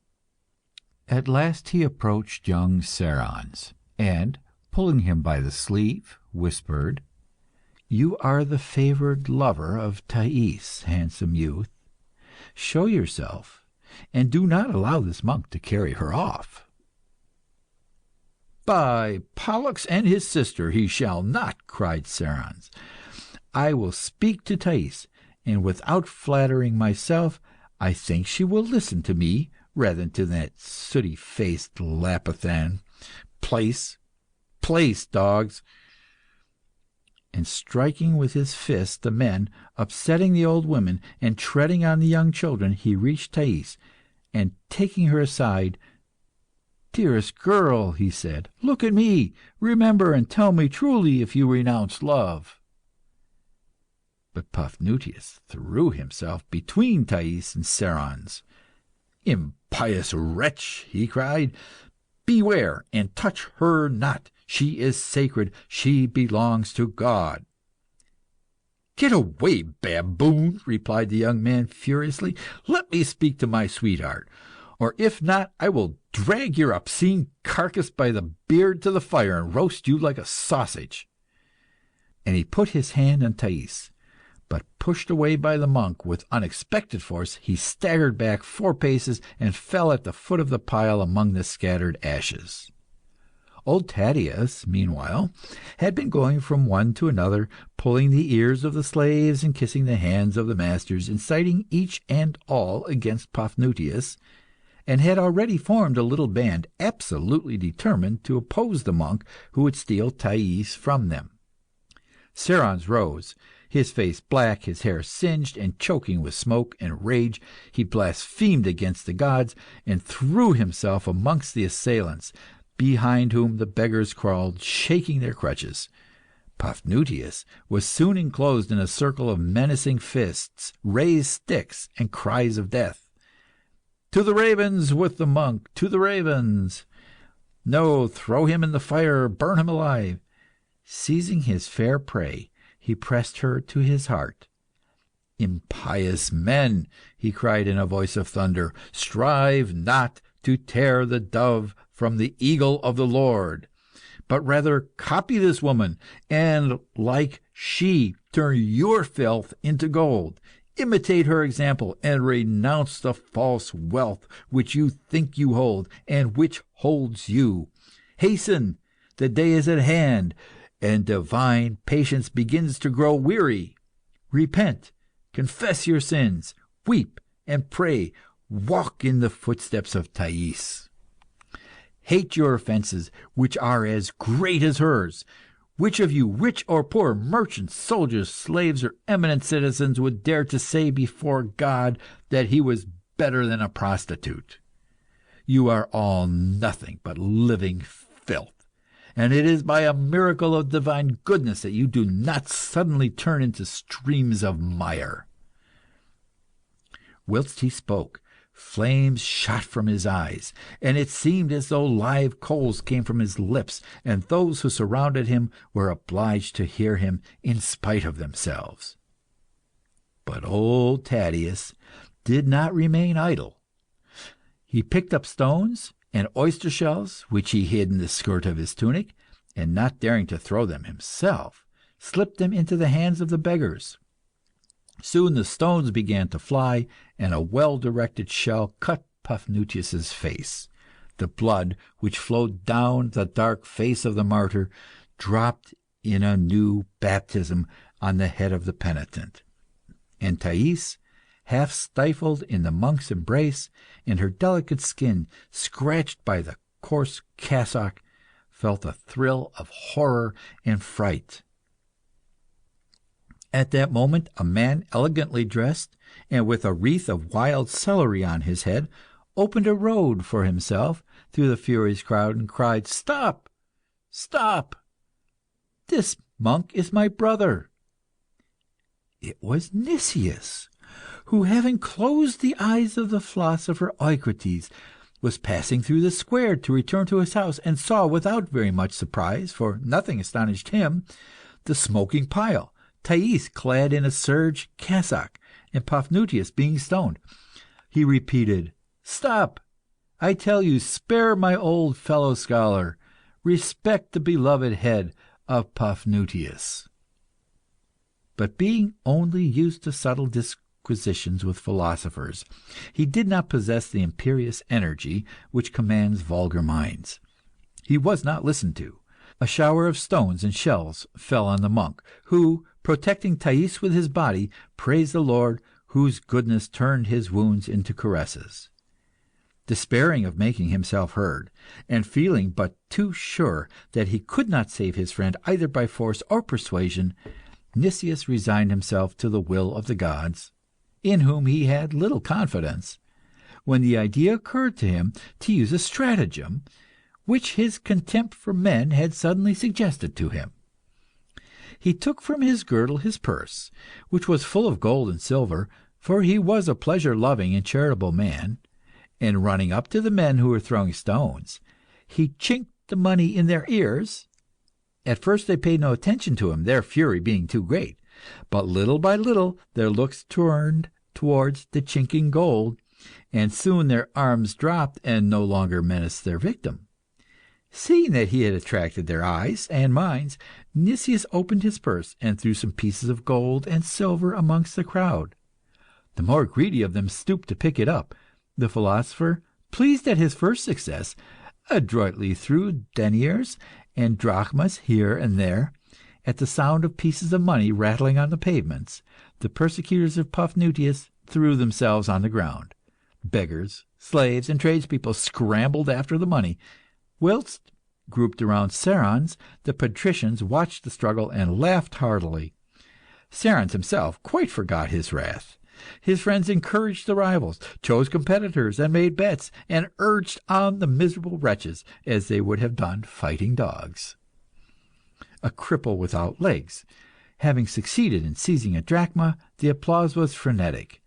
The young men themselves began to throw money, and nothing was to be seen in the square but a multitude of backs rising and falling like waves of the sea under a shower of coins. Paphnuce was forgotten. Nicias ran up to him, covered him with his cloak, and dragged him and Thais into the by-streets, where they were safe from pursuit. They ran for some time in silence, and when they thought they were out of reach of their enemies, they ceased running, and Nicias said, in a tone of raillery, in which a little sadness was mingled, "It is finished, then.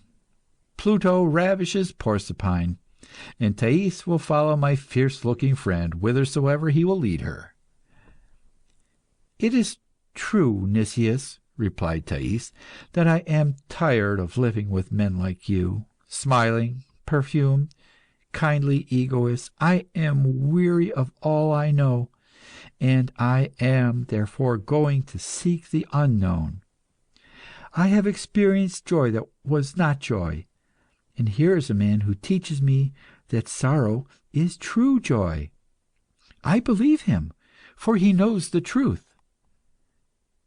"And I, sweetheart," replied Nicias, smiling, "I know the truths. He knows but one. I know them all. I am superior to him in that respect. But, to tell the truth, it doesn't make me any the prouder, nor any the happier." Then, seeing that the monk was glaring fiercely at him, "My dear Paphnuce, do not imagine that I think you extremely absurd, or even altogether unreasonable. And if I were to compare your life with mine, I could not say which is preferable in itself. I shall presently go and take the bath which Crobyle and Myrtle have prepared for me. I shall eat the wing of a Phasian pheasant, and then I shall read, for the 100th time, some fable by Apuleius, or some treatise by Porphyry.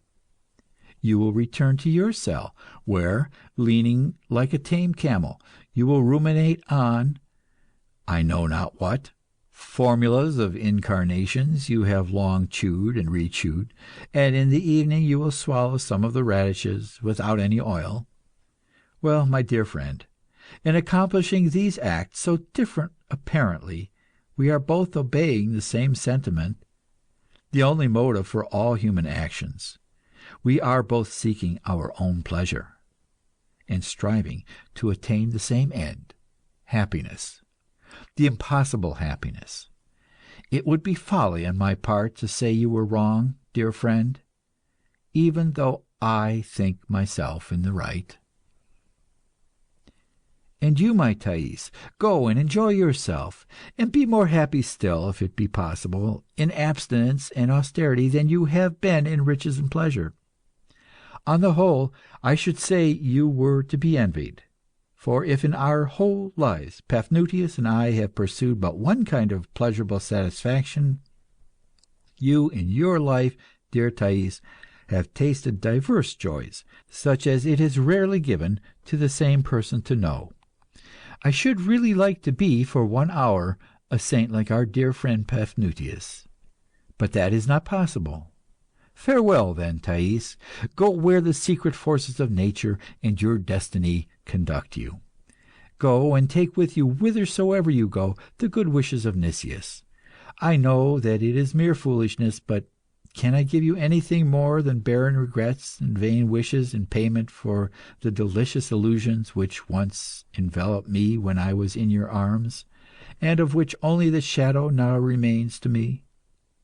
Farewell, my benefactress. Farewell, goodness that is ignorant of its own existence, mysterious virtue, joy of men. Farewell to the most adorable of the images that nature has ever thrown, for some unknown reason, on the face of this deceptive world. Whilst he spoke, deep wrath had been brewing in the monk's heart, and now it broke forth in imprecations. "Avaunt, cursed wretch! I scorn thee and hate thee.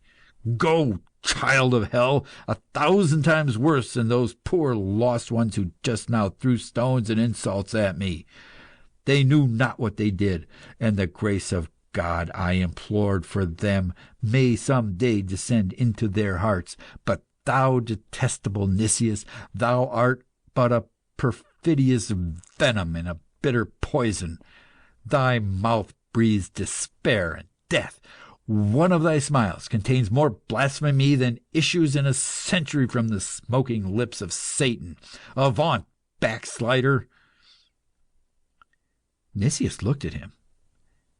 "Farewell, my brother," he said, "and may you preserve until your life's end your store of faith, hate, and love. Farewell, Thais. It is in vain that you will forget me, because I shall ever remember you." On quitting them, he walked thoughtfully through the winding streets in the vicinity of the great cemetery of Alexandria, which are peopled by the makers of funeral urns. Their shops were full of clay figures painted in bright colours and representing gods and goddesses, mimes, women, winged spirits, etc., such as were usually buried with the dead. He fancied that perhaps some of the little images which he saw there might be the companions of his eternal sleep, and it seemed to him that a little Eros, with its tunic tucked up, laughed at him mockingly. He looked forward to his death, and the idea was painful to him. To cure his sadness, he tried to philosophize, and reasoned thus.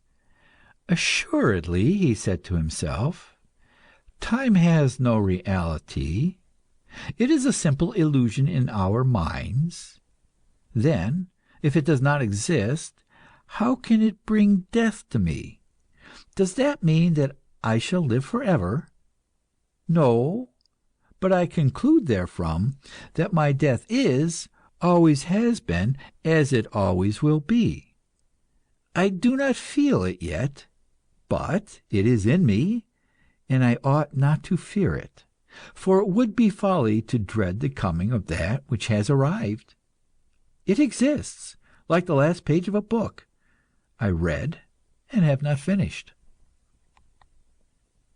This argument occupied him all the rest of the way, but without making him more cheerful, and his mind was filled with dismal thoughts when he arrived at the door of his house, and heard the merry laughter of Crobyle and Myrtle, who were playing at tennis whilst they were waiting for him.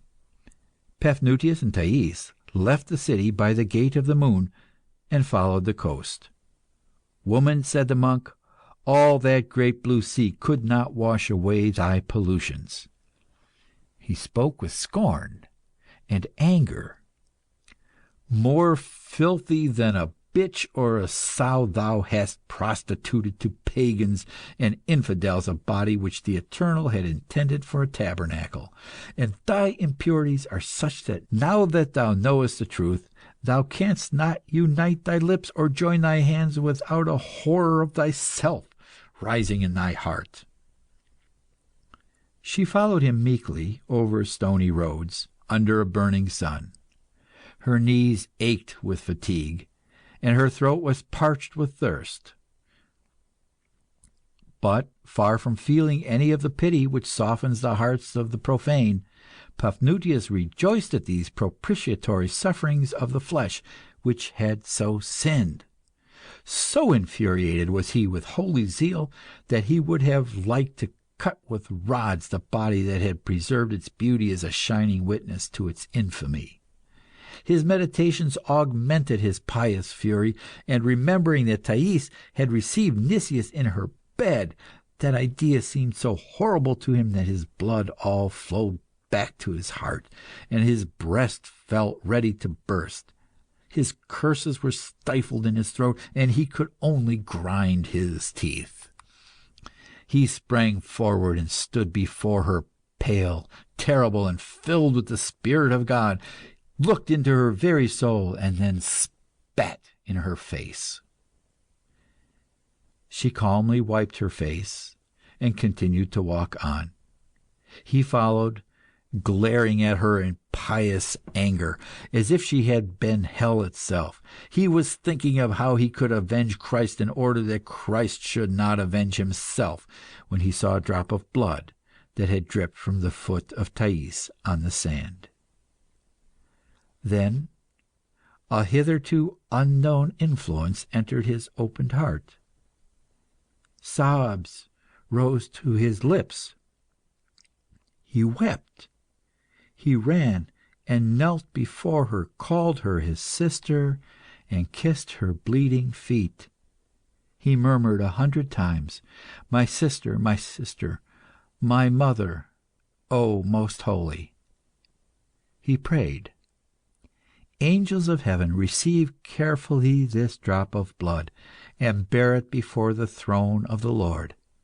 And may a miraculous anemone blossom on the sand, sprinkled with the blood of Thais, that those who see the flower may recover purity of heart and feeling. O holy, holy, most holy Thais."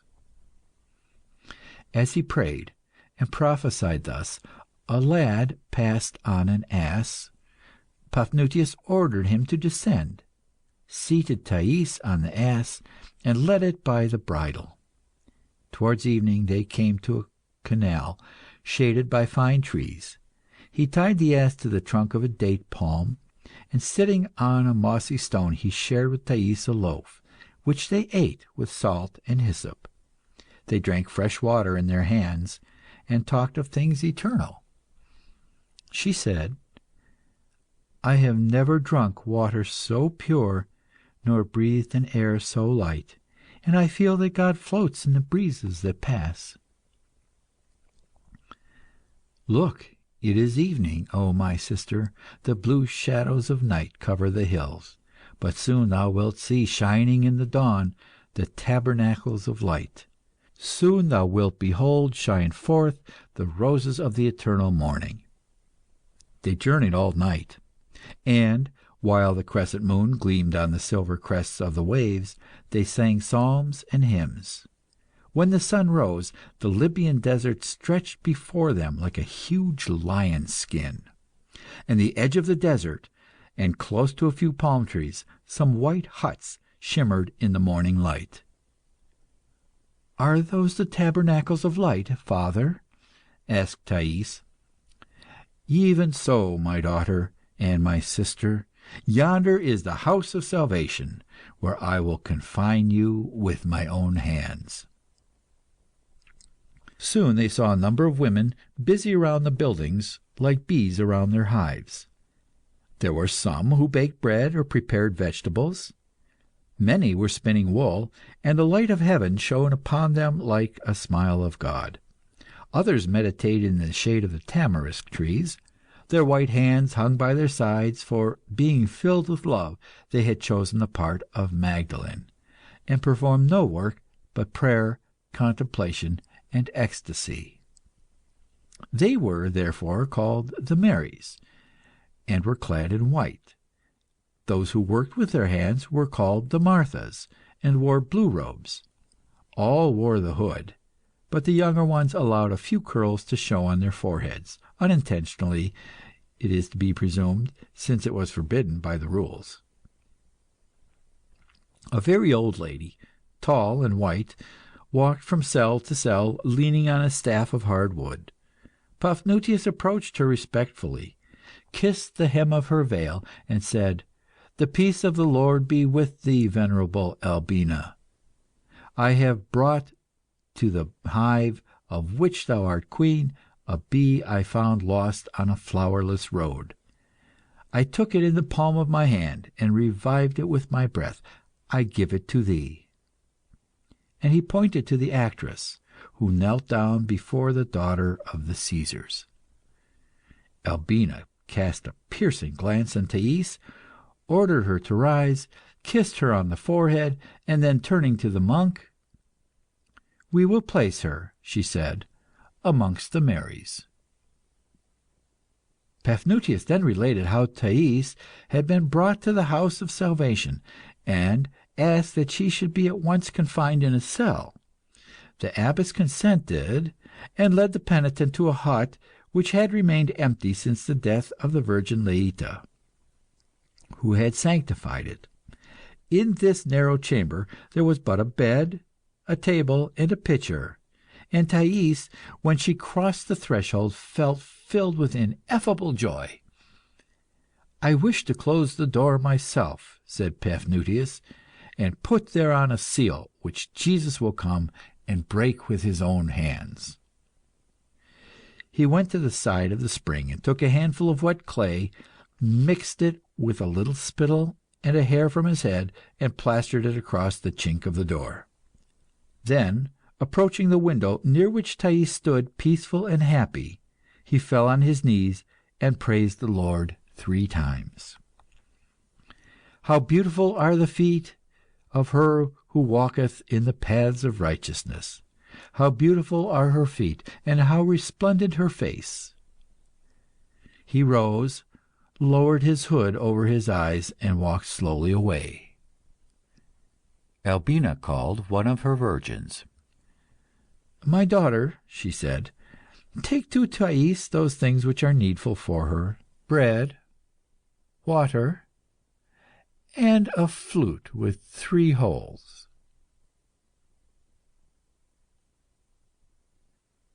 End of Part the Second, The Banquet, Section 3.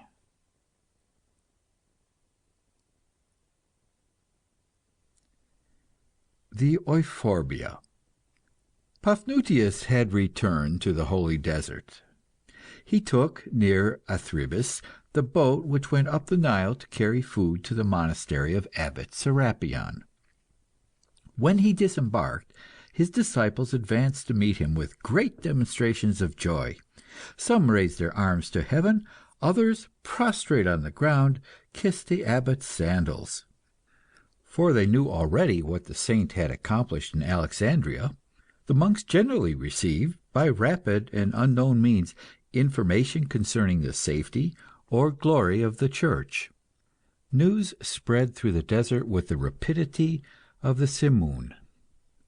When Paphnuce strode across the sand, his disciples followed him, praising the Lord. Flavian, who was the oldest member of the brotherhood, was suddenly seized with a pious frenzy, and began to sing an inspired hymn. "O blessed day! Now is our Father restored to us. He has returned laden with fresh merits, of which we reap the benefits. For the virtues of the Father are the wealth of the children, and the sanctity of the abbot illuminates every cell. Paphnuce, our father, has given a new spouse to Jesus Christ. By his wondrous art he has changed a black sheep into a white sheep. And now, behold, he has returned to us, laden with fresh merits. like unto the bee of the arsinoetid, heavy with the nectar of flowers, even as the ram of Nubia, which could hardly bear the weight of its abundant wool. Let us celebrate this day by mingling oil with our food." When they came to the door of the abbot's cell, they fell on their knees and said, "Let our father bless us, and give each of us a measure of oil to celebrate his return." Paul the fool, who alone had remained standing, asked, "Who is this man?" and did not recognize Paphnuce. But no one paid any attention to what he said, as he was known to be devoid of intelligence, though filled with piety. The abbot of Antinoe, locked in his cell, thought, "I have at last regained the heaven of my repose and happiness. I have returned to my fortress of contentment. But how is it that this roof of rushes, so dear to me, does not receive me as a friend, and the walls say not to me, 'Thou art welcome'? Nothing has changed since my departure.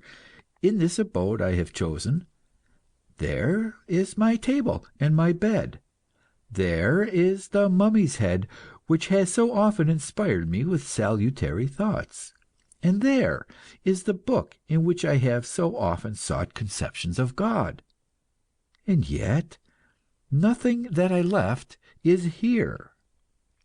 The things appear grievously despoiled of their customary charm, and it seems to me as though I saw them today for the first time.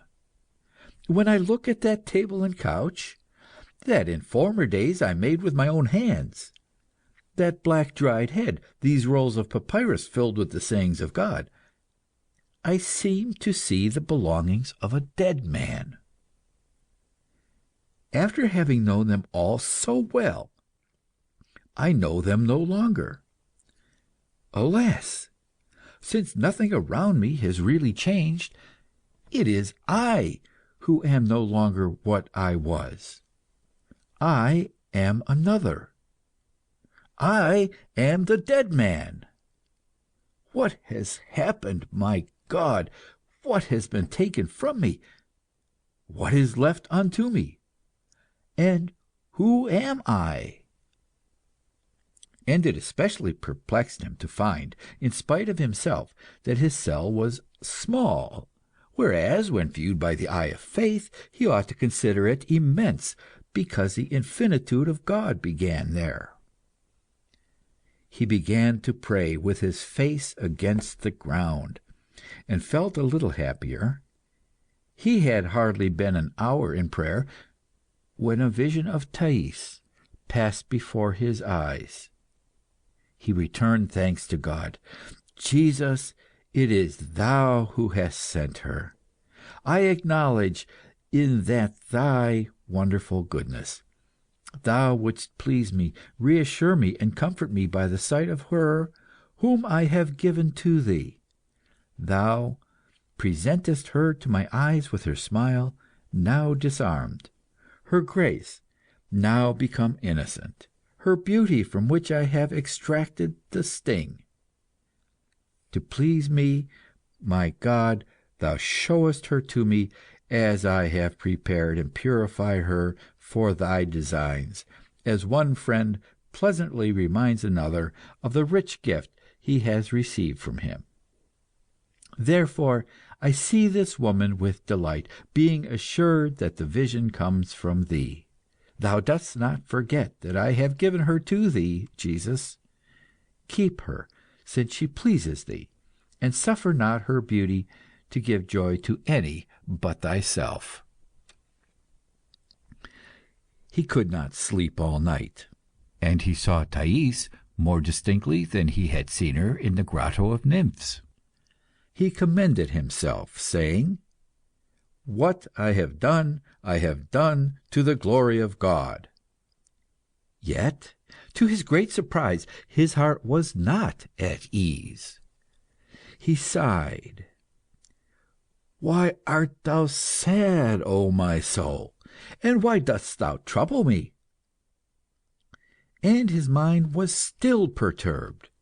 30 days he remained in that condition of sadness which precedes the sore trials of a solitary monk. The image of Thais never left him day or night. He did not try to banish it, because he still thought it came from God, and was the image of a saint. But one morning she visited him in a dream, her hair crowned with violets, and her very gentleness seemed so formidable that he uttered a cry of fright and woke in an icy sweat. His eyes were still heavy with sleep when he felt a moist, warm breath on his face.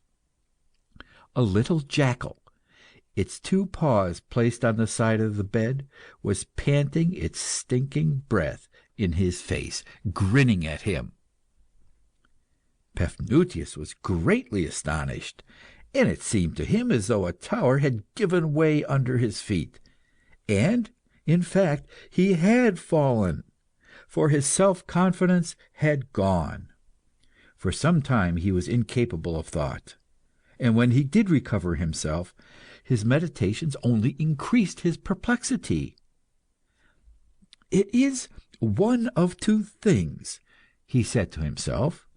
"Either this vision, like the preceding ones, came from God, and was a good vision, and it is my natural perversity which has misrepresented it, as wine turns sour in a dirty cup. I have, by my unworthiness, changed instruction into reproach, of which this diabolical jackal immediately took advantage. Or else this vision came not from God, but, on the contrary, from the devil, and was evil. In that case, I should doubt whether the former ones had, as I thought, a celestial origin. I am therefore incapable of that discernment which is necessary for the ascetic. In either case, it is plain that God is no longer with me, of which I feel the effects, though I cannot explain the cause." He reasoned in this way, and anxiously asked, "Just God, what trials dost thou appoint for thy servants, if the apparitions of thy saints are a danger for them? Give me to discern by an intelligible sign that which comes from thee, and that which comes from the other." And as God, whose designs are inscrutable, did not see fit to enlighten his servant Paphnuce, lost in doubt, resolved not to think of Thais any more. But his resolutions were vain. Though absent, she was ever with him. She gazed at him whilst he read, or meditated, or prayed, or met his eyes wherever he looked. Her imaginary approach was heralded by a slight sound, such as is made by a woman's dress when she walks, and the visions had more verisimilitude than reality itself, which moves and is confused, whereas the phantoms which are caused by solitude are fixed and unchangeable. She came under various appearances, sometimes pensive, her head crowned with her last perishable wreath, clad as at the banquet at Alexandria in a mauve robe spangled with silver flowers, sometimes voluptuously in a cloud of light veils, and bathed in the warm shadows of the grotto of nymphs, sometimes in a serge cassock, pious and radiant with celestial joy, sometimes tragic, her eyes swimming in the terrors of death, and showing her bare breast bedewed with the blood from her pierced heart. What disturbed him the most in these visions was that the wreaths, tunics, and veils that he had burned with his own hands should thus return. It became evident to him that these things had an imperishable soul, and he cried, "Lo, all the countless souls of the sins of Thais come upon me." When he turned away his head, he felt that Thais was behind him, and that made him feel still more uneasy.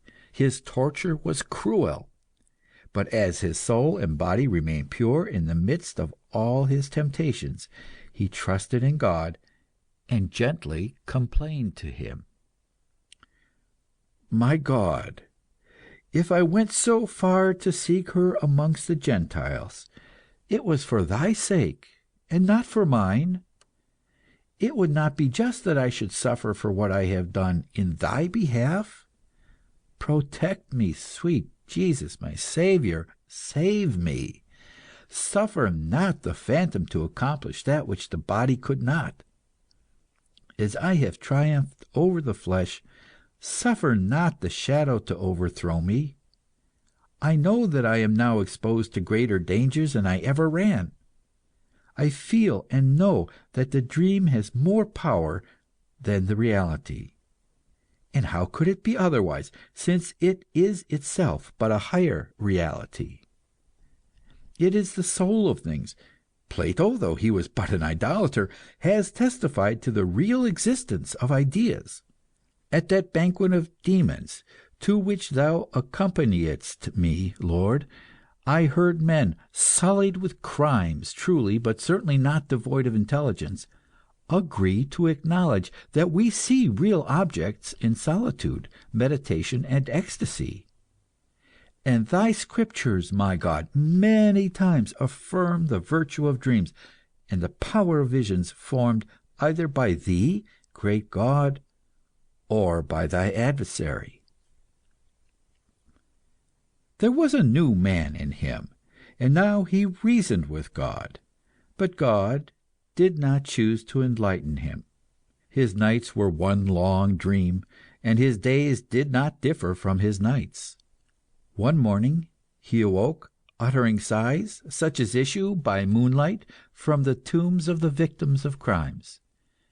Thais had come, showing her bleeding feet, and whilst he wept, he had slipped into his couch.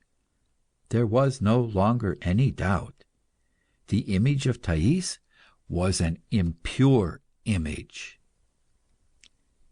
His heart filled with disgust, he leaped out of his profane couch, and hid his face in his hands that he might not see the daylight.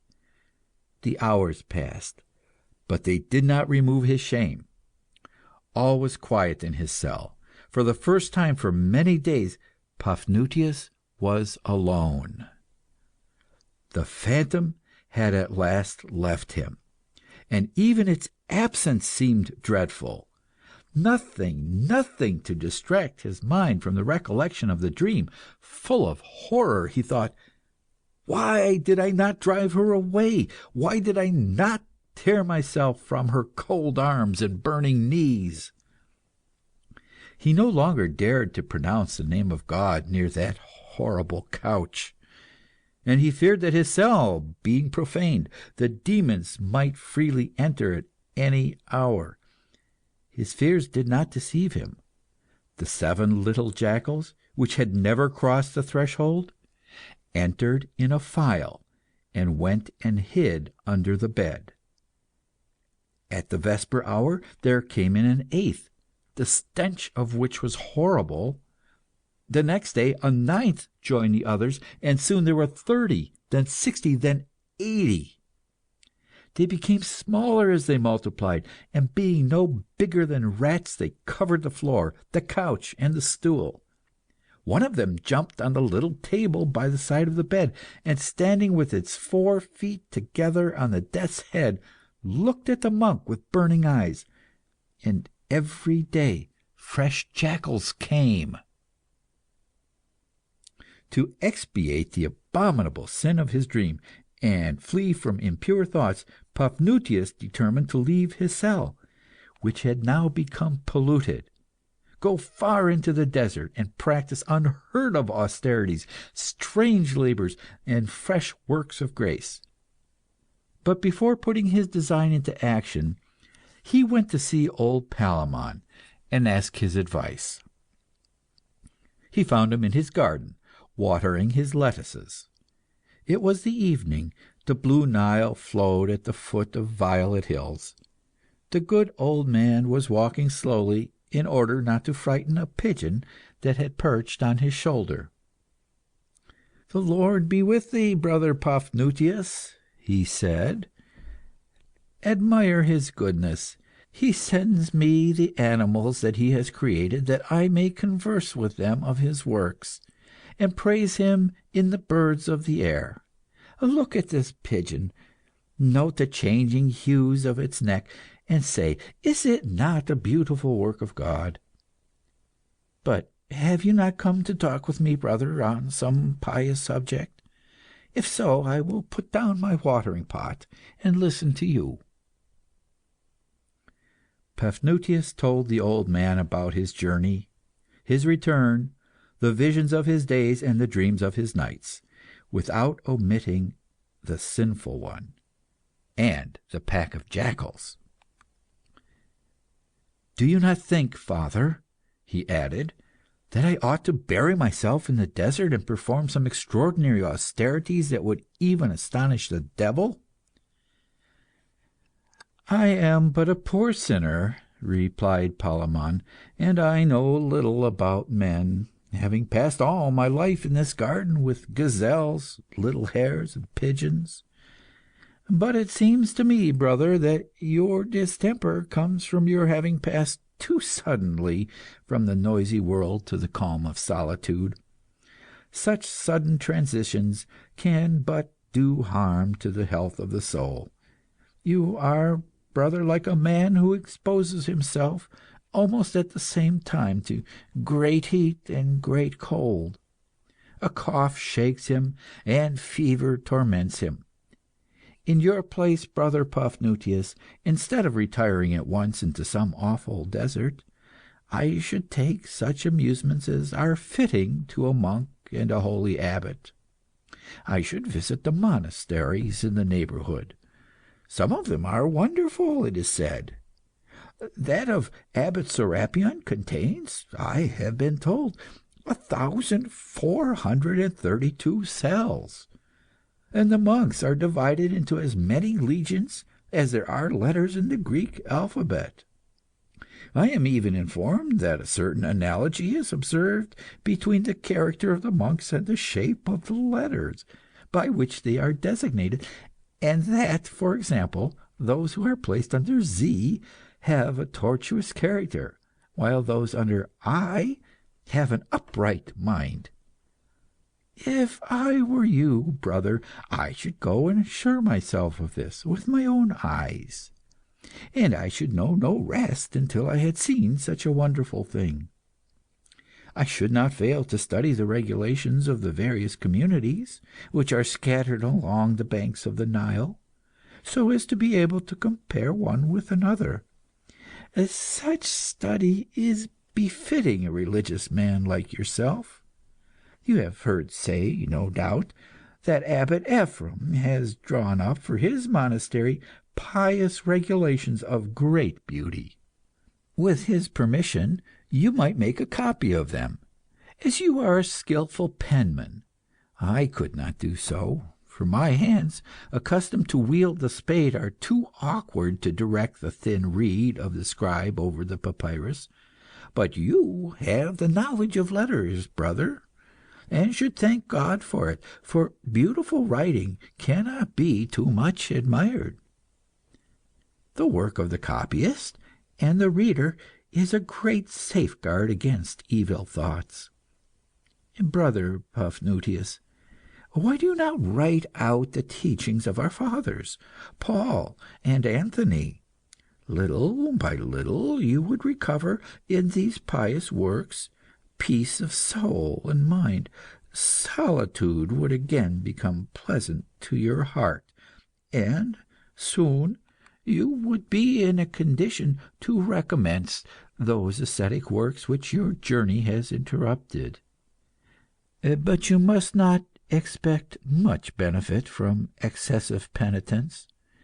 When he was among us, our father Antony used to say, Excessive fasting produces weakness, and weakness begets idleness. There are some monks who ruin their bodies by fasts improperly prolonged. Of them it may be said that they plunge a dagger into their own breast, and deliver themselves up unresistingly into the power of the devil. So said the holy man Antony. I am but a foolish old man, but by the grace of God, I have remembered what our father told us.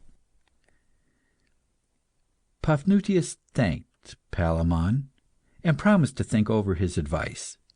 When he had passed the fence of reeds which enclosed the little garden, he turned round and saw the good old gardener engaged in watering his salads, whilst the pigeon walked about on his bent back. And at that sight Paphnuce felt ready to weep. On returning to his cell, he found there a strange turmoil, as though it were filled with grains of sand blown about by a strong wind. And on looking closer, he saw these moving bodies were myriads of little jackals. That night he saw in a dream a high stone column surmounted by a human face, and he heard a voice which said, "Ascend this pillar." On awakening, he felt confident that this dream had been sent from heaven. He called his disciples and addressed them in these words: "My beloved sons, I must leave you, and go where God sends me. During my absence, obey Flavian as you would me, and take care of our brother Paul. Bless you. Farewell." As he strode away, they remained prostrate on the ground, and when they raised their heads, they saw his tall, dark figure on the sandy horizon. He walked day and night until he reached the ruins of the temple, formerly built by the idolaters, in which he had slept amongst the scorpions and sirens on his former strange journey. The walls, covered with magic signs, were still standing. 30 immense columns, which terminated in human heads or lotus flowers, still supported a heavy stone entablature. But at one end of the temple a pillar had shaken off its old burden, and stood isolated. It had for its capital the head of a woman, which smiled, with long eyes and rounded cheeks, and on her forehead cow's horns. Paphnuce, on seeing it, recognized the column which had been shown him in his dream, and he calculated that it was 32 cubits high.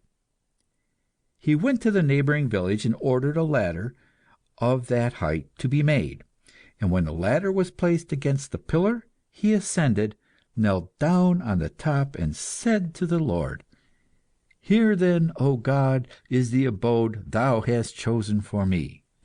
May I remain here in thy grace until the hour of my death." He had brought no provisions with him, trusting in divine providence, and expecting that charitable peasants would give him all that he needed.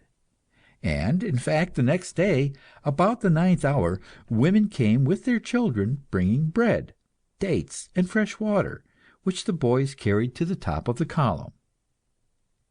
The top of the pillar was not large enough to allow the monk to lie at full length, so that he slept with his legs crossed and his head on his breast, and sleep was a more cruel torture to him than his wakeful hours.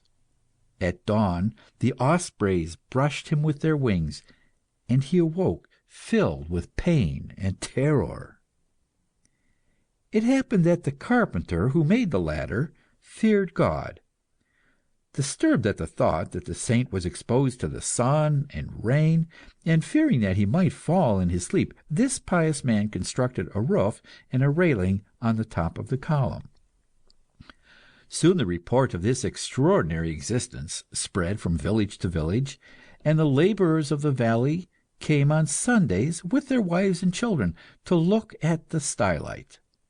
The disciples of Paphnuce having learned with surprise the place of this wonderful retreat, came to him, and obtained from him permission to build their huts at the foot of the column. Every morning they came and stood in the circle around the master, and received from him the words of instruction. "My sons," he said to them, "continue like those little children whom Jesus loved. That is the way of salvation. The sin of the flesh is the source and origin of all sins. They spring from it as from a parent. Pride, avarice, idleness, anger, and envy are its dearly beloved progeny. I have seen this in Alexandria. I have seen rich men carried away by the vice of lust, which, like a river with a turbid flood, swept them into the gulf of bitterness." The abbots of Ephraim and Serapion, being informed of his strange proceeding, wished to behold him with their own eyes. Seeing from afar on the river the triangular sail which was bringing them to him, Paphnuce could not prevent himself from thinking that God had made him an example to all solitary monks. The two abbots, when they saw him, did not conceal their surprise, and having consulted together, they agreed in condemning such an extraordinary penance, and exhorted Paphnuce to come down. "Such a mode of life is contrary to all usage," they said. "It is peculiar and against all rules." But Paphnuce replied, "What is the monastic life, if not peculiar? And ought not the deeds of a monk to be as eccentric as he is himself? It was a sign from God that caused me to ascend here. It is a sign from God that will make me descend." Every day religious men came to join the disciples of Paphnuce, and they built for themselves shelters round the aerial hermitage. Several of them, to imitate the saint, mounted the ruins of the temple, but being reproved by their brethren, and conquered by fatigue, they soon gave up these attempts. Pilgrims flocked from all parts. There were some who had come long distances, and were hungry and thirsty. The idea occurred to a poor widow of selling fresh water and melons. Against the foot of the column, behind her bottles of red clay, her cups, and her fruit under an awning of blue and white striped canvas, she cried, "Who wants to drink?" Following the example of this widow, a baker brought some bricks and made an oven close by, in the hope of selling loaves and cakes to visitors. As the crowd of visitors increased unceasingly, and the inhabitants of the large cities of Egypt began to come, some man, greedy of gain, built a caravanserai to lodge the guests and their servants, camels, and mules. Soon there was, in front of the column, a market to which the fishermen of the Nile brought their fish, and the gardeners their vegetables. A barber, who shaved people in the open air, amused the crowd with his jokes. The old temple, so long given over to silence and solitude, was filled with countless sights and sounds of life. The innkeepers turned the subterranean vaults into cellars, and nailed on the old pillars signs surmounted by the figure of the holy Paphnuce, and bearing this inscription in Greek and Egyptian: "Pomegranate wine, fig wine, and genuine Cilician beer sold here." On the walls, sculptured with pure and graceful carvings, the shopkeepers hung ropes of onions and smoked fish, dead hares, and the carcasses of sheep. In the evening, the old occupants of the ruins, the rats, scuttled in long row to the river, whilst the ibises, suspiciously craning their necks, perched on the high cornices, to which rose the smoke of the kitchens, the shouts of the drinkers, and the cries of the tapsters. All around, builders laid out streets, and masons constructed convents, chapels, and churches. By the end of 6 months, a city was established, with a guardhouse and a tribunal, a prison and a school, kept by an old blind scribe. The pilgrims were innumerable. Bishops and other church dignitaries came, full of admiration. The Patriarch of Antioch, who chanced to be in Egypt at that time, came with all his clergy. He highly approved of the extraordinary conduct of the stylite, and the heads of the Libyan church followed, in the absence of Athanasius, the opinion of the Patriarch. Having learned which, abbots Ephraim and Serapion came to the feet of Paphnuce to apologize for their former mistrust. Paphnuce replied, "Know, my brothers, that the penance I endure is barely equal to the temptations which are sent me, the number and force of which astound me. A man viewed externally is but small, and, from the height of the pillar to which God has called me, I see human beings moving about like ants. But, considered internally, man is immense. He is as large as the world, for he contains it. All that is spread before me, these monasteries, these inns, the boats on the river, the villages, and what I see in the distance of fields, canals, sand, and mountains, is nothing in respect to what is in me. I carry in my heart countless cities and illimitable deserts, and evil and death spread over this immensity, cover them all as night covers the earth. I am, in myself alone, a universe of evil thoughts." He spoke thus because the desire for woman was in him. The 7th month, there came from Alexandria Bubastis and Sais, women who had long been barren, hoping to obtain children by the intercession of the holy man and the virtues of his pillar. They rubbed their sterile bodies against the stone. There followed a procession as far as the eye could reach of chariots, palanquins, and litters, which stopped and pushed and jostled below the man of God. From them came sick people, terrible to see. Mothers brought to Paphnuce young boys whose limbs were twisted, their eyes starting, their mouth foaming, their voices hoarse. He laid his hands upon them. Blind men approached, groping with their hands and raising towards him a face pierced with 2 bleeding holes. Paralytics displayed before him the heavy immobility, the deadly emaciation, and the hideous contraction of their limbs. Lame men showed him their club feet. Women with cancer, holding their bosoms with both hands, uncovered before him their breasts, devoured by the invisible vulture. Dropsical women, swollen like wineskins, were placed on the ground before him.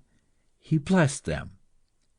Nubians, afflicted with elephantiasis, advanced with heavy steps and looked at him with streaming eyes and expressionless countenances. He made the sign of the cross over them. A young girl of Aphroditopolis was brought to him on a litter. After having vomited blood, she had slept for 3 days. She looked like a waxen image, and her parents, who thought she was dead, had placed a palm leaf on her breast. Paphnuce having prayed to God, the young girl raised her head and opened her eyes. As the people reported everywhere the miracles which the saint had performed, unfortunate persons afflicted with that disease which the Greeks call the divine malady came from all parts of Egypt in incalculable legions. As soon as they saw the pillar, they were seized with convulsions, rolled on the ground, writhed, and twisted themselves into a ball. And, though it is hardly to be believed, the persons present were, in their turn, seized with a violent delirium, and imitated the contortions of the epileptics. Monks and pilgrims, men and women, wallowed and struggled pell-mell, their limbs twisted, foaming at the mouth, eating handfuls of earth, and prophesying. And Paphnuce, at the top of his pillar, felt a thrill of horror pass through him, and cried to God, "I am the scapegoat, and I take upon me all the impurities of these people, and that is why, Lord, my body is filled with evil spirits."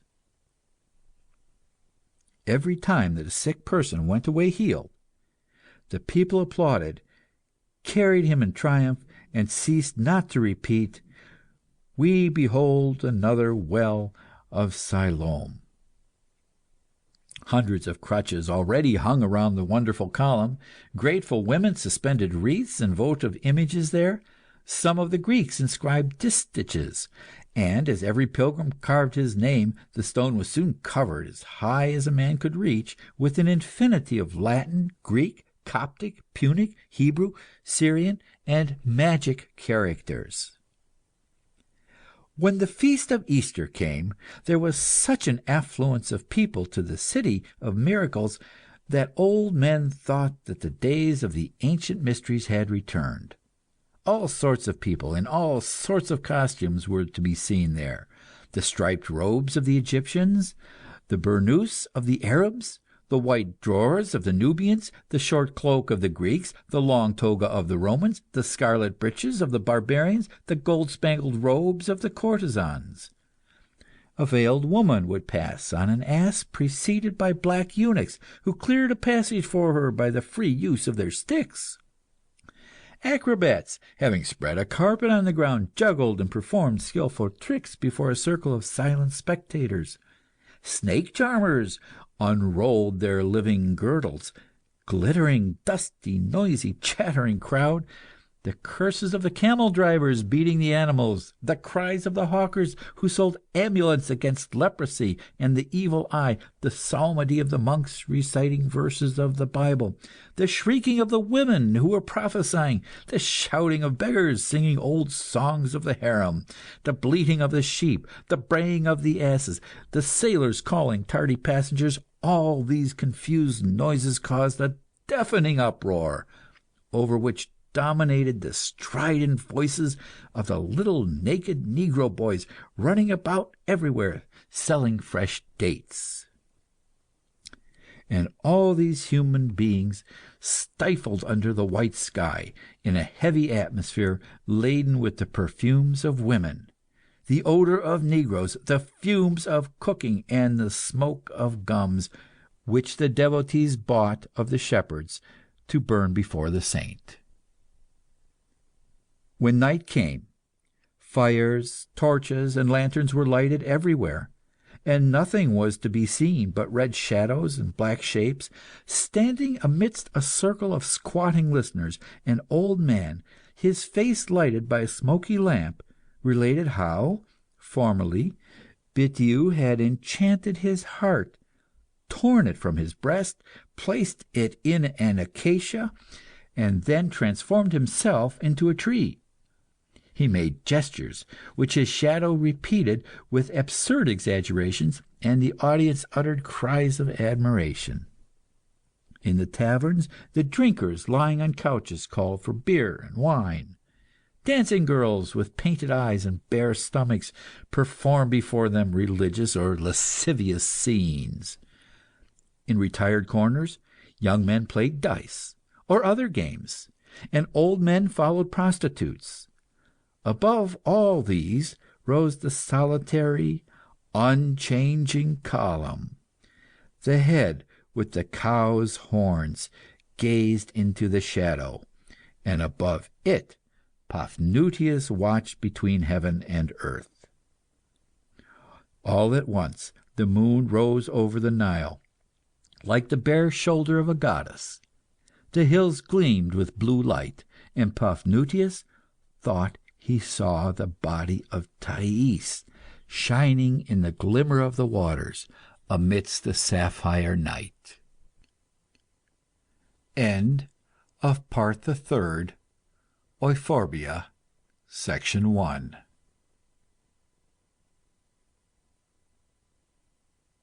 Euphorbia, Section 2. The days passed, and the saint still lived on his pillar. When the rainy season came, the waters of heaven, filtering through the cracks in the roof, wetted his body. His stiff limbs were incapable of movement. Scorched by the sun and reddened by the dew, his skin broke. Large ulcers devoured his arms and legs. But the desire of Thais still consumed him inwardly, and he cried, "It is not enough, great God! More temptations, more unclean thoughts, more horrible desires.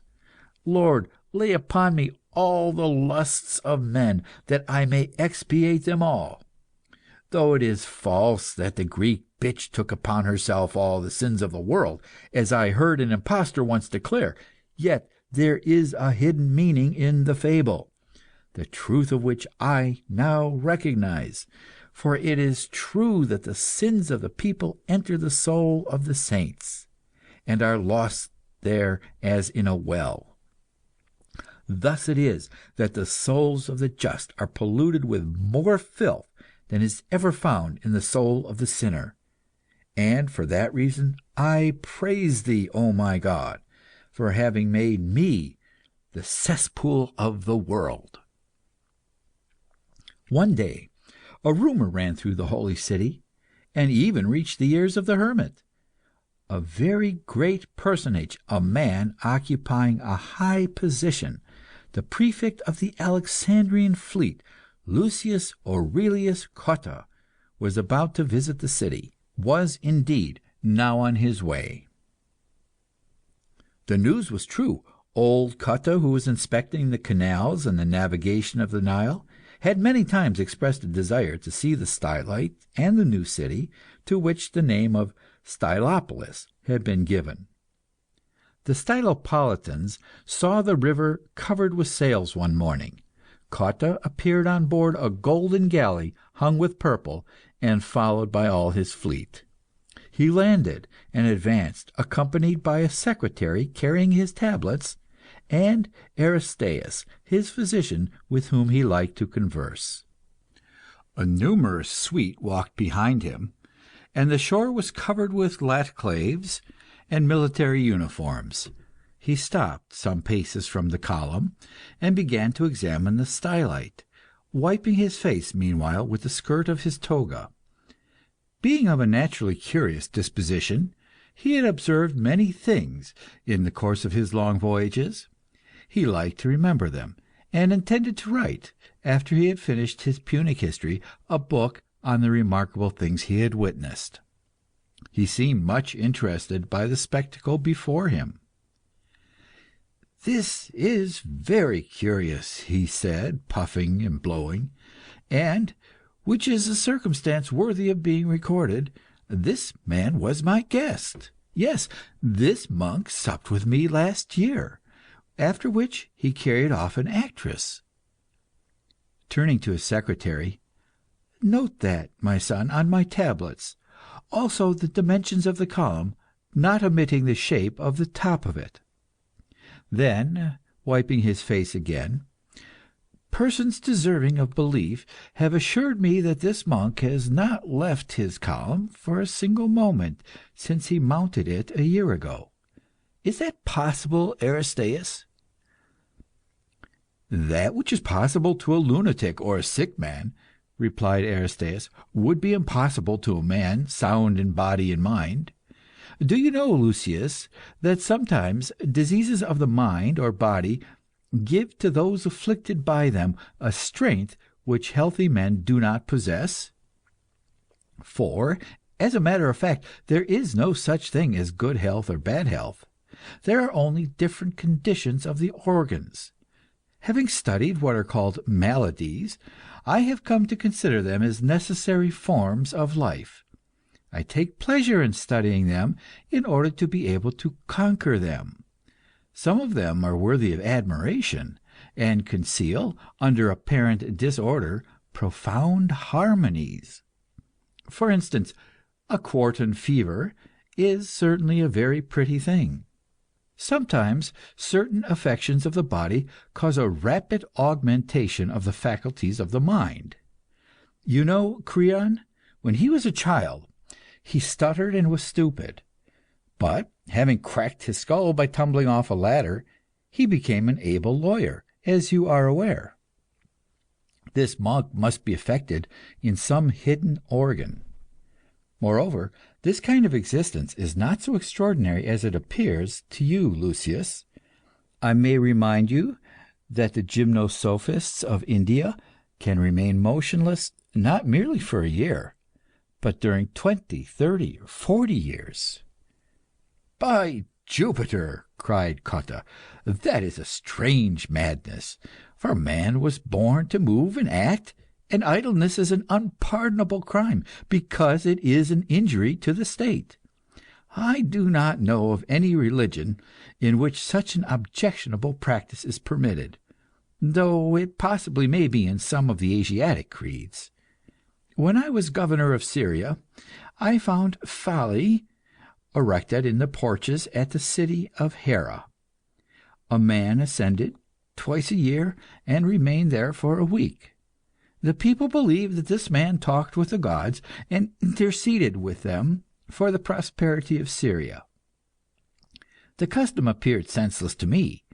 Nevertheless, I did nothing to put it down, for I consider that a functionary ought not to interfere with the manners and customs of the people, but on the contrary, to see that they are preserved.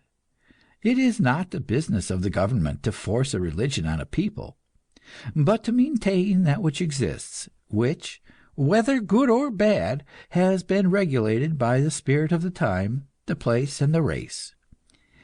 If it endeavors to put down a religion, it proclaims itself revolutionary in spirit and tyrannical in its acts, and is justly detested. Besides, how are you to raise yourself above the superstitions of the vulgar, except by understanding them and tolerating them? Aristaeus, I am of the opinion that I should leave this Nephelococcygian in the air, exposed only to the indignities the birds shower on him. I should not gain anything by having him pulled down, but I should by taking note of his thoughts and beliefs."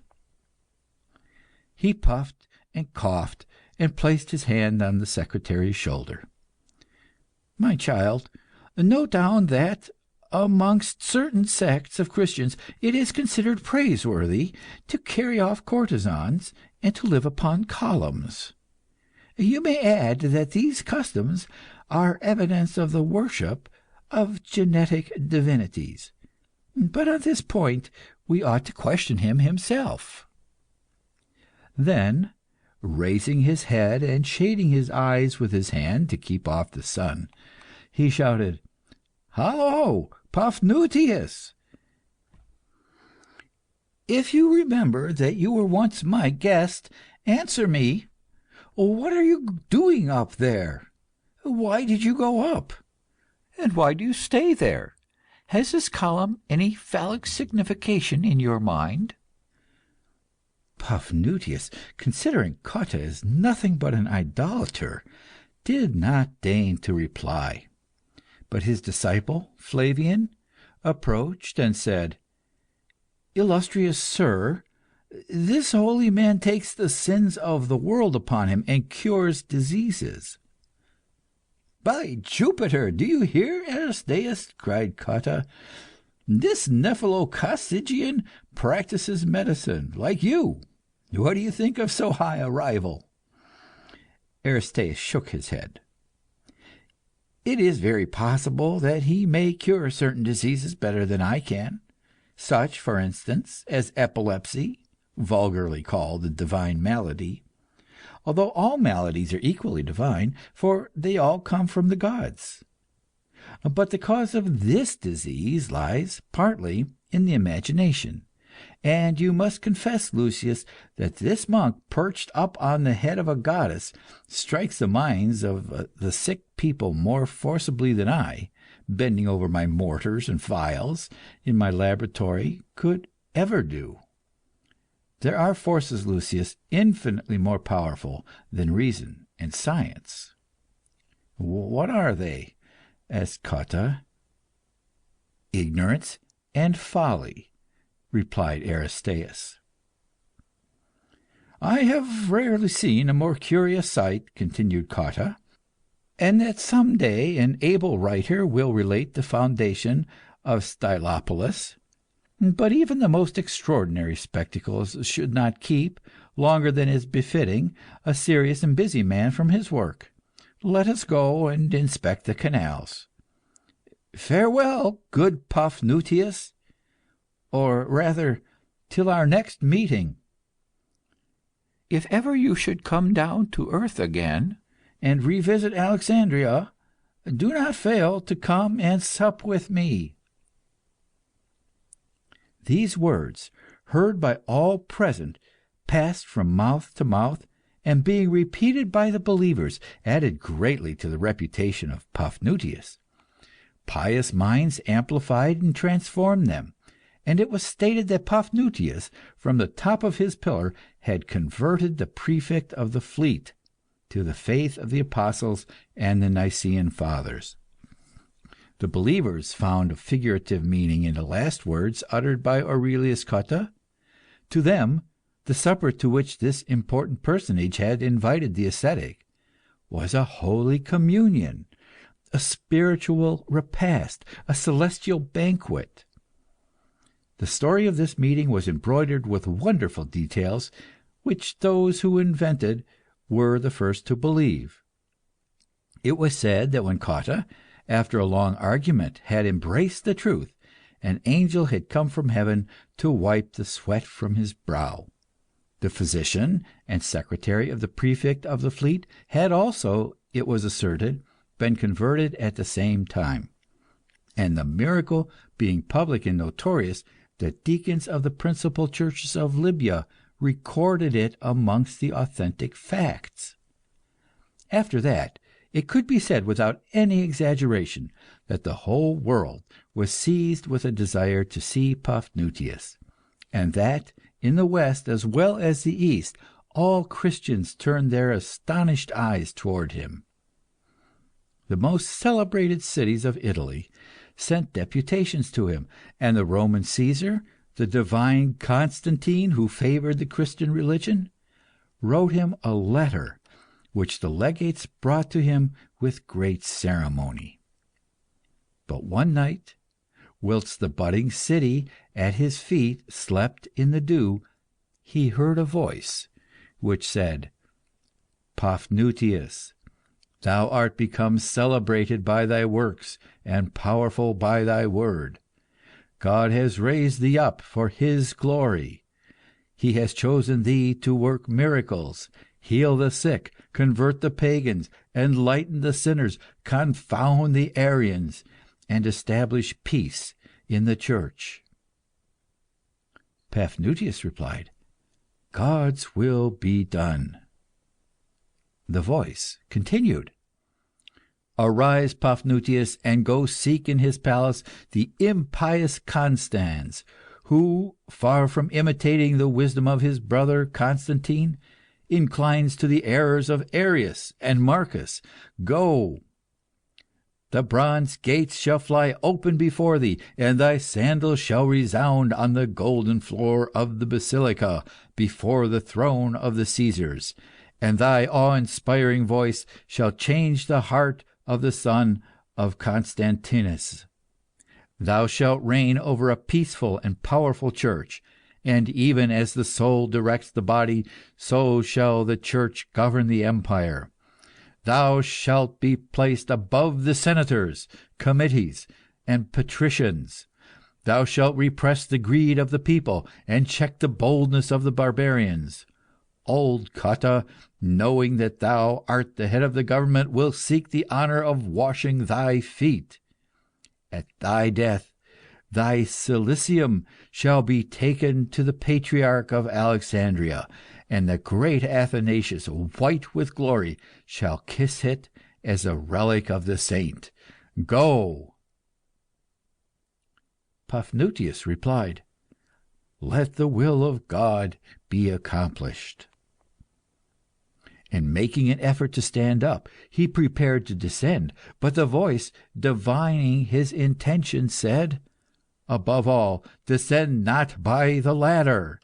That would be to act like an ordinary man, and to be unconscious of the gifts that are in thee. A great saint like thee ought to fly through the air. Leap! The angels are there to support thee. Leap, then!" Paphnutius replied, "The will of God be done, on earth as it is in heaven."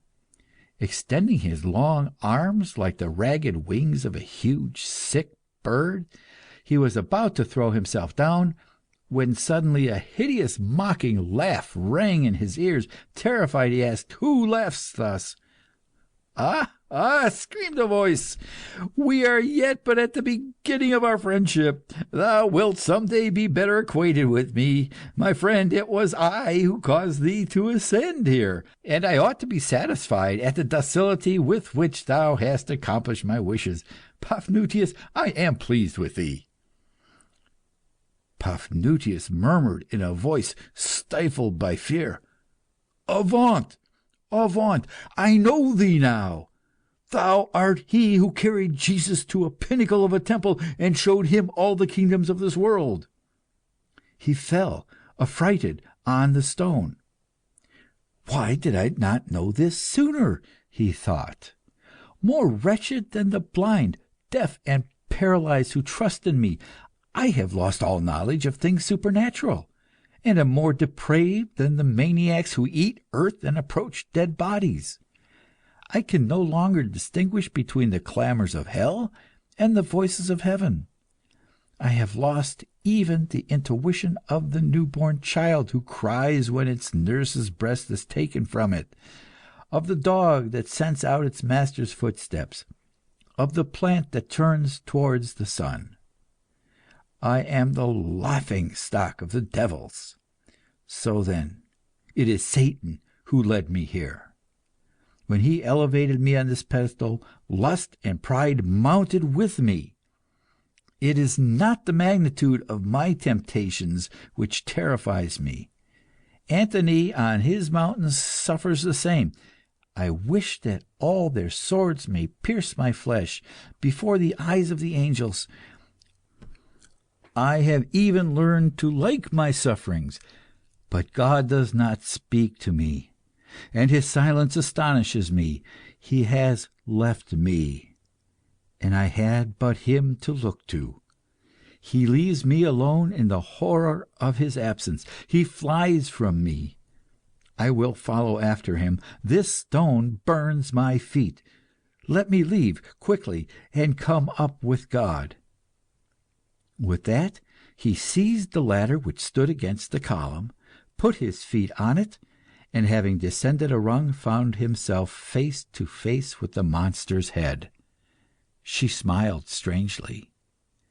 He was certain then that what he had taken for the site of his rest and glory was but the diabolical instrument of his trouble and damnation. He hastily descended and touched the soil. His feet had forgotten their use, and he reeled. But, feeling on him the shadow of the cursed column, he forced himself to run. All slept. He traversed, without being seen, the great square surrounded by wine shops, inns, and caravanserais, and threw himself into a by-street, which led towards the Libyan hills. A dog pursued him, barking, and stopped only at the edge of the desert. Paphnutius went through a country where there was no road, but the trail of wild beasts. Leaving behind him the huts abandoned by the coiners, he continued all night and all day his solitary flight. At last, almost ready to expire with hunger, thirst, and fatigue, and not knowing if God was still far from him, he came to a silent city, which extended from right to left, and stretched away till it was lost in the blue horizon. The buildings, which were widely separated, and like each other, resembled pyramids cut off at half their height. They were tombs. The doors were broken, and in the shadow of the chambers could be seen the gleaming eyes of hyenas and wolves who brought forth their young there, whilst the dead bodies lay on the threshold, despoiled by robbers, and gnawed by the wild beasts. Having passed through this funeral city, Paphnuce fell exhausted before a tomb which stood near a spring surrounded by palm trees. This tomb was much ornamented, and, as there was no door to it, he saw inside it a painted chamber, in which serpents bred. "Here," he sighed, "is the abode I have chosen, the tabernacle of my repentance and penitence." He dragged himself to it, drove out the reptiles with his feet, and remained prostrate on the stone floor for 18 hours, at the end of which time he went to the spring and drank out of his hand. Then he plucked some dates and some stalks of lotus, the seeds of which he ate. Thinking this kind of life was good, he made it the rule of his existence. From morning to night he never lifted his forehead from the stone. One day, whilst he was thus prostrated, he heard a voice which said, "Look at these images, that thou mayst learn." Then, raising his head, he saw on the walls of the chamber paintings which represented lively and domestic scenes. They were a very old work, and marvellously lifelike.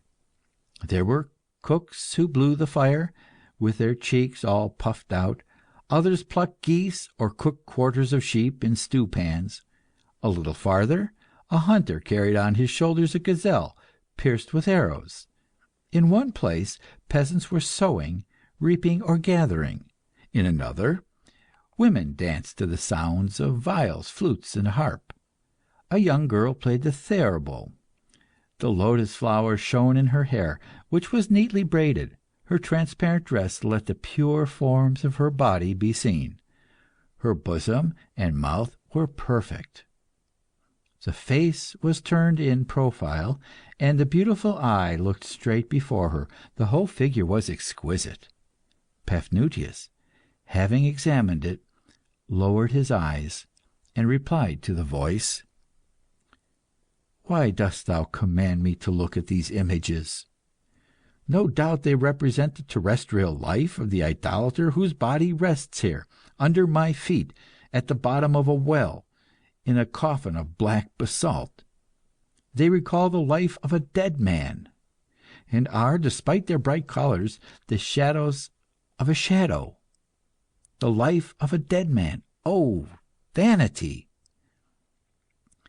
"He is dead, but he lived," replied the voice, "and thou wilt die, and wilt not have lived." From that day Paphnuce had not a moment's rest. The voice spoke to him incessantly. The girl with the theorbo looked fixedly at him from underneath the long lashes of her eye. At last she also spoke. "Look, I am mysterious and beautiful. Love me. Exhaust in my arms the love which torments you. What use is it to fear me? You cannot escape me. I am the beauty of woman. Whither do you think to fly from me, senseless fool? You will find my likeness in the radiancy of flowers, and in the grace of the palm trees, in the flight of pigeons, in the bounds of the gazelle, in the rippling of brooks, in the soft light of the moon.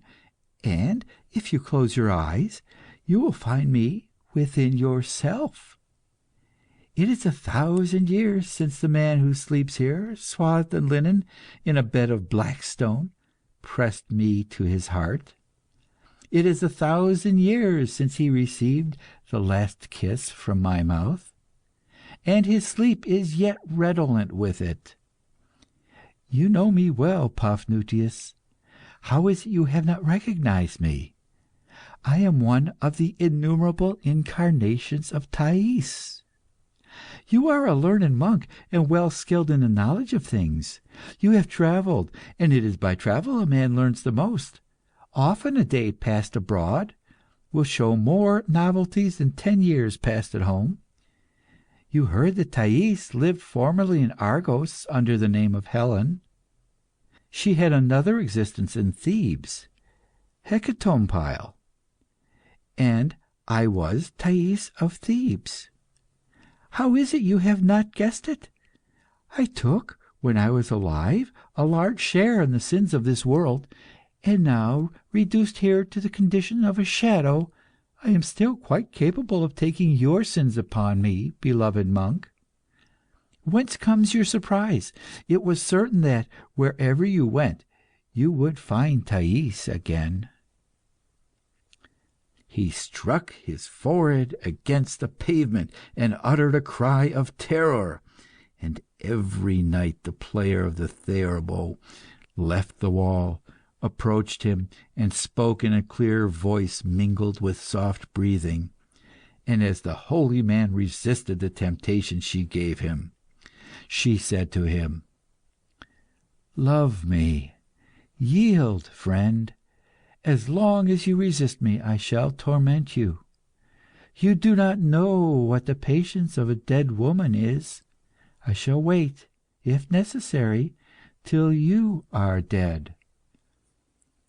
Being a sorceress, I shall put into your lifeless body a spirit who will reanimate it, and who will not refuse me what I have asked in vain of you. And think, Paphnuce, what a strange situation, when your blessed soul sees, from the height of heaven, its own body given up to sin.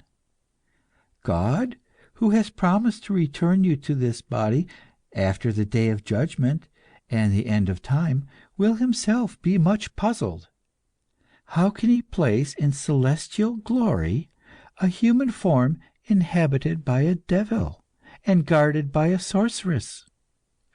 You have not thought of that difficulty, nor God either, perhaps.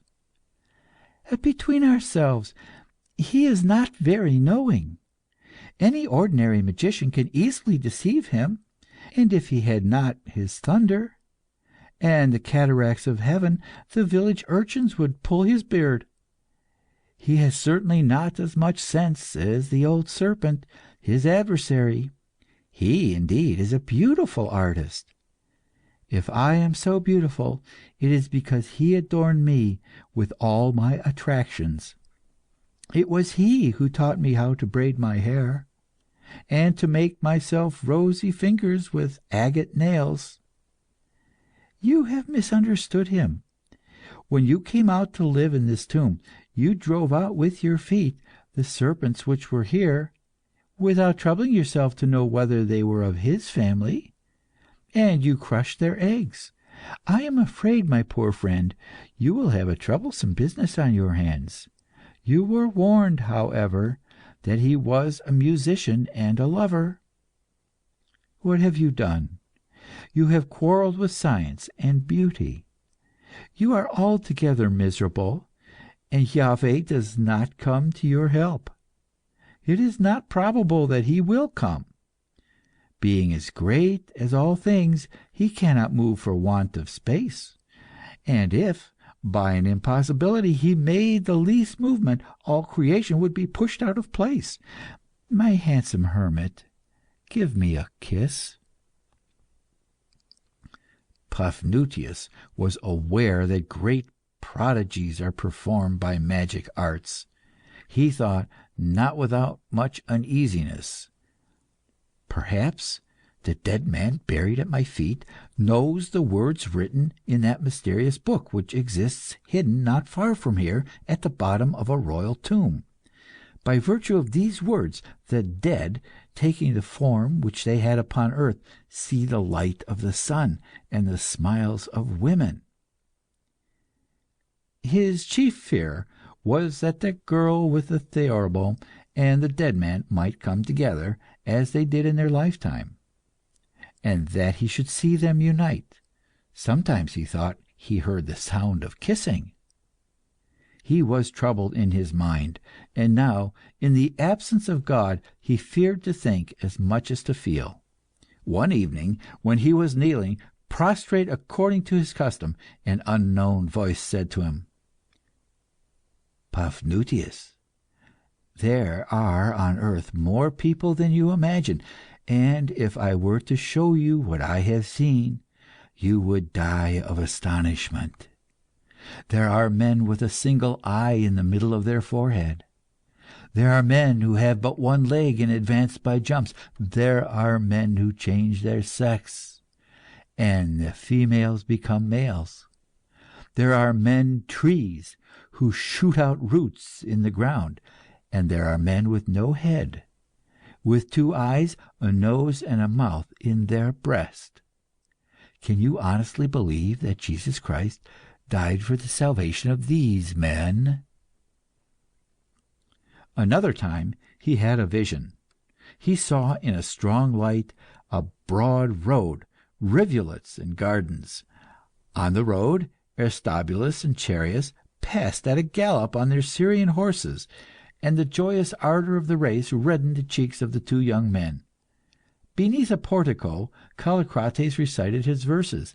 Satisfied pride trembled in his voice and shone in his eyes. In the garden, Zenothemis picked apples of gold, and caressed a serpent with azure wings. Clad in white and wearing a shining mitre, Hermodorus meditated beneath a sacred persea, which bore, instead of flowers, small heads of pure profile, wearing, like the Egyptian goddess, vultures, hawks, or the shining disc of the moon. Whilst in the background, by the side of a fountain, Nicias studied, on an armillary sphere, the harmonious movements of the stars. Then a veiled woman approached the monk, holding in her hand a branch of myrtle. She said to him, "Look, some seek eternal beauty, and place their ephemeral life in the infinite. Others live without much thought, but by that alone they submit to fair nature, and they are happy and beautiful in the joy of living only, and give glory to the supreme artist of all things, for man is a noble hymn to God. All think that happiness is innocent, and that pleasure is permitted to man. Paphnuce, if they are right, what a dupe you have been!" And the vision vanished. Thus was Paphnuce tempted unceasingly in body and mind. Satan never gave him a minute's repose. The solitude of the tomb was more peopled than the streets of a great city. The devils shouted with laughter, and millions of imps, evil genii, and phantoms imitated all the ordinary transactions of life. In the evening, when he went to the spring, satyrs and nymphs capered around him, and they tried to drag him into their lascivious dances. The demons no longer feared him. They loaded him with insults, obscene jests, and blows. One day a devil, no longer than his arm, stole the cord he wore round his waist. He said to himself, "Thought, whither hast thou led me?" And he resolved to work with his hands, in order to give his mind that rest of which it had need. Near the spring, some banana trees, with large leaves, grew under the shade of the palms. He cut the stalks, and carried them to the tomb. He crushed them with a stone, and reduced them to fibres, as he had seen rope makers do. For he intended to make a cord, to replace that which the devil had stolen. The demons were somewhat displeased at this. They ceased their clamour, and the girl with the theorbo no longer continued her magic arts, but remained quietly on the wall. The courage and faith of Paphnuce increased whilst he pounded the banana stems. "With heaven's help," he said to himself, "I shall subdue the flesh. As to my soul, its confidence is still unshaken. In vain do the devils and that accursed woman try to instil into my mind doubts as to the nature of God. I will reply to them by the mouth of the Apostle John. In the beginning was the Word, and the Word was God. That I firmly believe, and that which I believe is absurd, I believe still more firmly. In fact, it should be absurd. If it were not so, I should not believe, I should know. And it is not that which we know which gives eternal life. It is faith only that saves. He exposed the separated fibres to the sun and the dew, and every morning he took care to turn them, to prevent them rotting, and he rejoiced to find that he had become as simple as a child. When he had twisted his cord, he cut reeds to make mats and baskets. The sepulchral chamber resembled a basket maker's workshop, and Paphnuce could pass without difficulty from work to prayer. Yet, still God was not merciful to him, for one night he was awakened by a voice which froze him with horror, for he guessed that it was the voice of the dead man. The voice called quickly, in a light whisper, "Helen, Helen, come and bathe with me. Come quickly." A woman, whose mouth was close to the monk's ears, replied, "Friend, I cannot rise. A man is lying on me." Paphnuce suddenly perceived that his cheek rested on a woman's breast. He recognized the player of the theorbo, who, partly relieved of his weight, raised her breast. He clung tightly to the sweet, warm, perfumed body, and, consumed with the desire of damnation, he cried, "Stay, stay, my heavenly one!" But she was already standing on the threshold. She laughed, and her smile gleamed in the silver rays of the moon. "Why should I stay?" she said. "The shadow of a shadow is enough for a lover endowed with such a lively imagination. Besides, you have sinned. What more was needed?" Paphnuce wept in the night, and when the dawn came, he murmured a prayer that was a meek complaint. "Jesus, my Jesus, why hast thou forsaken me? Thou seest the danger in which I am. Come and help me, sweet Saviour. Since thy Father no longer loves me, and does not hear me, remember that I have but thee. From him nothing is to be hoped. I cannot comprehend him, and he cannot pity me. But thou wast born of a woman, and that is why I trust in thee. Remember that thou wast a man. I pray to thee, not because thou art God of God, light of light, very God of very God, but because thou hast lived poor and humble on this earth where I now suffer. Because Satan has tempted thy flesh, because the sweat of agony has bedewed thy face. It is to thy humanity that I pray, Jesus, my brother Jesus." When he had thus prayed, wringing his hands, a terrible peal of laughter shook the walls of the tomb, and the voice which rang in his ears on the top of the column said jeeringly, "That is a prayer worthy of the breviary of Marcus, the heretic. Paphnuce is an Arian! Paphnuce is an Arian!" As though thunderstruck, the monk fell senseless. End of Part the Third, Euphorbia, Section 2.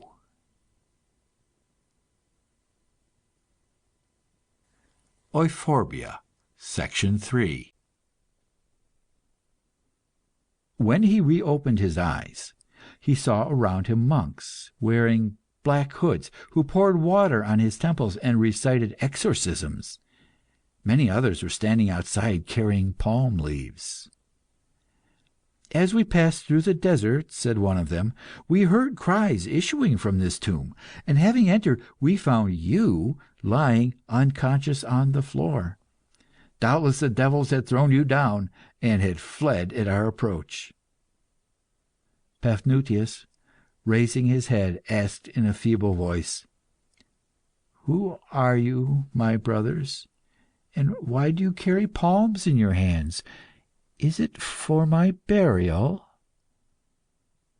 One of them replied, "Brother, do you not know that our father Antony, now 105 years old, having been warned of his approaching end, has come down from Mount Colzine, to which he had retired to bless his numerous spiritual children? We are going with palm leaves to greet our holy father. But how is it, brother, that you are ignorant of such a great event? Can it be possible that no angel came to this tomb to inform you?"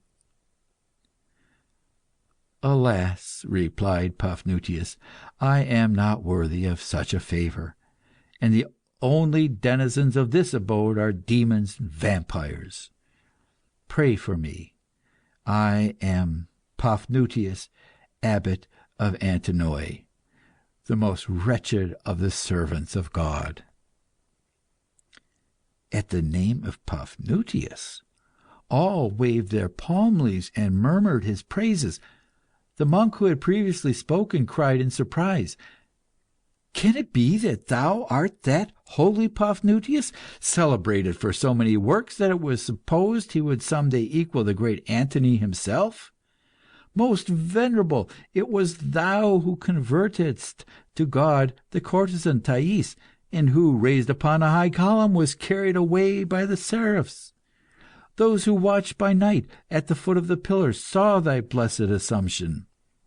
The wings of the angels encircled thee in a white cloud, and with thy right hand extended thou didst bless the dwellings of men.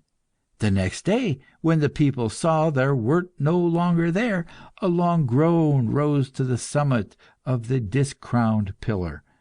But Flavian, thy disciple, reported the miracle, and took thy place as the head. But a foolish man of the name of Paul tried to contradict the general opinion. He asserted that he had seen thee in a dream carried away by the devils. The people wanted to stone him, and it was a miracle that he escaped death. I am Zosimus, abbot of these solitary monks, whom thou seest prostrate at thy feet. Like them, I kneel before thee, that thou mayest bless the father with the children. Then thou shalt relate to us the marvels which God has deigned to accomplish by thy means." "Far from having favoured me as thou believest," replied Paphnuce, "the Lord has tried me with terrible temptations. I was not carried away by angels, but a shadowy wall is raised in front of my eyes, and moves before me. I have lived in a dream. Without God, all is a dream. When I made my journey to Alexandria, I heard in a short space of time many discourses, and I learned that the army of errors was innumerable. It pursues me, and I am compassed about with words." Zosimus replied, "Venerable father, we must remember that the saints, and especially the solitary saints, undergo terrible trials. If thou wast not carried to heaven by the seraphs, it is certain that the Lord granted that favour to thy image, for Flavian, the monks, and the people were witnesses of thy Assumption." Paphnuce resolved to go, and receive the blessing of Antony. "Brother Zosimus," he said, "give me one of these palm leaves, and let us go and meet our father." "Let us go," replied Zosimus. "Military order is most befitting for monks, who are God's soldiers. Thou and I, being abbots, will march in front, and the others shall follow us, singing psalms." They set out on their march, and Paphnuce said, "God is unity, for he is the truth, which is one. The world is many, because it is error. We should turn away from all the sights of nature, even those which appear the most innocent. Their diversity renders them pleasant, which is a sign that they are evil. For that reason I cannot see a tuft of papyrus by the side of the still waters without my soul being imbued with melancholy. All things that the senses perceive are detestable. The least grain of sand brings danger. Everything tempts us. Woman is but a combination of all the temptations scattered in the thin air, on the flowering earth, in the clear waters. Happy is he whose soul is a sealed vase. Happy is he who knows how to be deaf, dumb, and blind, and who knows nothing of the world, in order that he may know God. Zosimus, having meditated upon these words, replied as follows: Venerable Father, it is fitting that I should avow my sins to thee, since thou hast shown me thy soul. Thus we shall confess to each other, according to the apostolic custom. Before I was a monk, I led an abominable life. At Madaura, a city celebrated for its courtesans, I sought out all kinds of worldly love. Every night I supped in company with young debauchees, and I took home with me the one who pleased me best. A saint like thee could never imagine to what a pitch the fury of my desires carried me. Suffice it to say that it spared neither matrons nor nuns, and spread adultery and sacrilege everywhere. I excited my senses with wine, and was justly known as the heaviest drinker in Madaura. Yet I was a Christian, and in all my follies kept my faith in Jesus crucified. Having devoured my substance in riotous living, I was beginning to feel the first attacks of poverty, when I saw one of my companions in pleasure suddenly struck with a terrible disease. His knees could not sustain him, his twitching hands refused to obey him, his glazed eyes closed. Only horrible groans came from his breast. His mind, heavier than his body, slumbered. To punish him for having lived like a beast, God had changed him into a beast. The loss of my property had already inspired me with salutary reflections, but the example of my friend was of a yet greater efficacy.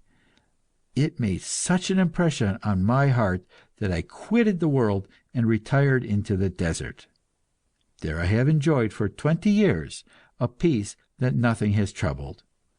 I work with my monks as weaver, architect, carpenter, and even as scribe, though, to say the truth, I have little taste for writing, having always preferred action to thought.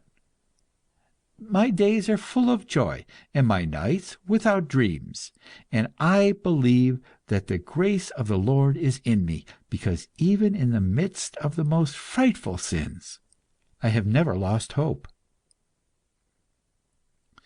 On hearing these words, Paphnutius lifted his eyes to heaven, and murmured, Lord, thou lookest with kindness upon this man, polluted by adultery, sacrilege, and so many crimes, and thou turnest away from me, who have always kept thy commandments.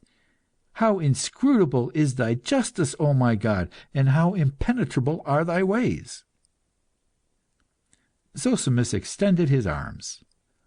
Look, venerable Father, on both sides of the horizon are long black files that look like emigrant ants. They are our brothers, who, like us, are going to meet Antony. When they came to the place of the meeting, they saw a magnificent spectacle. The army of monks extended in 3 ranks, in an immense semicircle. In the first rank stood the old hermits of the desert, cross in hand, and with long beards that almost touched the ground. The monks, governed by the abbots Ephrem and Serapion, and also all the Cenobites of the Nile, formed the second line. Behind them appeared the ascetics, who had come from their distant rocks. Some wore on their blackened and dried up bodies shapeless rags. Others had for their only clothes bundles of reeds held together by withes. Many of them were naked, but God had covered them with a fell of hair as thick as a sheep's fleece. All held branches of palm. They looked like an emerald rainbow. Or they might have been also compared to the host of the elect, the living walls of the city of God. Such perfect order reigned in the assembly that Paphnuce found, without difficulty, the monks he governed. He placed himself near them, and having taken care to hide his face under his hood, that he might remain unknown, and not disturb them in their pious expectation. Suddenly an immense shout arose. "The saint!" they all cried. "The saint! Behold the great saint, against whom hell has not prevailed, the well-beloved of God, our Father Antony!" Then a great silence followed, and every forehead was lowered to the sand. From the summit of a dune, in the vast void space, Antony advanced, supported by his beloved disciples, Macarius and Amathus. He walked slowly, but his figure was still upright, and showed the remains of a superhuman strength. His white beard spread over his broad chest. His polished skull reflected the rays of the sunlight, like the forehead of Moses. The keen gaze of the eagle was in his eyes. The smile of a child shone on his round cheek. To bless his people he raised his arms, tired by a century of marvellous works, and his voice burst forth for the last time with the words of love. "How goodly are thy tents, O Jacob, and thy tabernacles, O Israel!" Immediately, from one end to the other of the living wall, like a peal of harmonious thunder, the psalm, "Blessed is the man that feareth the Lord," broke forth. Accompanied by Macarius and Amathus, Antony passed along the ranks of the old hermits, anchorites, and cenobites.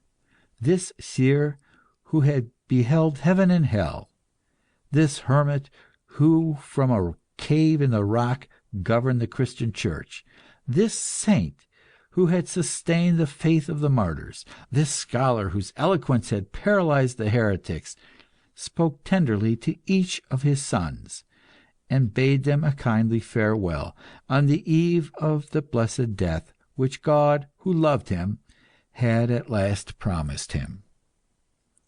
He said to the abbots Ephrem and Serapion, "You command large armies, and you are both great generals. Therefore you shall put on in heaven an armour of gold, and the archangel Michael shall give you the title of Chiliarchs of his hosts."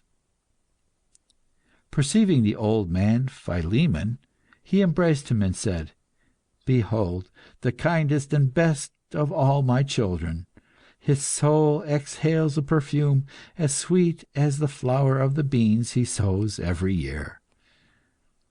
To Abbot Zosimus he addressed these words: "Thou hast never mistrusted divine goodness, and therefore the peace of the Lord is in thee.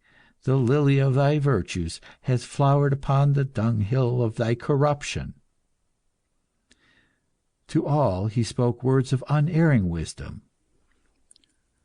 To the old hermits he said, "The apostle saw around the throne of God 80 old men, seated, clad in white robes, and wearing crowns on their heads." To the young men, "Be joyful, leave sadness to the happy ones of this world." Thus he passed along the front of his filial army, exhorting and comforting. Paphnuce, seeing him approach, fell on his knees, his heart torn by fear and hope. "My father, my father!" he cried in his agony. "My father, come to my help, for I perish. I have given to God the soul of Thais. I have lived upon the top of a column, and in the chamber of a tomb. My forehead, unceasingly in the dust, has become horny as a camel's knee, and yet God has gone from me. Bless me, my father, and I shall be saved. Shake the hyssop, and I shall be washed, and I shall shine as the snow." Anthony did not reply.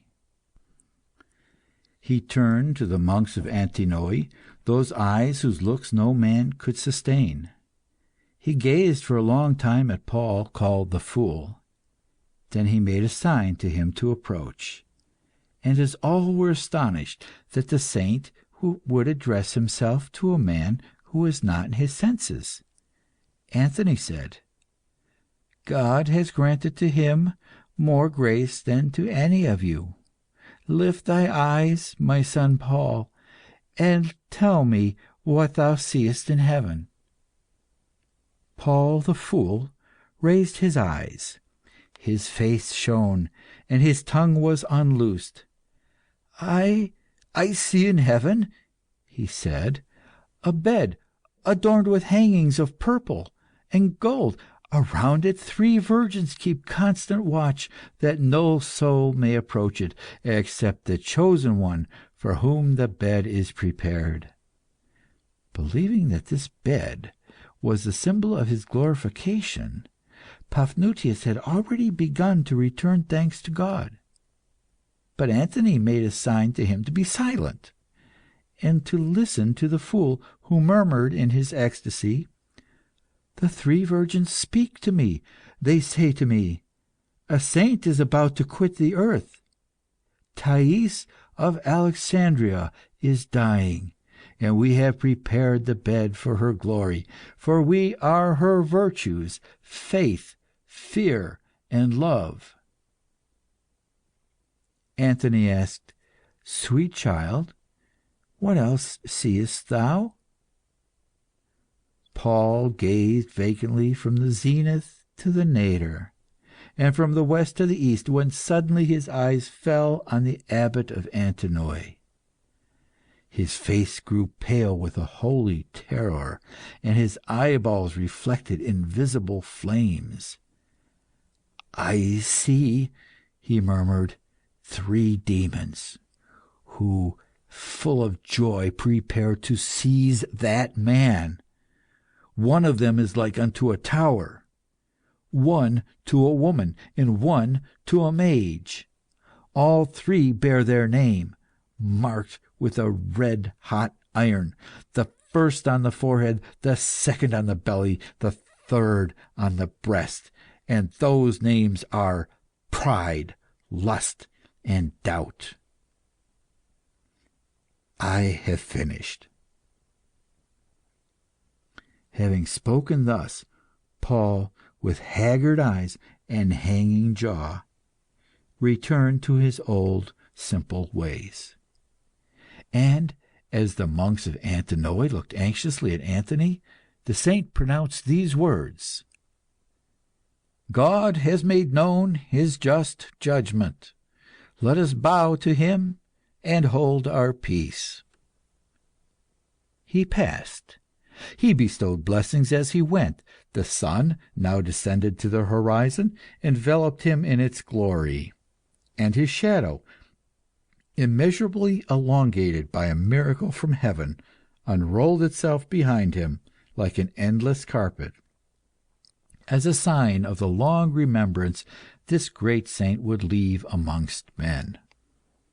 Upright, but thunderstruck, Paphnuce saw and heard nothing more. One word alone rang in his ears: "Thais is dying." The thought had never occurred to him. 20 years he had contemplated a mummy's head, and yet the idea that death would close the eyes of Thais astonished him hopelessly. "Thais is dying!" An incomprehensible saying. Thais is dying. In those 3 words, what a new and terrible sense! Thais is dying. Then why the sun, the flowers, the brooks, and all creation. Thais is dying. What good was all the universe? Suddenly he sprang forward. To see her again, to see her once more, he began to run. He knew not where he was, or whither he went, but instinct conducted him with unerring certainty. He went straight to the Nile. A swarm of sails covered the upper water of the river. He sprang on board a bark manned by Nubians, and lying in the forepart of the boat, his eyes devouring space, he cried in grief and rage, "Fool, fool that I was, not to have possessed Thais whilst there was yet time! Fool to have believed that there was anything else in the world but her! Oh, madness! I dreamed of God, of the salvation of my soul, of life eternal, as if all that counted for anything when I had seen Thais. Why did I not feel that blessed eternity was in a single kiss of that woman, and that without her life was senseless and no more than an evil dream? Oh, stupid fool! Thou hast seen her, and thou hast desired the good things of the other world. Oh, coward! Thou hast seen her, and thou hast feared God. God! Heaven! What are they? And what have they to offer thee which are worth the least tittle of that which she would have given thee? O miserable, senseless fool, who sought divine goodness elsewhere than on the lips of Thais! What hand was upon thy eyes? Cursed be he who blinded thee then! Thou couldst have bought, at the price of thy damnation, one moment of her love, and thou hast not done it. She opened to thee her arms, flesh mingled with the perfume of flowers, and thou wast not engulfed in the unspeakable enchantments of her unveiled breast. Thou hast listened to the jealous voice which said to thee, "Refrain! Dupe! Dupe! Miserable dupe!" O regrets! O remorse! O despair! Not to have the joy to carry to hell the memory of that never to be forgotten hour, and to cry to God, "Burn my flesh, dry up all the blood in my veins, break all my bones. Thou canst not take from me the remembrance which sweetens and refreshes me for ever and ever." Thais is dying. Preposterous God! If thou knewest how I laugh at thy hell! Thais is dying, and she will never be mine. Never! Never! And as the boat came down the river with the current, he remained whole days lying on his face and repeating, "Never, never, never."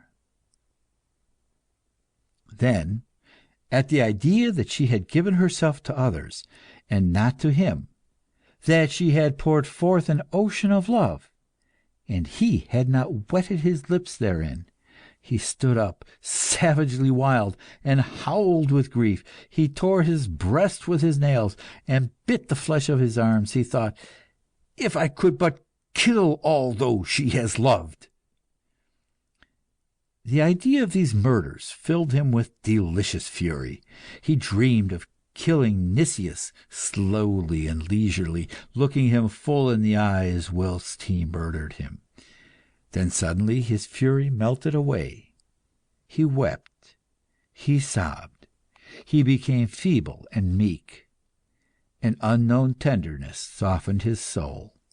He longed to throw his arms round the neck of the companion of his childhood, and say to him, "Nicias, I love thee, because thou hast loved her. Talk to me about her. Tell me what she said to thee."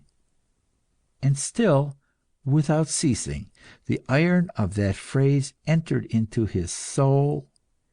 Thais is dying. Light of day, silvery shadow of night stars, heavens, trees with trembling crests, savage beasts, domestic animals, all the anxious souls of men, do you not hear? Thais is dying. Disappear, ye lights, breezes, and perfumes. Hide yourselves, ye shapes and thoughts of the universe. Thais is dying. She was the beauty of the world, and all that drew near to her grew fairer in the reflection of her grace. The old man and the sages who sat near her at the banquet at Alexandria, how pleasant they were, and how fascinating was their conversation! A host of brilliant thoughts sprang to their lips, and all their ideas were steeped in pleasure.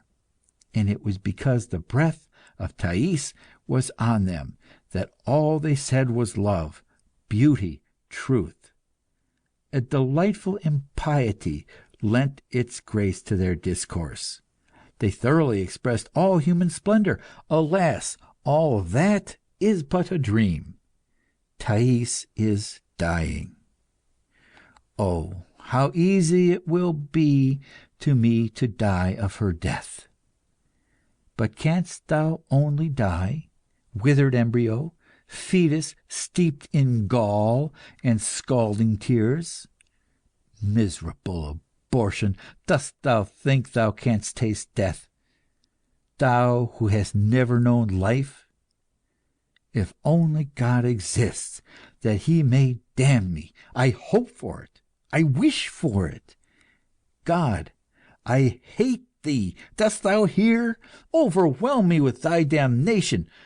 To compel Thee to, I spit in Thy face. I must find an eternal hell to exhaust the eternity of rage which consumes me. The next day, at dawn, Albina received the abbot of Antinoe at the nunnery. "Thou art welcome to our tabernacles of peace, venerable father, for no doubt thou comest to bless the saint thou hast given us. Thou knowest that God, in His mercy, has called her to Him. How couldst thou fail to know tidings that the angels have carried from desert to desert? It is true that Thais is about to meet her blessed death. Her labours are accomplished, and I ought to inform thee in a few words as to her conduct whilst she was still among us. After thy departure, when she was confined in a cell sealed with thy seal, I sent her, with her food, a flute, similar to those which girls of her profession play at banquets. I did that to prevent her from falling into a melancholy mood, and that she should not show less skill and talent before God than she had shown before men. In this I showed prudence and foresight, for all day long Thais praised the Lord upon the flute, and the virgins, who were attracted by the sound of this invisible flute, said, "We hear the nightingale of the heavenly groves, the dying swan of Jesus crucified." Thus did Thais perform her penance. When, after 60 days, the door which thou hadst sealed opened of itself, and the clay seal was broken without being touched by any human hand. By that sign I knew that the trial thou hadst imposed upon her was at an end, and that God had pardoned the sins of the flute player. From that time she has shared the ordinary life of my nuns, working and praying with them. She was an example to them by the modesty of her acts and words, and seemed like a statue of purity among them. Sometimes she was sad, but those clouds soon passed. When I saw that she was really drawn towards God by faith, hope, and love, I did not hesitate to employ her talent, and even her beauty, for the improvement of her sisters. I asked her to represent before us the actions of the famous women and wise virgins of the Scriptures. She acted Esther, Deborah, Judith, Mary, the sister of Lazarus, and Mary, the mother of Jesus. I know, venerable father, that thy austere mind is alarmed at the idea of these performances, but thou thyself wouldst have been touched if thou hadst seen her in these pious scenes, shedding real tears, and raising to heaven arms graceful as palm leaves. I have long governed a community of women, and I make it a rule never to oppose their nature. All seeds give not the same flowers. Not all souls are sanctified in the same way. It must also not be forgotten that Thais gave herself to God whilst she was still beautiful, and such a sacrifice is, if not unexampled, at least very rare.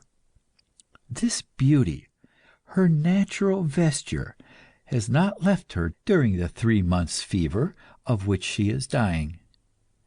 As, during her illness, she has incessantly asked to see the sky, I have her carried every morning into the courtyard, near the well, under the old fig tree, in the shade of which the abbesses of this convent are accustomed to hold their meetings.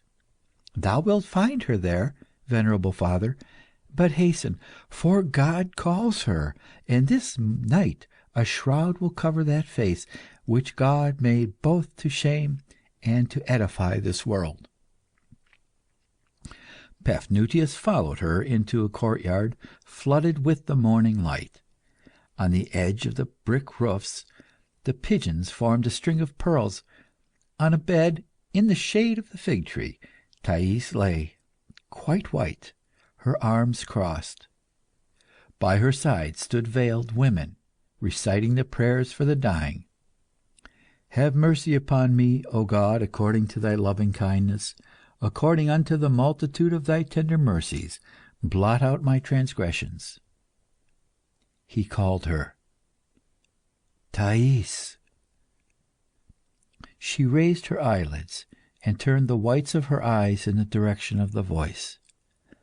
Albina made a sign to the veiled women to retire a few paces. "Thais," repeated the monk. She raised her head. A light breath came from her pale lips. "Is it thou, my father? Dost thou remember the water of the spring, and the dates that we picked? That day, my father, love was born in my heart, the love of life eternal." She was silent, and her head fell back. Death was upon her, and the sweat of the last agony bedewed her forehead. A pigeon broke the still silence with its plaintive cooing. Then the sobs of the monk mingled with the psalms of the virgins.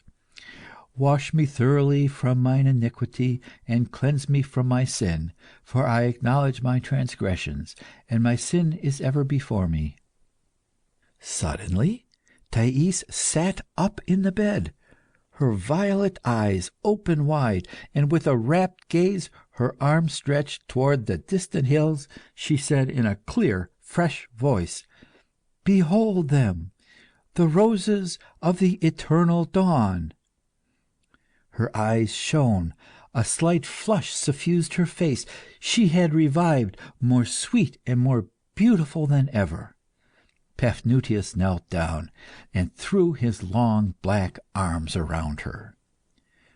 "Do not die," he cried, in a strange voice, which he himself did not recognize. "I love thee. Do not die. Listen, my Thais, I have deceived thee. I was but a wretched fool. God, heaven, all that is nothing. There is nothing true but this worldly life and the love of human beings. I love thee. Do not die.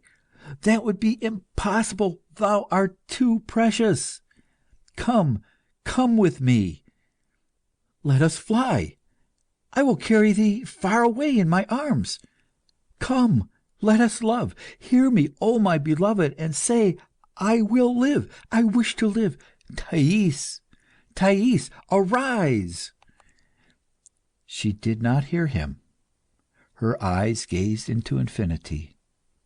She murmured, "Heaven opens. I see the angels, the prophets, and the saints. The good Theodore is amongst them, his hands filled with flowers. He smiles on me and calls me. 2 angels come to me. They draw near. How beautiful they are! I see God. She uttered a joyful sigh, and her head fell back motionless on the pillow. Thais was dead. Paphnutius held her in a last despairing embrace. His eyes devoured her with desire, rage, and love. Albina cried to him, "Avaunt, accursed wretch!" and she gently placed her fingers on the eyelids of the dead girl. Paphnutius staggered back, his eyes burning with flames, and feeling the earth open beneath his feet. The virgins chanted the song of Zacharias, "Blessed be the Lord God of Israel." Suddenly their voices stayed in their throats. They had seen the monk's face, and they fled in affright, crying, "A vampire! A vampire!" He had become so repulsive that, passing his hand over his face, he felt his own hideousness. End of Thais by Anatole France.